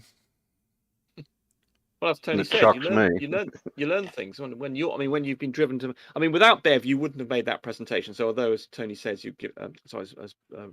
Hey, Blue, I'll have 20 subscribers watching me tonight. What are you going on about? I'm glad for. I'm glad for the for that part of it, putting the presentation together, because now I'm going to split that into 2 parts and do a little better job on both of them. That's good. That's good. And I think that it was worth the time, basically. Yes, definitely worth the time. I think Bob's point though is that we are giving. I mean, I suppose you could have just made a video by yourself and then just presented it, and it would have been as good a video as that. But I thought it's quite interesting to see how the flatties responded to it, though. So I think it's a research project. You could argue it was interesting to see how it went. So I think it was. As far as I could tell, it was over with as soon as I showed my video. That was it. We're done. That was it. But he did. I mean, it's just interesting to see though Bev trying to tackle you on horizontal. I mean, the number of times he asked you the same question about basically whether verticals diverge or not, and he asked them about 20 different ways, and each time he sort of couched them in slightly different ways, and you were having to think about it on a couple of occasions. Think no, but there were a couple of occasions when you said something about verticals and along horizontal being vertical. Something you tripped up for a few seconds and then got it right again. I forgot what point I was going to try and make now, but so it's interesting to see the combat. I suppose from our point of view, it's fun to. I think he was trying to trip Blue up into all horizontals. Yes, that was yes. There was a couple of times when he said, "Are all horizontals?" and you agreed with him. I said, "No, Blue, don't, not all." Because you said, you actually, obviously, you made the point earlier on that obviously there are an infinite number of different horizontals, all not parallel to one another. Because obviously, any point on the Earth all has different horizontals. But there were a couple of occasions he did manage to trick you into agreeing that all horizontals are parallel. But obviously, what you were thinking was just in a particular situation of one observation point. But he was then taking, Blue's just said all horizontal, meaning all the ones that can possibly exist on all the Earth are all parallel, and then he leapt and he then went back from that, but you then corrected yourself. But there were a couple of occasions he did catch you out. But you did make the point correctly many times earlier on, and then he just tried to. I think you were just exhausting your patience. I think when someone keeps on banging away and you keep on saying the same thing, and eventually you're just trying to bend them off for a bit. It's inevitable. You're going to just agree to something just for the sake of. I'd had a headache after what you had went through there. Definitely. Although George always used to say it was amazing. I'd gone about 2 hours to a flatty or something, and that I would always be fighting all the way to the end. And George was always saying ridiculous levels of durability. But I thought you did well. But there were a couple of occasions when he did catch you.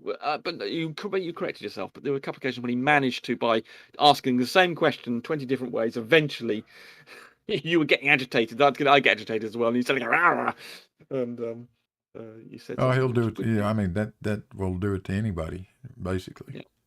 Yeah. When they continually try to, and that's what they're doing, and they'll ask the question correctly 8 times in a row, and then try to sneak it in, and it's easy to get tripped up that way. Yeah, and you start to get annoyed, and you start to get more annoyed than you are trying to make the point. Yes, so you're thinking your agitation's getting. I've obviously been through the same thing, and you're not. When you're trying to think, and you're getting annoyed, it can interfere with your thinking process, and then eventually you just start to go. Arr. Well, I haven't done very many debates, and it's I'm not very good at it to begin with, but then you sit here and try to run this damn stream and deal with all of that too at the same time. Agreed. And also I saw you were looking at the chat as well in the end, doing several other things. I would have been your production editor for you, Blue. Yeah, I tell you, that's what you really need. You need a couple of people involved. Yes. Also, it's worth noticing that Bev was just working on attrition, as you were saying earlier. Just ask the same question over and over again, try and confuse the words and try and catch you tripping up on something. And over time, over hours and hours, it becomes increasingly hard. You get tired. You become less careful. With the conversation shifting around, it becomes harder to sort of think about what you're trying to clarify here. That's all he was trying to do. Just trying to get stupid slips of the tongue or what have you. And And it is telling that he thinks that somehow that's persuasive. A person can misspeak on we something. all do. Sure. Yeah, we all do. We all do that. Yeah, and the key thing is to recognise I am particularly good at it. But if someone misspeaks, the key thing, I mean, I don't tend to do this. When someone else misspeaks and it's not representing what they think, I don't tend to make too much of that. But I think you can make the point in a debate that if you do misspeak, you can say, are you interested in what I actually think or what I just happen to have said that does not represent what I think? And then I think you can repair the damage done by misspeaking by saying you should be interested in what I'm thinking and my point of view, not there what was I one may have point, misrepresented. One point in that video I did recently with SE Montreal where he tried to say I said something I didn't say, and I got aggravated and said if I misspoke, I apologize. You didn't. I did not misspeak. I don't think I misspoke, correct. But if I did, I apologize. Let me be very clear. Yeah, you were right then. In fact, I checked. That was the one thing you hadn't misspoken on, actually, was the... but it did get a little bit complicated there because the escape velocity... Because you did make a slight error at one point, but it wasn't on the thing you said you hadn't misspoken on. Because obviously the escape velocity is to go as far it is to infinity. In other words, to get to infinitely far away. So... to go to the moon, you don't need to reach escape velocity because that's not going as far away as you need to go. But obviously, as you pointed out, if you get wrapped up in the moon, it's not going to come back, not because you haven't reached escape velocity, but because it's got wrapped up in another gravitational field. Found another gravity well to play with. That's why. Exactly. The escape velocity only works independent of any other gravitational fields. And of course, there's the other confusion. The other confusion. There's the other confusion, of course, it's the orbital velocity because you're doing two things. One of them is to escape, just to get away. If you fire a bullet straight up, how far will it go? But of course, there's the other orbital velocity, which you want to reach just to remain in orbit, which is another. There's two. So there's two velocities you've got to make sure. And I don't think you made that completely clear what was going on. You wanted these two things because obviously escape velocity is just straightforward. Again, I think actually it was a good presentation, and I think that anybody who goes into that video wanting to learn something will learn something. I did, and whether or not the technicalities are all covered, I think that's an excessive burden on a real-time conversation. Where the person's trying to tie you up and misrepresent what you're saying. One good point, one insightful point you made, which I think is a good one that people perhaps don't realise, is that you would ideally, as you said, you would want to go up, but obviously you go into orbit. But if imagine you just shot up directly vertically, you would like to arrive at the moon at a very small velocity. Yeah. So you'd actually want to start up a velocity that would then effectively you gained enough potential energy, in fact, to end up at zero velocity, or in other words, the velocity to go around the moon. So that was a good point that you made there. So there's lots of issues to do with what velocity you want it to be, and then what velocity you want to end up with. Yeah, keep in mind that I was talking to SE Montreal, and when you start talking to SE about things like escape velocity, you may as well be trying to teach a chicken how to deal blackjack. So you got to try. I mean, you really have to keep it very, very simple. Yeah, escape velocity. So many people don't understand what that is. Escape velocity is an instantaneous velocity, and it depends very much on how far from the center of that massive thing you are. Because we're talking about escape velocity on the surface of the Earth, but obviously the escape, if you were say a few tens of hundred kilometers up, the escape velocity would be different. It's different. Yeah, absolutely. When we say the escape velocity from Earth is 25,020 miles an hour, that is an instantaneous velocity at the surface of the Earth. Yeah. Now, if you start from orbit, the escape velocity is different. It's smaller. Yeah. Yeah. And then, of course, you've got the additional confusion. You're wandering, going around 17,000 miles an hour in orbit. So obviously, the trick is do you then point your 17,000 miles an hour at the moon, and then you give it another boost to then zip off. So you can use your orbital velocity as part of the velocity you want to use to escape from Earth, or as far as you want to. But you then obviously, as you said, you give it a certain amount to try and get yourself. I mean, if you look at the Artemis profile, the way it sort of loops around the moon, and they did this rather peculiar orbit on it, where they actually went back and did a retrograde. Whatever you're open micing. Yeah, whatever. Hot mic, Whatever. Yeah, hot mic, whatever. You want me to mute him? You need to. Yeah, let's mute him for a second. Yeah. I've completely forgot what I was doing now. Something to do with using orbital velocity to get there, and yeah. Anyway, and then I forgot to save an image that shows where the Artemis took off, went round into the orbital trajectory, but the moon's over there, but Artemis is going in this direction. Well, yeah. Yeah, it goes back and it goes back on itself. It just, in fact, I think they've got the longest. There's something yeah, it's retrograde, and they do something special. And there's something special about the orbit, which is particularly stressful. I can't remember now why. It's because it goes on. It's retrograde. I should have kept. Yeah, they use a retrograde orbit for the tidal dragging to assist with the deceleration to achieve orbit. Right. Yeah, it actually reaches a point where both the Earth and the Moon's gravity are slowing it down.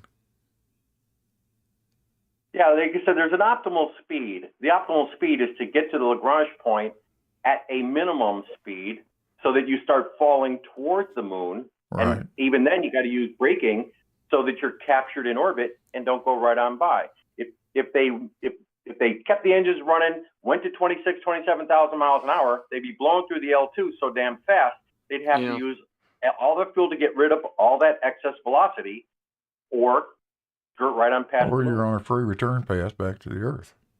Yeah, that's a good point, actually. Yes, we're talking about what velocity you want to get. You see, it's the Lagrange point. Yes, you ideally want to just arrive there at zero and then let yourself fall to the moon, and then you would have the minimum velocity that you want. They rail on the fact that why did it take 4 days? I go, because that's an optimal speed.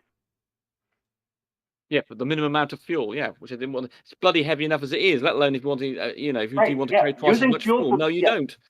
Yeah, using fuel for braking is not fuel you can avoid using by just passing the Lagrange point at an appropriately low value.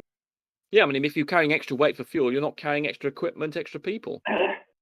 So it's all of it. It's the rocket equation. Yeah. So yes, it's a good point you made there, that this Lagrange point you actually want to arrive at almost stationary, and then you're going to arrive at the moon at the minimum velocity, effectively falling into the moon, and then you want to go. I don't know what the orbital velocity around the sort of certain the moon is, and of course Tony might know about this. The moon is really wacky. It's so irregular in its gravitational properties that things do not remain in stable orbits around the moon, because the moon's density varies so much. It wiggles it all over the shop, so it's actually quite difficult to form a stable orbit around the moon. And a number of the things that were previously orbiting were destabilized by the change in the density of the moon and wiggled off shape and then crashed into the moon. I think one of them is still orbiting the moon, but several have crashed due to the result of the moon having its mass not being terribly regular, presumably as a result of being the center of gravity of the moon is off center, which is why it's as a result of being in tidal locking. As a result of tidal locking, I thought it was just no. I would have okay.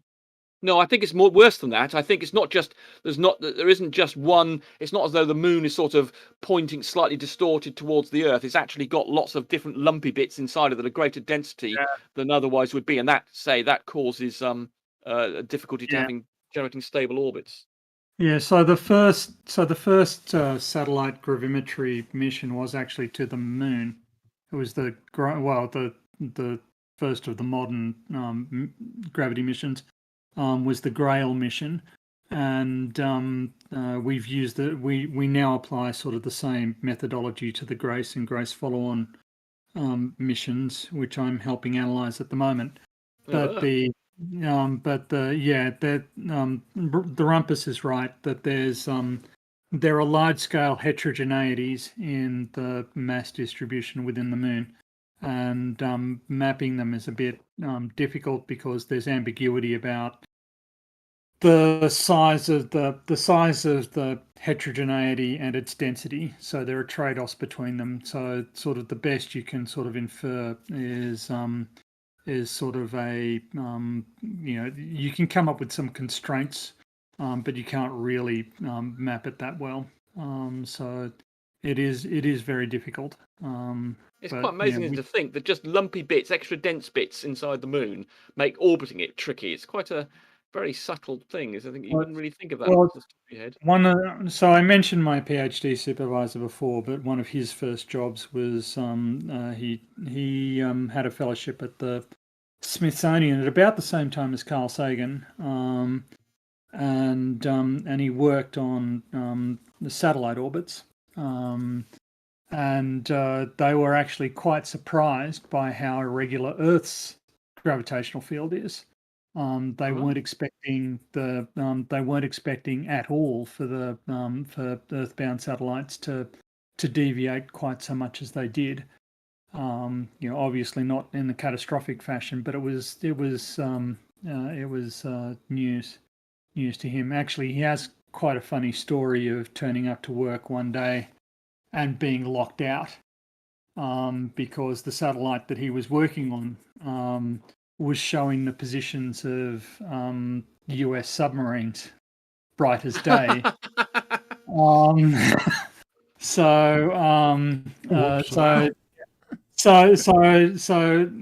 Any non-US personnel were forbidden from going into the command and control center, and so he's all of a sudden at a loose end with nothing to do. Wow. All of a sudden unemployed. So in a sense. Wow. Yeah. That's not from gravity. This was a different. I think it was. Oh, okay. Yes, I thought that'd be a bit much. Yes. Yeah. Because there are also these very strange trails that you can track submarines by the trails they leave, and they're just amazingly sensitive. You just would not believe that this was possible, but it is. It's very much incredible. Yeah. Just extraordinary. The modern gravity mission, so GRACE, for instance, is sensitive enough that it can clearly recognize mass loss from Antarctica. It can recognize large flooding events. You can recognize mass redistributions after an earthquake, for instance. When the full thing moves around, you can pick up a lot of the drought in the western United States as you lose water, soil moisture, and that sort of thing, where the satellites are sensitive enough to pick up that. So that's amazing. Sometimes the resolution, when you just think about optically and the things like watching stellar parallax and things like that, and the resolution of these devices, and now this gravity resolution, they're just parts per billions or whatever. Just extraordinary, absolutely amazing. So the way it works, we put up two satellites that are notionally identical, and they're firing a laser backwards or an interferometer backwards and forwards between one another. And so if you imagine them flying towards a mass concentration, the lead satellite will accelerate faster. And then when it gets past it, it'll slow down. And so this inter-satellite range tells you where there's a mass concentration. And so as you're actually looking at the range rate and the range acceleration. And you're sort of picking up deviations of 1 nanometer per second squared. Wow. With these, and it's good enough that it can tell you something about mass distribution on the Earth. Right. That's just 1 nanometer. That's right. So that's 1/700th the green light or something, isn't it? Of a amazing. God, look, that's 1/700th or so, 1/450th or something of a green light wave length. That's incredible. Bloody hell. Bloody hell, that's the size of it. Hold on. That's the size. That's atomic size. That's an atomic level thing. So they're using laser interferometers to measure the range. So they've That's They're the measuring modern the distance between these two satellites, the resolution of an atom. atom. They're measuring the it's a nanometer per second squared in the. That's not the accuracy with which they're measuring the distance. Okay. Distance. Right. It's the accuracy with which they're measuring the acceleration. Right. Okay. So that's a different calculation. So that's still a lot. That's still impressive. It is measuring acceleration to a nanometer per second. Yeah, it is. It is still pretty impressive. But these things are, and they're sampled at like once per second, so they're not actually, but they are sort of. There's a lot of processing that goes through before we get the final numbers. Well, of course, LIGO is just stunning me. The fact that they can measure a change in something like 1,000th the size of a proton. I'm sorry? That's not possible. Do not tell me that. I refuse to accept that is possible. But I have to, really. But I'm still not believing it, really. Yeah, it's a proton. It is remarkable what the modern, the technology that is being brought to bear on these. And I mean, there's a new style of gravimeter called cold atom gravimetry, and what they do there is they supercool at the moment rubidium atoms, and they create a Bose-Einstein condensate, and they sort of throw it into a chamber, and they zap it with a Raman laser, and what that will do is it will split the cloud into two. There'll be an upward going cloud and there'll be a downward going cloud, and they'll both have the same impulse to their kinetic energy. You let them separate for a bit, and then you zap them with another laser that will drive them back together again. And then when they're back together again, you zap them. And this, there will actually be an interference pattern introduced by this that depends on the strength of gravity within the observation chamber. So you can actually use a variety of wave functions to measure how strong gravity is, and they're trying to get these things down to sort of the size that you can put on a satellite. I think ultimately they're aiming for sort of chip level sizes for these things. They've already got them where the measuring chamber is only like a centimeter tall. So they're only measuring the rate at which these things are propagating along a center, through a centimeter vertically, and they're able to get quite accurate results. So obviously the larger you build it, the more accurate your results are. But hold on, how are they keeping that cold? That needs to be near absolute zero, doesn't it? It does need to be absolute zero. So what they do is they laser cool the. Oh, right. Are you familiar with? Yeah. Vaguely, okay, vaguely, not only vaguely. So for all so for everybody else, if you've got a cloud of atoms in a gaseous state, they're all moving around. You can zap them with lasers that will rob them of their kinetic energy. So you basically, it's kind of like having a bunch of tiny animals and hitting them every time they try and move. That's how I like to think of it, until they're too terrified and they just stay still.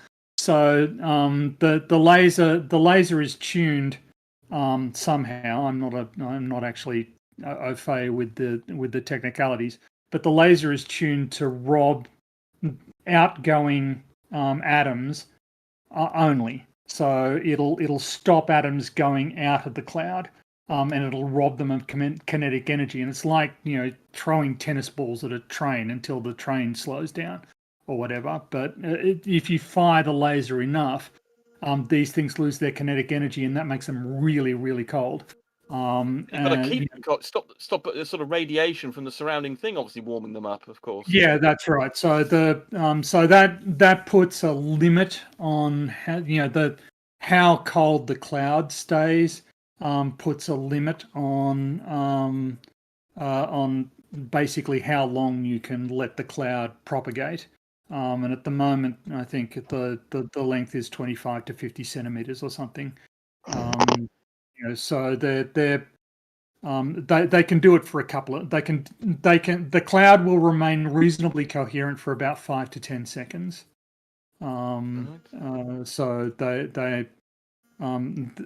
these are the ones that they're planning on putting into orbit anyway. Then they have to recool, so it works for 5 to 10 seconds. Then they have to do some cooling operation to make it work again. Yeah, exactly. Right. So they do the laser cooling all over again and repropagate them. Oh, this is amazing. It just is absolutely unbelievable. No wonder these poor little morons who can't understand basic maths or geometry or don't even know what calculus is can just sort of reject it all. And I think this is all part also this new society where we do everything via switches and smartphones. And that, whereas 100 years ago you had to know how to fix your own goddamn car basically, and if you wanted to build something you have to almost get your lathe out. These days the only thing you have to do is to operate the bloody iPhone switches and the plug on the thing. Anything more you're totally detached from the science of this because we built up all these marvelous user interfaces. You don't have to understand any scientific principles at all. Hey, Rumpus, I still fix my own car. What are you going on about? What car have you got, Terry? I got old cars. All right, okay. You can change a water pump or something, no problem. Then or get them there. Yeah, I could do that blindfolded. Yeah, I could do it blindfolded. Change a piston ring. Yeah. All right, okay, good man. Rebuild the whole engine. Yeah, balance the cam. Yeah. How many carburetors you got to balance? Carburetors, depending on what Ventura size for the fuel mixture, depending on how big a jet size you want. All that's taken into consideration for a normal carburetor. Yeah. Right. Well, I can't do any of that stuff, so it's all very impressive to me. Well, if I could I enter here quick? Yep. PhD Tony, I have a question. I've always wondered about this. What is stronger influence, a non-spherical gravity source or the gravity gradient torque when you're talking about orbital mechanics? Okay, so it depends on the application you're looking at, but generally the gravity gradient torque does need to be taken into account, but only for really, really precise. For instance, the cold atom gravimeters I was just describing, the gravity gradient within the gravimeter, they're looking at sort of 20 centimeter tall chambers, and they have to correct for the gravity gradient within the chamber. If they're doing an absolute gravity measurement, they're kind of thinking nowadays that actually all they want to measure is the gravity gradient. But it's the non-spherical gravity field. It has the bigger impact on the motion of the satellite. Okay. Okay. What the hell's a gravity gradient torque or whatever it was? The torque bit. So there's a gravity gradient, obviously, and it will. Just to make sure, we're just talking about the fact that the little g basically is how it changes with elevation or however far you are away from the Earth. That's exactly right.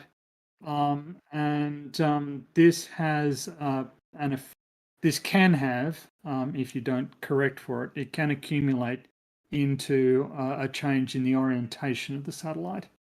You can, if you let's take the grey satellites that are at about 400 kilometers distance. So they're still experiencing atmospheric buffeting. That's ISS type. That's ISS type height, isn't it? Yeah, that's the ISS type height. Yeah, exactly. They're still being buffeted by atmosphere. They're still receiving effects. And once they start tilting, then all of a sudden, part of them has a higher gravity is experiencing higher gravity than the other part. Right? If they're not so it has So hold on, are you saying that all satellites try and go along in an orientation that means it's that's even? So they always got to try and be symmetrical about that. Is that what you're saying? Well, generally you try and correct the attitude. You're trying to constantly correct the attitude because there are multiple influences at play. There's radiation pressure from the sun. Right. There's radiation, and when they go into eclipse, when they go behind the Earth, actually there's a force because now they're radiating heat. Yes. So Right. they're radiating Like a heat radiometric effect almost. Yes, that's right. So they're experiencing these constant perturbing forces. Now the original Grace mission was launched in 2002, and it was thought it was anticipated they were going to have a life expectancy of 5 years, but they ran for 14 years. But towards the end, the batteries were really suffering. So in order to sort of save energy, they started turning off instruments, and then they quickly decided they wanted to put another one up, which was called the Grace Follow-On mission, and they really wanted Grace to last long enough for the Grace Follow-On mission to get up there. So they were trying to stretch these batteries out, and eventually they got so desperate that they just turned the satellites off, basically. And when they turned them back on again, one of them was tumbling end over end as a result, and they had to sort of restabilize it and everything like that. But yeah, there are if you're not actually doing attitude adjustments, these things are they're trapezoidal in cross section, and they're about 2 or 3 meters long. And the bigger face is facing towards Earth, and the smaller face is facing towards space. So they're not round or anything like that. That where rotations and tumbling and that sort of thing really affects their performance. And what's the torque again? What's this the torque property thing you were discussing? So the fact that that there's a gradient in the gravity field means that portions of the satellite that are at lower elevation are experiencing slightly greater gravity. I see, and that generates a torque. I see. Right. Yeah. Right. So bloody hell. So as the satellite goes along, you're constantly correcting for everything. It's hard to sort of isolate gravitational torque from atmospheric drag and that sort of stuff. But, yes, because that's always changing, of course, isn't the atmospheric drag? Yeah. Bloody atmosphere jumping up and down. Yes, that's right. And we've got a problem with the Grace follow-on. We've got a problem at the moment that that one of the satellites, the accelerometers, don't seem to work properly. So in order to sort of make sense of the gravitational readings, we need to understand what accelerations both satellites have experienced. But Grace D has some problem with its accelerometers. The accelerometers are very easy they're sort of easy to test, but how they're going to behave once you actually launch them is kind of a mystery. They seem to Are there those little chip accelerometers you get in phones? They're sort of similar, but they're bigger. Yeah, they're electrostatic accelerometers. The ultimate reductionist asks how much do big earthquakes that cause big tsunamis change the gravity distribution on Earth? They do change it a bit. They change the geometry of the ocean floor a bit. So the big magnitude 9 earthquake off the coast of Japan, that has a big gravity signal that sort of reveals the fault structure. And there was a big earthquake off the coast of South America that did the same thing. And the axis then goes and wiggles, of course, as a result. Yes, yeah. This is one of the things that is sort of Bev going on about mean sea level. It's just a point. It's just a point. Oh God! Mean sea level is mean It's a sea. surface. When you get down to it, like it's really really difficult to mean in what sense? Our climate's changing, so the ocean level is changing. Winds change, that affects sea level. Currents vary in strength and intensity. That affects dynamic sea level. Like there are so many factors that actually influence sea level, and we sort of pretend that, everything is easy to define. But even in a GPS sense, the center of the Earth is moving, right? It's changing through time. Earth's center of gravity, sorry, is moving through time. It's not fixed in one spot. You're